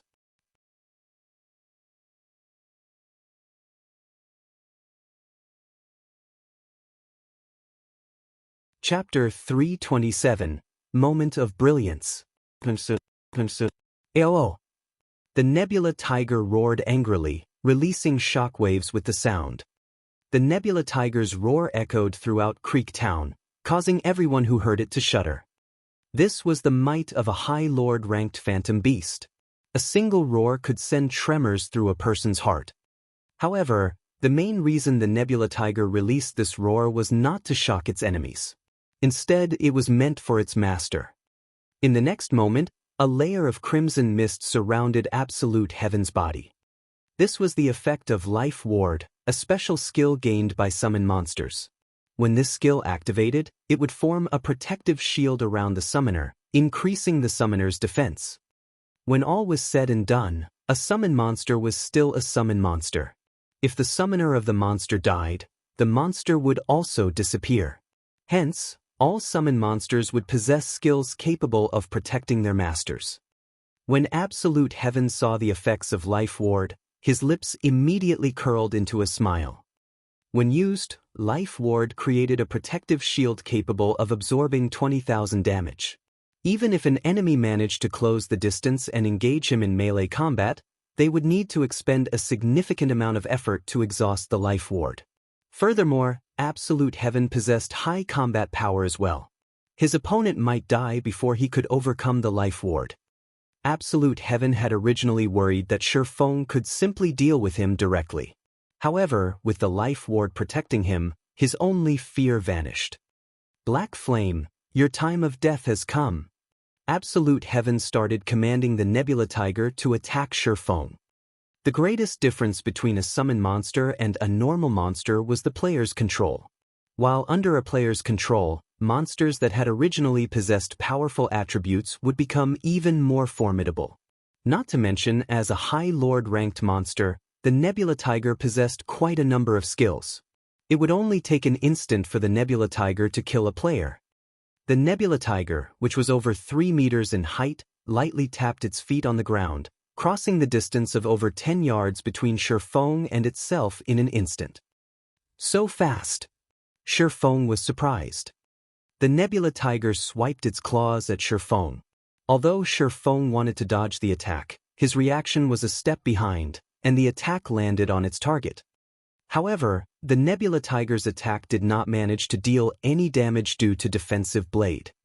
Seeing that its first attack had failed, the Nebula Tiger immediately brandished its claws at Feng again. After swiping its claws at Feng several times, the defensive blade's effect quickly broke. Just as the Nebula Tiger's fatal swipe was about to reach Feng barely managed to activate parry to defend himself. A level 30 High Lord-ranked monster was simply too powerful. Feng did not even possess a Tier 1 class yet, so it was impossible for him to stop the attack. Like a cannonball, the tiger's attack launched Feng backward. As expected of a great expert like Guild Leader Black Flame, you've even managed to block such an attack. Absolute Heaven could not help but applaud as he watched the exchange between Feng and the Nebula Tiger. Absolute Heaven was not making fun of Feng at all. Rather, he praised his enemy sincerely. Absolute Heaven himself was certain that, if he were the one receiving the Nebula Tiger's attacks right now, he would have no way of defending himself. Most likely, before he could even use block, the tiger would have killed him already. Yet Feng held it off. However, Feng also paid a heavy price when he blocked the attack. As Feng landed, he was both physically and mentally unstable. He could no longer dodge or defend against another one of the Nebula Tiger's attacks. The huge gap in attributes was not something that could be made up for by solely relying on battle techniques. Previously, Feng had used overwhelming destructive force to suppress absolute heaven. Now, Feng faced a similar crisis. It was already praiseworthy that he managed to survive for so long. Just as the Nebula Tiger pounced at Feng once more, a figure suddenly dashed over and stood before Feng, blocking the Nebula Tiger's attack and saving Feng's life. Absolute Heaven was greatly stunned by this scene. The figure's speed was simply too fast, and before he could catch a clear glimpse, the figure appeared in front of Feng.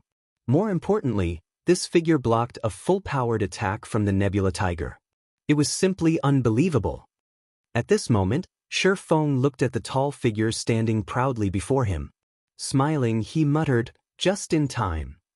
The person that blocked the Nebula Tiger was none other than Kite, Feng's personal guard. Kite was a dark gold-ranked personal guard. Moreover, he was even a Tier 1 swordsman who had reached level 30.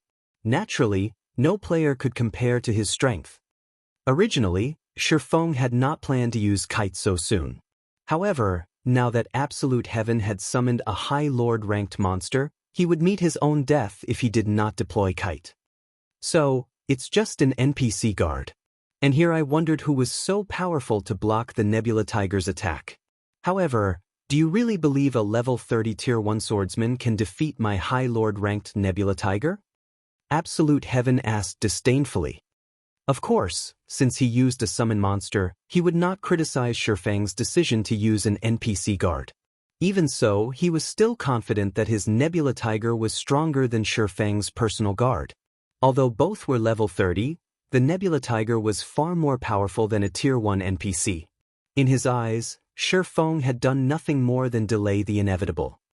I admit that Kite is not a match for the Nebula Tiger, but he can hold it back for some time. Now, let's find out which will happen first, your death or Kite's. Feng revealed a faint smile. He then charged towards Absolute Heaven. When all was said and done, Kite was still a Tier 1 NPC. Although he could not defeat the High Lord-ranked Nebula Tiger, he would have no problems delaying the monster for some time. Otherwise, he would not deserve the rank of Dark Gold. Although the Nebula Tiger tried to chase after Feng, Kite once more stopped the monster in its path, annoying the beast greatly. In just a moment, Feng swiftly arrived before Absolute Heaven. Absolute Heaven knew that with Kite present, the Nebula Tiger could not do anything to Feng. Hence, he commanded, "Get rid of that guard first." Absolute Heaven still possessed the life ward that would absorb 20,000 damage. He did not believe that Feng could kill him so easily. Moreover, he did not intend to confront Feng directly. After giving his command, Absolute Heaven immediately turned and ran, not giving Feng any chance to attack. Absolute Heaven knew that even if the Nebula Tiger failed to kill Feng, as long as he could escape and hide inside the town, Feng would lose the bet. After the Nebula Tiger switched its targets, Kite's HP started to decrease madly. After all, the Nebula Tiger was a High Lord-ranked monster. Both its attack power and movement speed were terrifying, and even Kite would sometimes fail to block the beast's attack. Whenever he was struck, he would lose close to 3,000 HP. Meanwhile, Kite only had slightly more than 18,000 HP. However, Kite was not an ordinary guard. With a single cross slash, he managed to deal close to minus 10,000 damage. He then followed up with Frozen Slash, Windwalk, and other skills that either reduced the Nebula Tiger's movement speed or increased his own movement speed, making it harder for the Nebula Tiger to hit him. When the Tiger used Heaven-Splitting Claw, Kite used Triple Spin Attack, a Tier 1 swordsman skill. When used, the skill made the user invincible for 1.5 seconds while attacking the enemy 3 times. Moreover, 60% of the damage dealt would even be used to recover the user's HP. Unfortunately, Triple Spin Attack had a long cooldown of 1 minute. Kite landed one slash after another on the Nebula Tiger, and every hit dealt over minus 2,000 damage. In the blink of an eye, Kite had recovered all the HP he had lost. Absolute Heaven was baffled by this scene. He had not expected Kite to be so powerful that he could actually contend with the Nebula Tiger.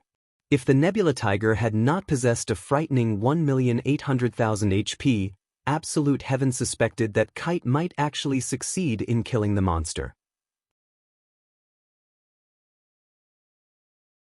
Absolute Heaven came to the conclusion that the Nebula Tiger could not finish off Kite in a short amount of time. Hence, the only way out for him right now was to escape into Creek Town. However, Feng no longer gave Absolute Heaven any chances. When only a few yards stood between him and Absolute Heaven, he used Abyssal Bind on the assassin. Knowing that the situation had turned out of his favor, Absolute Heaven used Vanish without hesitation, causing Abyssal Bind to lose its target. Moreover, Vanish allowed him to enter a state of forced stealth for 3 seconds. During this period, even if Absolute Heaven received any damage, he would only break stealth temporarily before automatically re-entering stealth once again. Feng simply revealed a smile at his opponent's actions. Feng then used Earth Splitter. A sword aura immediately rushed towards the location where Absolute Heaven had stood, the attack revealing Absolute Heaven momentarily before he disappeared again. Although it was only an instant, Feng had enough time to lock onto Absolute Heaven's position. Feng then used space movement, appearing directly above the assassin. Thunder Flame Explosion. Lighting and fire descended from the skies, landing directly on Absolute Heaven's head. Absolute Heaven responded quickly to the incoming attack and threw himself forward. Simultaneously, Absolute Heaven used Shadow Cloak to negate the damage from Thunderflame Explosion and resist the faint effect. Feng was slightly astonished when he saw the skill Absolute Heaven used. He never expected for Absolute Heaven to have learned even Shadow Cloak. It was no wonder why Absolute Heaven was so confident of escaping. Shadow Cloak allowed the user to become immune to all magic damage and control effects for 5 seconds. It was the perfect skill for escaping. However, Feng immediately switched the aura of space to the aura of fire, increasing his damage by 30% and decreasing his target's defense by 30%. He then cast Firestorm at the location where Absolute Heaven had disappeared from again. Firestorm inflicts 500% damage within a range of 10 by 10 yards for 5 seconds. Although Firestorm would not deal any damage to Absolute Heaven, it could still expose Absolute Heaven. Sure enough, Absolute Heaven's figure appeared once again after the attack landed. Moreover, while Absolute Heaven remained within the effective range of Firestorm, it was impossible for him to re-enter stealth. Feng advanced and charged at Absolute Heaven. Simultaneously, he had activated Purgatory Power, greatly increasing his attack speed and damage. He then used Flame Burst at the escaping Absolute Heaven. Covered in flames, the abyssal blade in Feng's hand was like a miniature sun. Feng brandished his sword 6 times at Absolute Heaven, striking the protective shield repeatedly. Every strike dealt over -4,000 damage. His critical hits dealt close to -9,000 damage. Even though the life ward protecting Absolute Heaven could absorb up to 20,000 damage, in the face of Flame Burst, Feng sliced the protective shield apart like paper. His subsequent attack after breaking the shield struck Absolute Heaven's back. The secret silver equipment Absolute Heaven wore also lost more than half of its durability from the attack. To Absolute Heaven's disbelief, his HP, which had been over 2,000, plummeted to 0. The assassin's body fell to the ground, his weapons and equipment scattered around his body. Although everything seemed to have happened slowly, in reality, it only lasted an instant. The battle stunned the Zero Wing members who watched from a distance. At this moment, no words could describe their feelings. It turned out that a battle between players in God's domain could also be so frightening. It was a battle that shook them to their core.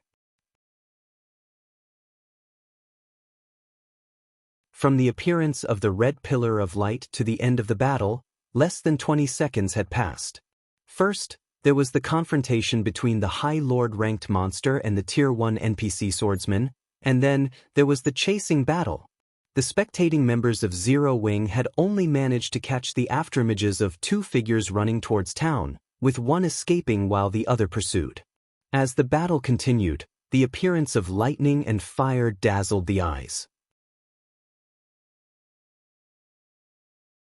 Finally, after the momentary appearance of a miniature sun, one person lay flat on the ground with items strewn around his lifeless body. On the other side, the battle between the Nebula Tiger and Kite also came to an end. Now that its master was dead, the Nebula Tiger transformed into light particles and disappeared. Only Kite remained, standing there quietly and covered in numerous wounds. Meanwhile, the land surrounding Kite was in a miserable state. Pits and cracks surrounded him. One could just imagine how fierce the battle had been.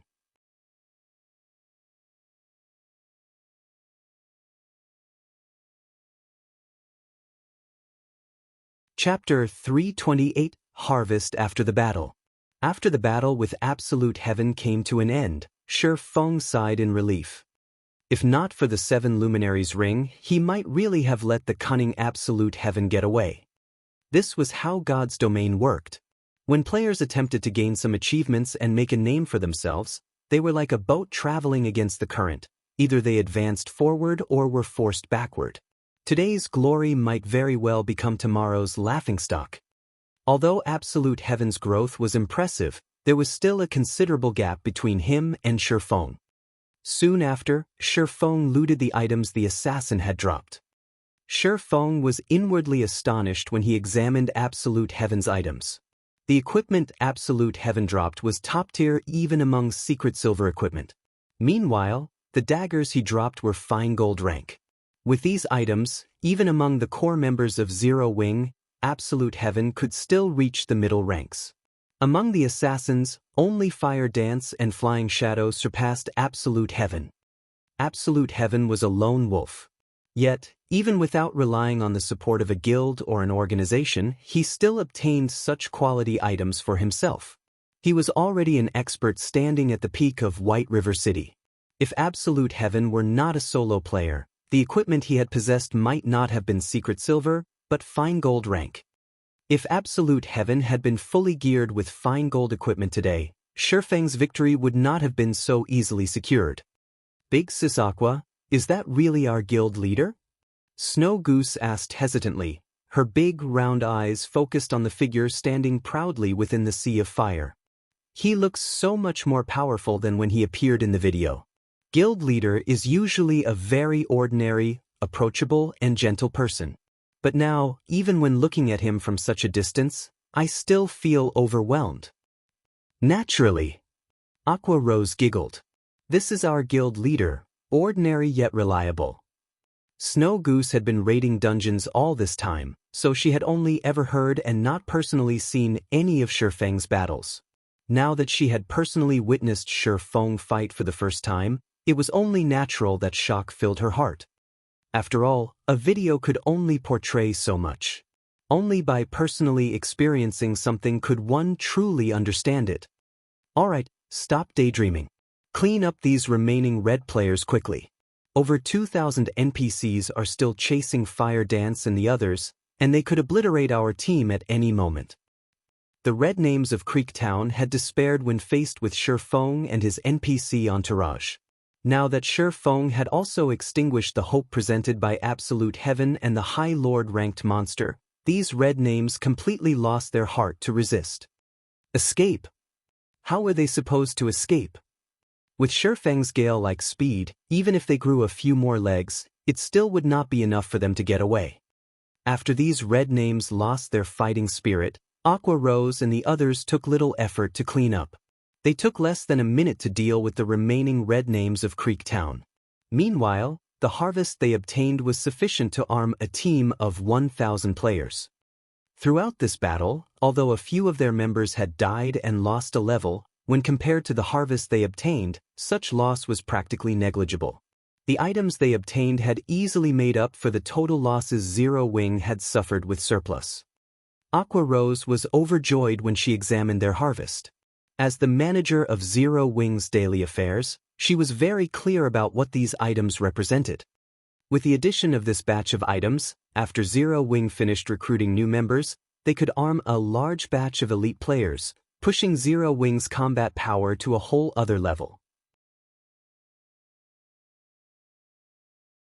At that time, even if Dark Star declared another war on Zero Wing, they could still deal with it without needing Ouroboros's assistance. Guild leader, we've dealt with all the red names. We can start cooperating with Fire Dance and the others to kill the Blood Hand Association NPCs now, Aqua Rose happily reported through the team chat. Follow the plan and kill those Blood Hand Association NPCs. Be careful not to lure too many at once. Those NPCs are more sensitive than field monsters, Feng said. Oh right. Send me a healer. I need someone revived. I'm a cleric. I'll go. Snow Goose hurriedly shouted in the team chat, excitedly waving her hand. Seeing the girl's reaction, Aqua Rose indulgently said, Fine, off you go then. In any case, the Tier 1 guards will be responsible for killing those NPCs. Our role is to supply support. The Blood Hand Association NPCs were all level 30 and above, while the members of Zero Wing were only around level 20. Among those present, only Feng and Blackie possessed 10 ignore levels. Everyone else could only deal minute amounts of damage to these NPCs. The most they could do was use some control skills on these Blood Hand Association NPCs. Although these Blood Hand Association NPCs possessed a certain degree of intelligence, it was only slightly higher than normal field monsters. Otherwise, Fire Dance's group could not have lured them away. What Aqua Rose's group needed to do was to lure the Blood Hand Association NPCs away in small batches and kill them separately. With the strength of 40 level 50 Tier 1 guards, they could easily take care of up to 300 level 30 Blood Hand Association NPCs each time. With a massive difference of 20 levels, the attacks of the Blood Hand Association NPCs would only deal damage in the double digits to a Tier 1 Shield Warrior guard. Meanwhile, a level 50 Tier 1 Shield Warrior possessed over 200,000 HP. Even if dozens of Blood Hand Association NPCs attacked simultaneously, the total damage would only be a tickle to a level 50 Tier 1 Shield Warrior. The Shield Warrior's battle recovery alone could restore most of the HP lost. Not to mention, there were still the Tier 1 healers waiting in the wings. However, NPCs were different from monsters. The NPCs of the Blood Hand Association were very organized when they fought. The warriors that served as meat shields would stand in front, and the mages would attack from behind, coordinating their attacks with the melee fighters. The healers standing at the rear would also spam heals on the tanks. There was even one time where an assassin from the Blood Hand Association had circled and ambushed Aqua Rose's group. If Cola had not reacted quickly and immediately aggroed the NPC assassin, the team would have lost at least one member to the NPC. Compared to everyone else who the NPCs suppressed, Blackie was free and unfettered as he sent spell after spell at the Blood Hand Association. The Mavis's guard Blackie wielded allowed him to ignore the massive level difference completely, and each one of Blackie's attacks could deal around -700 to -800 damage to these level 30 elite NPCs. When Blackie used Stars of Light, the result was simply earth-shaking. A damage of over -1000 appeared above every enemy NPC caught within the skill's range. Moreover, with each successive bombardment, the damage of the Stars of Light increased by 10%. The skill had a duration of 15 seconds, and by the time the 15th bombardment landed, the enemy NPCs were already receiving over -6000 damage each. Some of the attacks even achieved critical hits, dealing over -10,000 damage to the enemy NPCs. These level 30 elite NPCs only had 100,000 HP. They stood no chance against Blackie's Stars of Light. After Stars of Light ended, over 200 level 30 elite NPCs fell to the ground lifelessly. Suddenly, everyone's experience bars started increasing madly. Some even leveled from level 19 to level 20. Even Blackie, who was currently level 23, saw a huge increase in his experience bar. Even though the EXP was shared with over 100 players, each person still obtained a frightening amount. Originally, everyone had only come here to kill these NPCs for the purpose of completing the Crusade quest. Now that they had discovered the wealth of EXP in front of them, everyone started working even more enthusiastically. After killing several waves of NPCs, everyone managed to level up to level 20 or above. Blackie even reached level 24. Everyone's leveling speed was simply frightening. Ha! Sister Aqua, at the rate we're leveling, Zero Wing will fully occupy the top 100 spots on the White River City ranking list. Blackie laughed. That's a nice idea. All this time, that leveling madman Lone Tyrant had held the 9th position on the ranking list. Although Guild Leader had killed him once back in the Silverleaf Forest, he had only fallen to 10th place. Seeing that Dark Star is so adamant in challenging us, if we kick Lone Tyrant out of the top 100 of the ranking list, it would be a massive blow to both Lone Tyrant's and Dark Star's reputation. Moreover, we would also elevate Zero Wing's fame and prestige, killing 2 birds with 1 stone.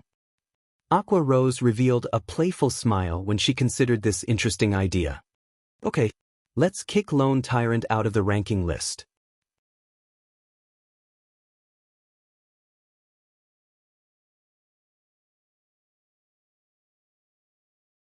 Chapter 329, You Don't Have a Choice.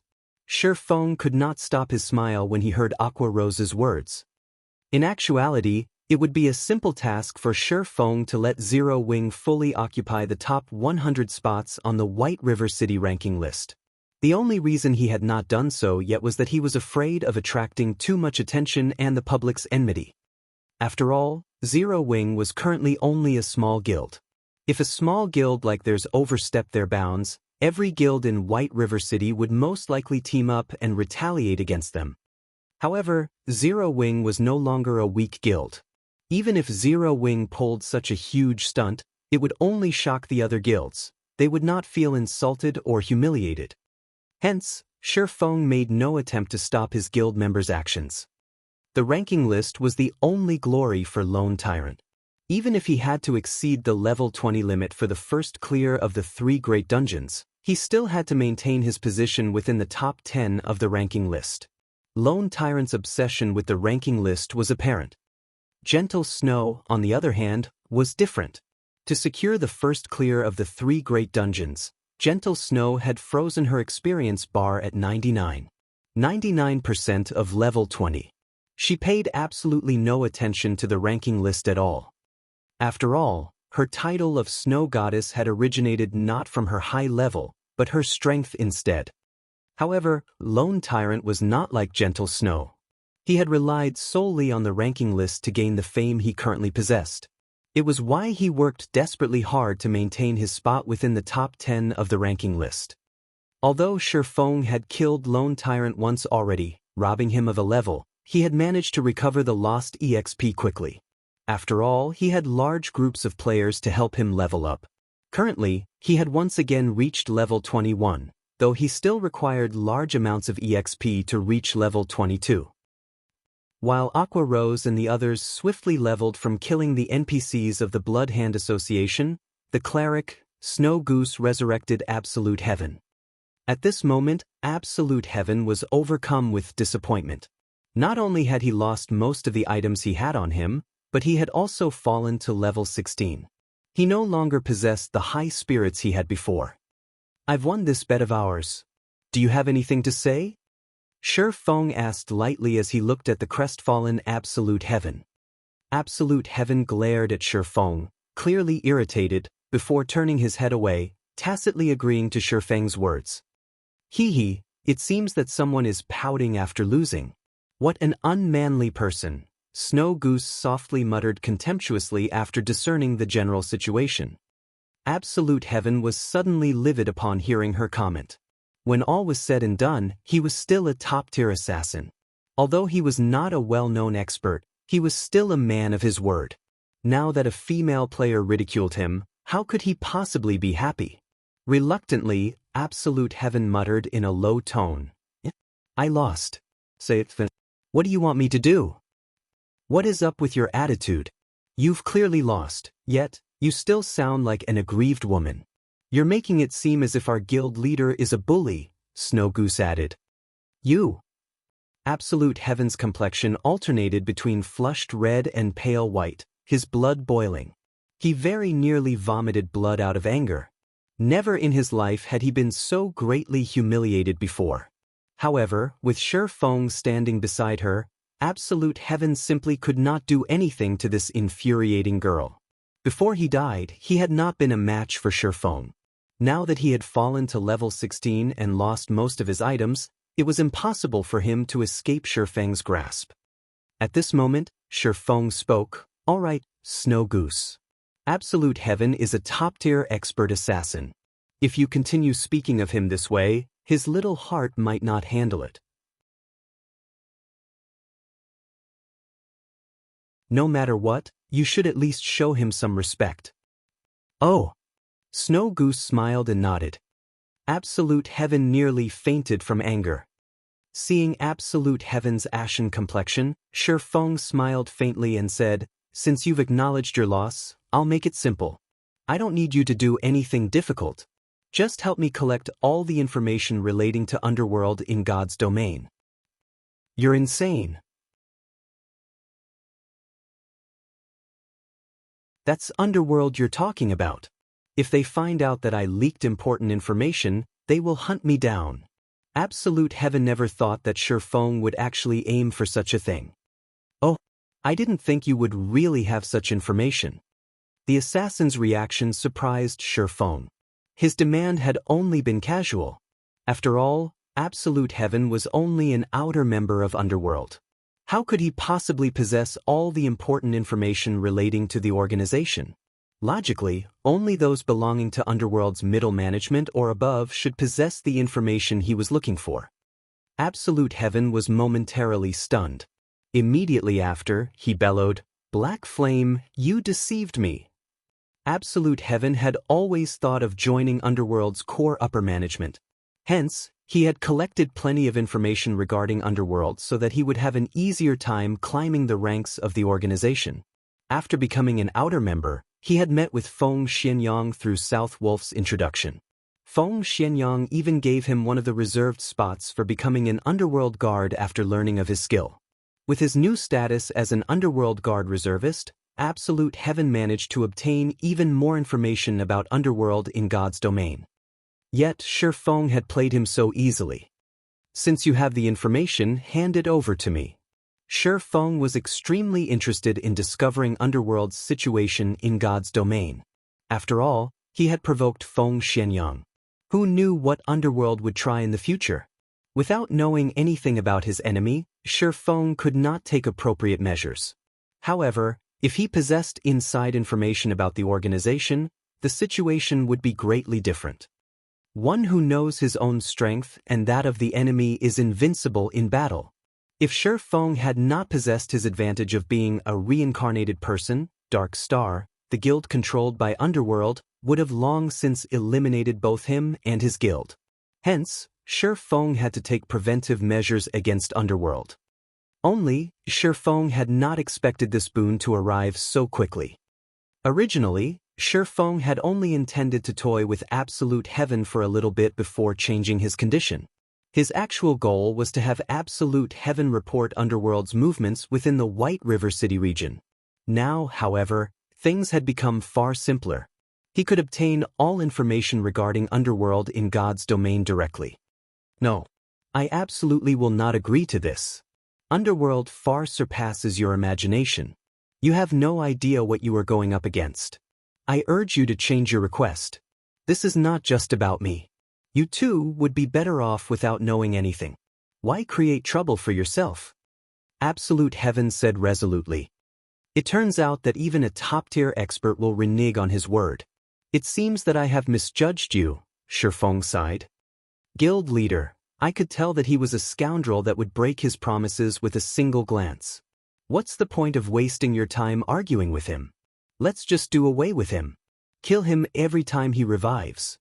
After we kill him to level 0, let's see how he can survive in Underworld," Snow Goose suggested, sporting a cheeky grin. "You." Snow Goose's suggestion left the assassin utterly speechless.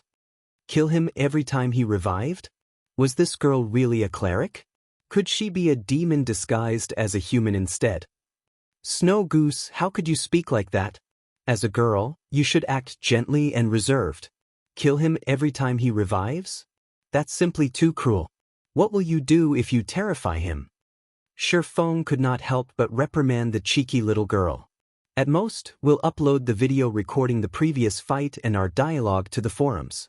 It will be fine as long as we reveal this to everyone. You're right, guild leader. Snow Goose applauded cheerfully. As long as the video of the battle went viral, not only would everyone know that Absolute Heaven was a man who broke his promises, but the hidden organization named Underworld would also be exposed to the public eye.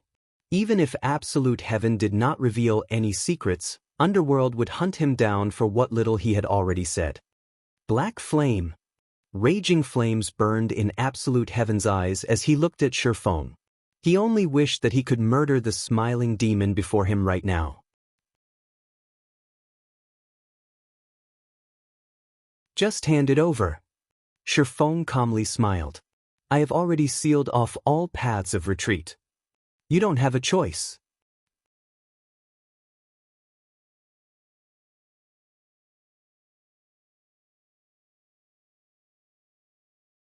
Chapter 330 Shock.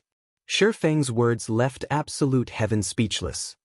At this moment, Absolute Heaven finally understood why Feng would insist on making a bet with him. Feng was clearly capable of killing him with a single hit. Yet, Feng had given him hope of retaliation for this very moment. A terrible thought suddenly emerged in Absolute Heaven's mind. Had Feng planned to deal with Underworld all this time? Before joining Underworld, Absolute Heaven had known that Underworld's background was unfathomably deep. It was an existence that he could not afford to provoke. After joining the organization, that thought had only strengthened. He absolutely could not make an enemy of Underworld. Yet now, Feng dared to consider challenging Underworld. He simply did not know how to differentiate between life and death. It would have been fine if only Feng did not know how to differentiate between life and death. Yet Feng intended to drag him down as well. Moreover, the swordsman left him with no other options. Feng was eviler than a demon.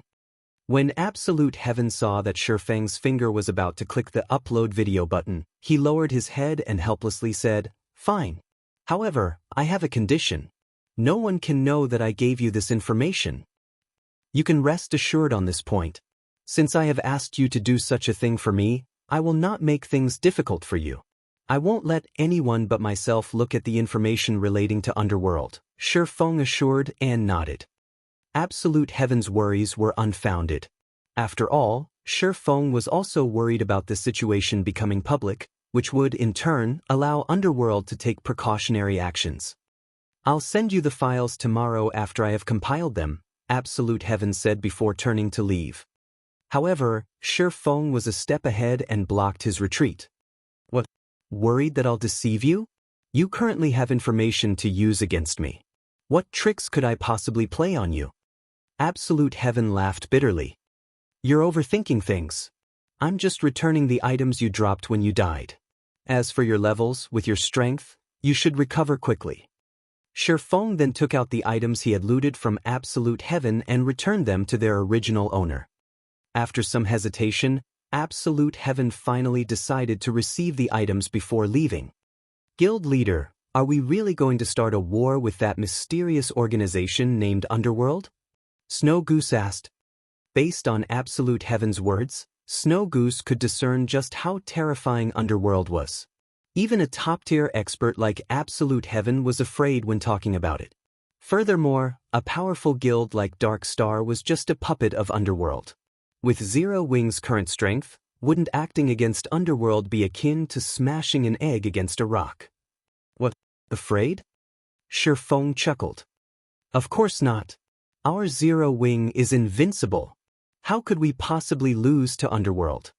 Snow Goose's eyes glowed as her fighting spirit soared. She had left Twilight Echo with Aqua Rose to create their own legacy in God's domain.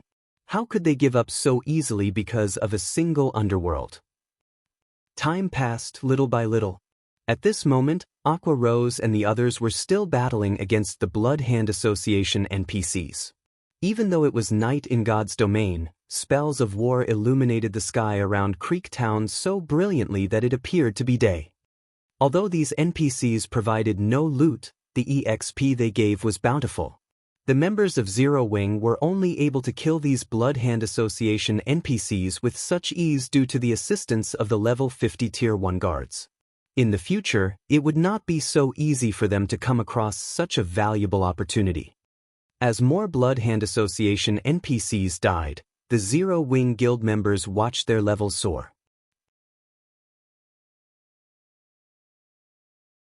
The ranking list of White River City also underwent dramatic changes. Players from Zero Wing continuously appeared within the top 100 of the ranking list. The change had not been obvious at the beginning, as only a few members had entered the 90s. However, as time passed, the EXP growth of Zero Wing never stopped. The guild members who originally ranked within the 90s jumped into the 80s, then jumped again from the 80s to the 70s, their positions ever rising. However, this was still not the most shocking incident. What really shocked people was the fact that the Zero Wing members occupied every rank between 70 and 100. They had forced all others out of the top 100 ranks. Is this real or fake? Aren't the members of Zero Wing too impressive? It was already amazing that they managed to occupy the top 8 positions before. Now, they fully occupy the 70th to the 100th positions. What did these people eat to become so fierce? As expected of the guild that I fancy. If this continues, Zero Wing will sooner or later occupy all 100 spots on the White River City ranking list. That shouldn't be possible, right? After all, there is still Lone Tyrant who ranks 10th. Although Black Flame had killed him once, he has already managed to recover to level 21. It shouldn't be possible to kick him out of the top 100. Lone Tyrant? So what? Hadn't he been the top player on the White River City ranking list before? In the end, 8 experts from Zero Wing still shoved him aside. Even now, he is still stuck at 9th place. Now that Zero Wing is showing its might, he might not keep his rank for long. Serves him right. Who told Lone Tyrant to behave so arrogantly before? He had dared to ambush and made an enemy of Zero Wing. Now, Zero Wing is merely teaching Lone Tyrant a lesson, letting him know that his pride is worth nothing to Zero Wing. They can surpass him anytime they want to. Everyone was very concerned about the sudden emergence of the Zero Wing members on the ranking list, and they all began to voice their suggestions and opinions. Many felt that this was Zero Wing's retaliation towards Dark Star. The timing of this situation was simply too coincidental, being only a few hours after Dark Star's war with Zero Wing had ended. Moreover, Zero Wing also declared that Dark Star would pay for their actions. However, nobody ever thought that Zero Wing would take action so quickly. If Zero Wing really succeeds, this will become a true legend in God's domain. Not even first-rate guilds have managed to occupy the ranking list of a city. Zero Wing rocks. Go, Zero Wing. Kick Lone Tyrant out of the ranking list. Everyone in White River City highly anticipated the arrival of a legend, creating a huge commotion over this matter. The thought of a single guild monopolizing the entire ranking list had sent shivers down their spines. At that time, if they joined such a guild and wore the 6-winged emblem on their chests, they would definitely become the targets of everyone's admiration. On the other hand, while the casual players in White River City were very excited over this matter, the many guilds were not happy at all. It had been an earth-shaking matter when Zero Wing had occupied the top 8 positions on the ranking list. Yet now, Zero Wing was actually trying to occupy the top 100 positions of the ranking list. Just how were they, the other guilds, supposed to continue competing in White River City? Inside the Silverleaf Forest, leading a team of several hundred players, Lone Tyrant was desperately leveling up. Can someone tell me just what is going on?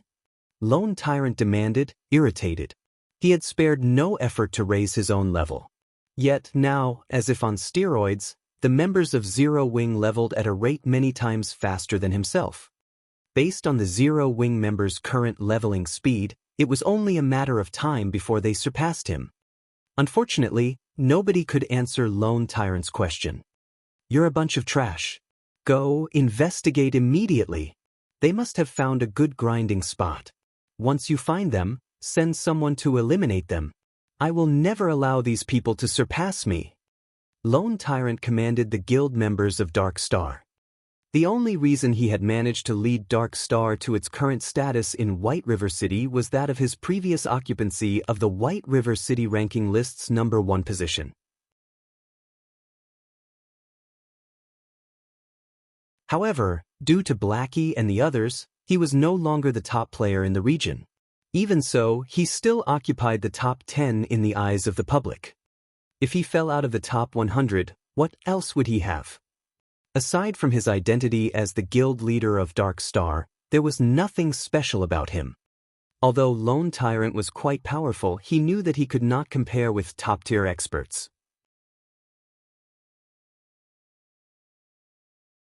If not for the massive support from Underworld, Dark Star would not have developed to its present state.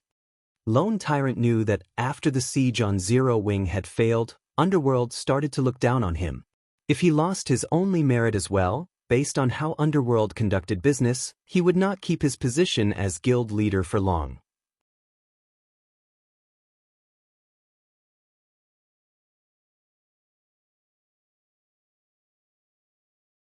Chapter 331, Hidden Warehouse. Considering the events up to this point, Lone Tyrant grew worried. "Hurry, lure more monsters. Those bastards from Zero Wing are dreaming if they think they can surpass me and kick me out of the ranking list. I won't give this position away." Lone Tyrant commanded once more, a bloody glow flashing in his eyes. Soon after, a group of rangers and assassins left to carry out his orders and lure more monsters. The mages of Dark Star also promptly increased their attack rate, using more AoE skills than before. As for Lone Tyrant, who was not in a team with his guild members, he began methodically kill-stealing the low HP monsters, taking the majority of the monsters' EXP for himself rather than sharing with his comrades. This leveling method was extremely extravagant. Even a party of experts continuously grinding monsters could not compare to Lone Tyrant's current leveling speed. Unfortunately, Lone Tyrant did not know that the monsters he and the members of Zero Wing grinded were on entirely different levels. Lone Tyrant only grinded level 20 common monsters at the moment, so he received no bonus EXP for killing them. On the other hand, Zero Wing's 100-man team was killing level 30 elite NPCs. Originally, these elite NPCs had provided an abundance of EXP. They also gained the bonus EXP rewarded for killing a monster that was 10 levels higher. After splitting the EXP for each NPC killed across 100 players evenly, everyone leveled up far faster than Lone Tyrant. Time flew by quickly. White River City was bustling at that night. As a Saturday, even though it was already daytime in the real world, many players had not logged out and were still having fun in God's domain. However, as it was dangerous to leave the city at night, many players had chosen to visit bars in the city. With nothing better to do, players had started focusing their attention to Zero Wing's ranks. Many also began guessing on whether or not Zero Wing would kick Lone Tyrant out of the ranking list. It had been over an hour since the commotion had begun. Now, instead of occupying up to just the 70th position, Zero Wing occupied up to the 40th position of the ranking list. Bystanders fell speechless when witnessing the leveling speed of this new guild. Originally, many players had simply guessed and joked around. None of them actually thought that Zero Wing could accomplish such a feat. Watching this momentum, however, Zero Wing might really intend to monopolize the top 100 spots on the ranking list. Everyone could not help but grow excited in anticipation. If Zero Wing truly managed to achieve such a feat, then they, as players who preferred to play solo, might have a few things to consider carefully. Should they or should they not join Zero Wing? Inside one of the bars in White River City, the members of the Holy Grail Knights were currently drinking in celebration. Today, they had managed to raid a level 15, 20-man hard mode dungeon, the Blood Feng Fort. They also obtained quite a load of equipment and materials from the raid. Brother Warwolf, that Zero Wing sure is godly, huh? First, they defeated world dominators. After that, they managed to kill Dark Star's Lone Tyrant. Now, they are even planning to kick Lone Tyrant out of the top 10 and monopolize the ranking list. Soon, they might even rule White River City.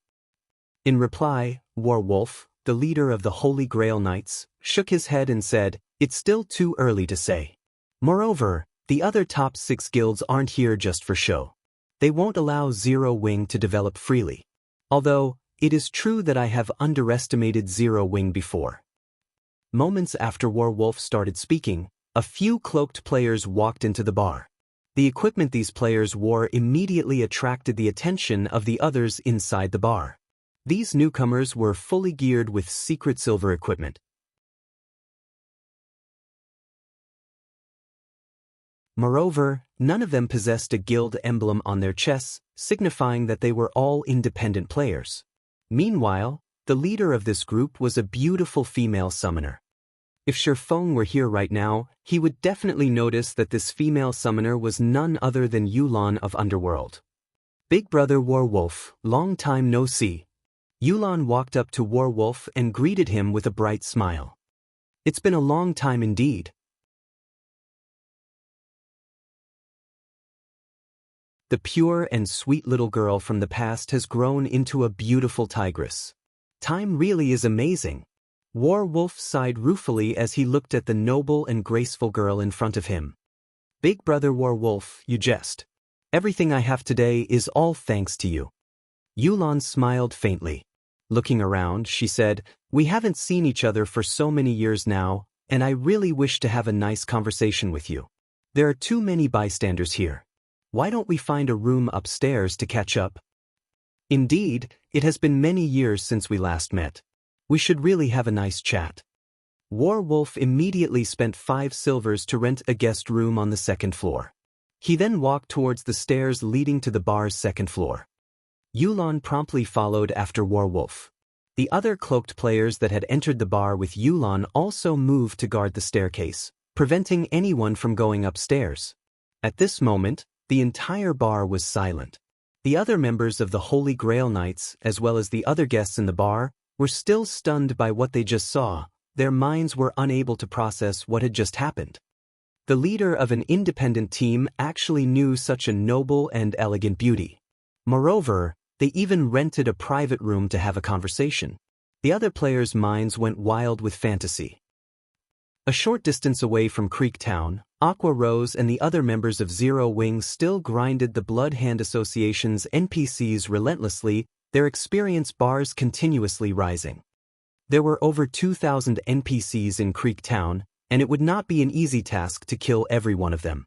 Although Blackie's Stars of Light skill was very effective against the enemy NPCs, the skill had a long cooldown. As for everyone else, the damage they dealt to the enemy NPCs was practically negligible. In the end, the main source of damage was the level 50 Tier 1 guards. However, there were healers among the Blood Hand Association NPCs, as well as some powerful level 50 Blood Hand Association elites. It was not possible to eliminate all of them within a short time. Seeing that the situation had mostly stabilized, Feng said in the team chat, "Cola and Violet, you two come with me. We're going to make a trip to the Blood Hand Association's stronghold. Everyone else, remain here and continue grinding." "Guild leader, you're too biased. I helped you revive that bastard from before. Why are you taking Violet but not me?" Snow Goose pouted. "We'll be going to the Blood Hand Association's stronghold, and nothing good is waiting for us there. Why would you even want to go?" Feng laughed bitterly. Feng had his own reasons for not bringing anyone else along. How could a Crusade quest possibly be so easy? Previously, Fire Dance and the others had merely lured away the NPCs guarding the town. There were still plenty of enemy NPCs waiting for them inside the Blood Hand Association's stronghold. Right now, they were merely going to scout ahead. "Is it very dangerous?" Snow Goose asked, tilting her head slightly. "Of course," Feng said seriously with a nod. "Forget it. I can't compare to Violet in terms of survivability, and it would be a pity if I lost my fine gold-ranked staff, Snow Goose said after giving it some thought. Soon after, Feng led Cola and Violet Cloud to the Blood Hand Association's stronghold in Creek Town. As the Blood Hand Association's stronghold, the security around the construct was usually very strict. However, now that all of the NPCs had been drawn away, Feng's group managed to enter the stronghold without any trouble. The inside of the tower was a resplendent sight. Such a luxurious building in a barren place like Creek Town was unimaginable. Careful. This is the Blood Hand Association's stronghold. There are definitely a lot of traps here, Feng reminded his team.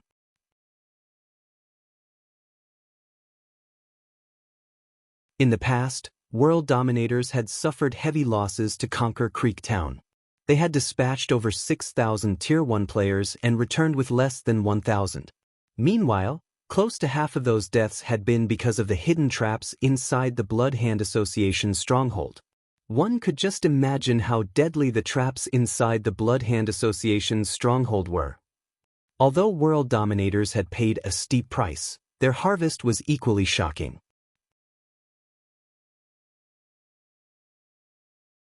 It was especially true for the hidden warehouse inside the Blood Hand Association's stronghold. One of the main reasons that many large guilds preferred to capture towns ruled by dark forces was because of the treasures they possessed. Of course, different towns gave varying amounts of treasure. In this case, the Blood Hand Association possessed a significantly large treasury. Even though the loot available was limited due to Crusade quest, the final sum was still sufficient to move even Feng's heart. Otherwise, who would be so foolish as to spend 30 gold coins to take on a Crusade quest? Moreover, only a Viscount or someone of higher status could accept such a quest.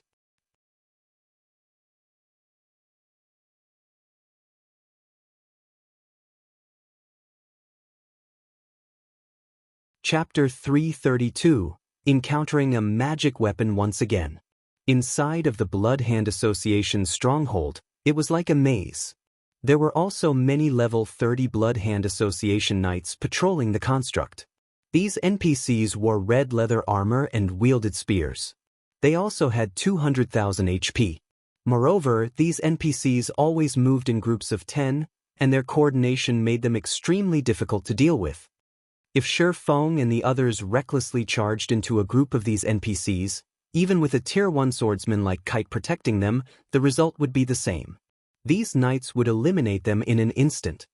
In fact, even if Feng's group were strong enough to fight these Blood Hand Association knights, they would still meet their deaths if they chose to confront these NPCs. This was due to the many hidden traps and mechanisms throughout the stronghold. In the past, world dominators had paid a steep price because of these traps. Naturally, Feng would not behave as recklessly as world dominators had in the past. Hence, he would always detour and bypass any knights they met, avoiding a confrontation with the NPCs at all costs. In any case, the paths in this stronghold all connected in one way or another. As long as one was careful, it was possible to find the Blood Hand Association's hidden warehouse without engaging in combat. Finally, after a long time, Feng's group arrived before a pair of tightly sealed, stone doors. 2 words were etched into the wall next to the doors: Control Room. This was where all of the traps within the Blood Hand Association's stronghold were controlled. As long as they disabled these traps, they would have nothing to worry about as they traveled through the construct.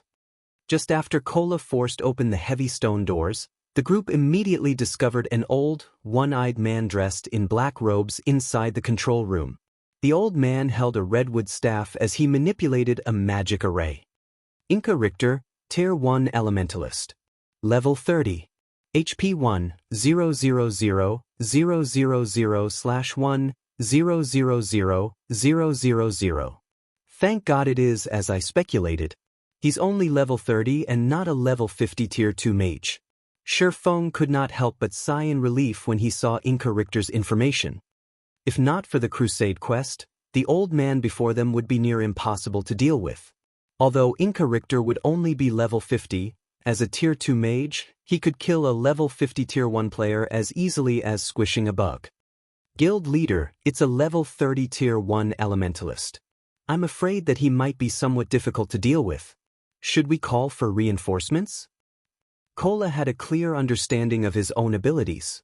Currently, he was only level 22. If it were a level 20 tier 1 elementalist, he could tank it. However, it was impossible for him to endure the attacks of a level 30 tier 1 elementalist. The tier suppression alone would greatly increase the damage he received, not to mention the level suppression. With the two combined, even as the chief MT of Zero Wing, he would be cannon fodder at best. Relax, you don't need to tank. Feng smiled. He then looked at his personal guard, Kite, who stood beside him, saying, Kite will be armed. Kola, you'll act as support. You just need to activate your magic resistance aura and use protection blessing on Kite during crucial moments. Kola suddenly remembered that Feng had a personal guard like Kite beside him. Kite had over 18,000 HP. Compared to Kola, Kite was far more durable as an MT.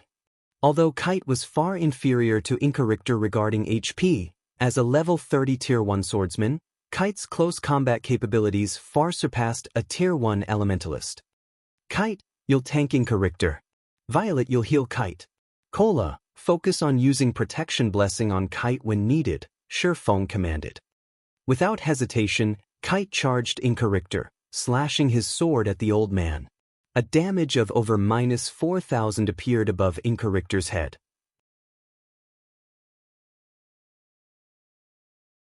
Compared to the High Lord-ranked Nebula Tiger, Immortal's defense was much lower. Despicable intruders, I'll turn all of you into my lab rats. Immortal used instantaneous movement, dodging Kite's sword techniques. The old man then waved his staff, summoning an aqua-blue magic shield that covered his body. The magic shield was one of the most frequently used defensive spells that elementalists possessed, and it could protect the caster against a considerable amount of damage. Following which, Immortal waved his free hand, summoning an ice wall to prevent Kite from advancing. However, Kite was no ordinary guard. Immediately, Kite activated Wind Blade and jumped. Kite effortlessly leaped across the ice wall in his path and arrived before Immortal. He then brandished his sword at the elementalist multiple times in quick succession. After taking a few hits from Kite's sword, the magic shield surrounding Immortal's body shattered into particles of light, leaving the caster's feeble body vulnerable to Kite's attacks. Fortunately for the old man, the magic shield had earned him enough time to cast Frozen Circle. White, bone-chilling mist spread out from Immortal and assaulted Kite. In response to the spell, Kite abruptly jumped into the air and dodged the Frozen Circle.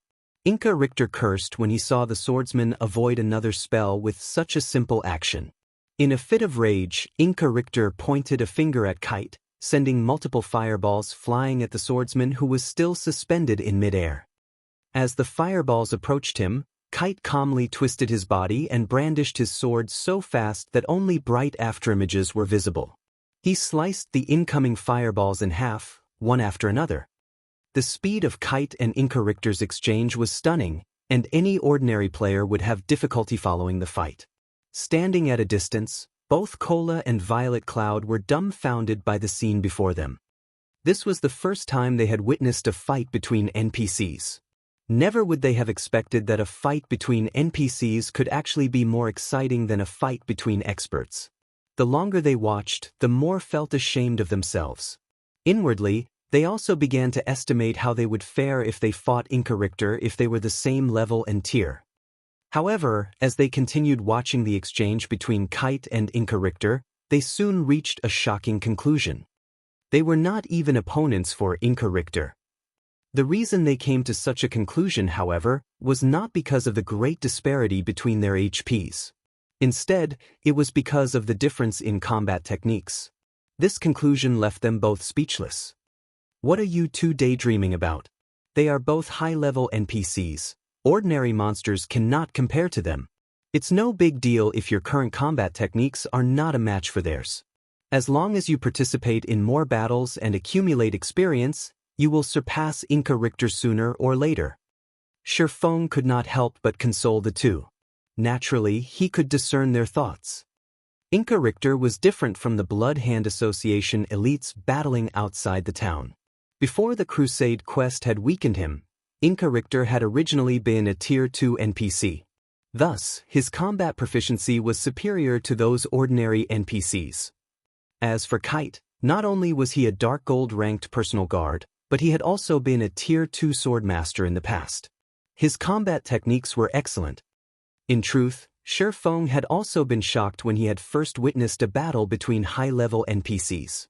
It was especially true for battles involving Tier 3 NPCs or above. Regarding control over personal combat power, these NPCs could actually exhibit more than 70% of their strength. According to the evaluation criteria of God's domain, those capable of exhibiting more than 70% of their personal combat power were considered first-rate experts. These NPCs were far superior to the current top-tier experts. Moreover, even an NPC like Immortal was only capable of exhibiting 60% of his personal combat power. Hence, it was natural for Cola and Violet Cloud to be inferior to NPCs like Kite and Immortal.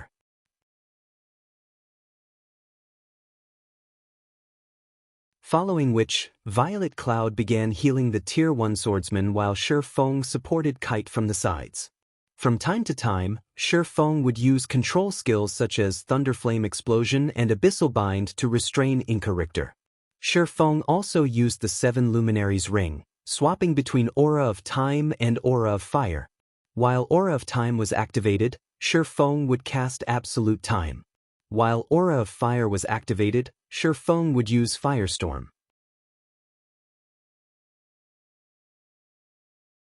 Whenever Immortal was about to cast a powerful spell, Feng would deftly activate Absolute Time, interrupting Immortal's spell and forcing the old man to defend against Kite's sword techniques using his staff. A mage that could not cast spells was like a tiger that without its fangs and claws. In such circumstances, Immortal could only endure Feng and everyone else's attacks helplessly. Very quickly, Immortal's 1 million HP fell rapidly.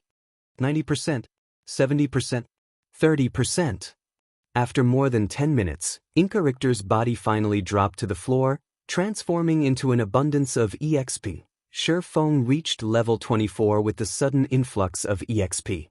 Following which, Feng turned off all of the traps within the Blood Hand Association's stronghold. Now that there were no more traps, it would be much easier to deal with the enemy NPCs. Suddenly, Cola excitedly ran toward Feng's side and asked, "Guild leader, I found a key beside this old man's body. What do you think this is?" "A key?" Feng was slightly puzzled. Logically, none of the Blood Hand Association NPCs should drop any items. Feng received the purple gold key from Cola and examined it. There were complex runes carved onto the body of this key. To Feng's surprise, he could not obtain any information about the key. Everything displayed as unknown. What a strange key. In Feng's memory, there were no records mentioning this key. However, since Immortal had dropped it, it should be extraordinary. It seems that we will have to look for an appraiser after we return to White River City. When considering unknown items, Feng suddenly remembered the additional skill of his golden stigmata, Omniscient Eyes. The Omniscient Eyes could obtain all information on any items. This skill was far more amazing than the appraising eyes of appraisers. Let's have a look then. Feng activated Omniscient Eyes and took a look at the key in his hand once more. This time, the information displayed was no longer unknown. All secrets about the key unveiled before Feng's eyes. It's actually a magic weapon. Shock filled Feng's heart as he investigated the purple gold key in his hand. You're tuning in to the Wang Lin's Journey YouTube channel. Don't forget to subscribe and join us on this journey to catch the most captivating stories.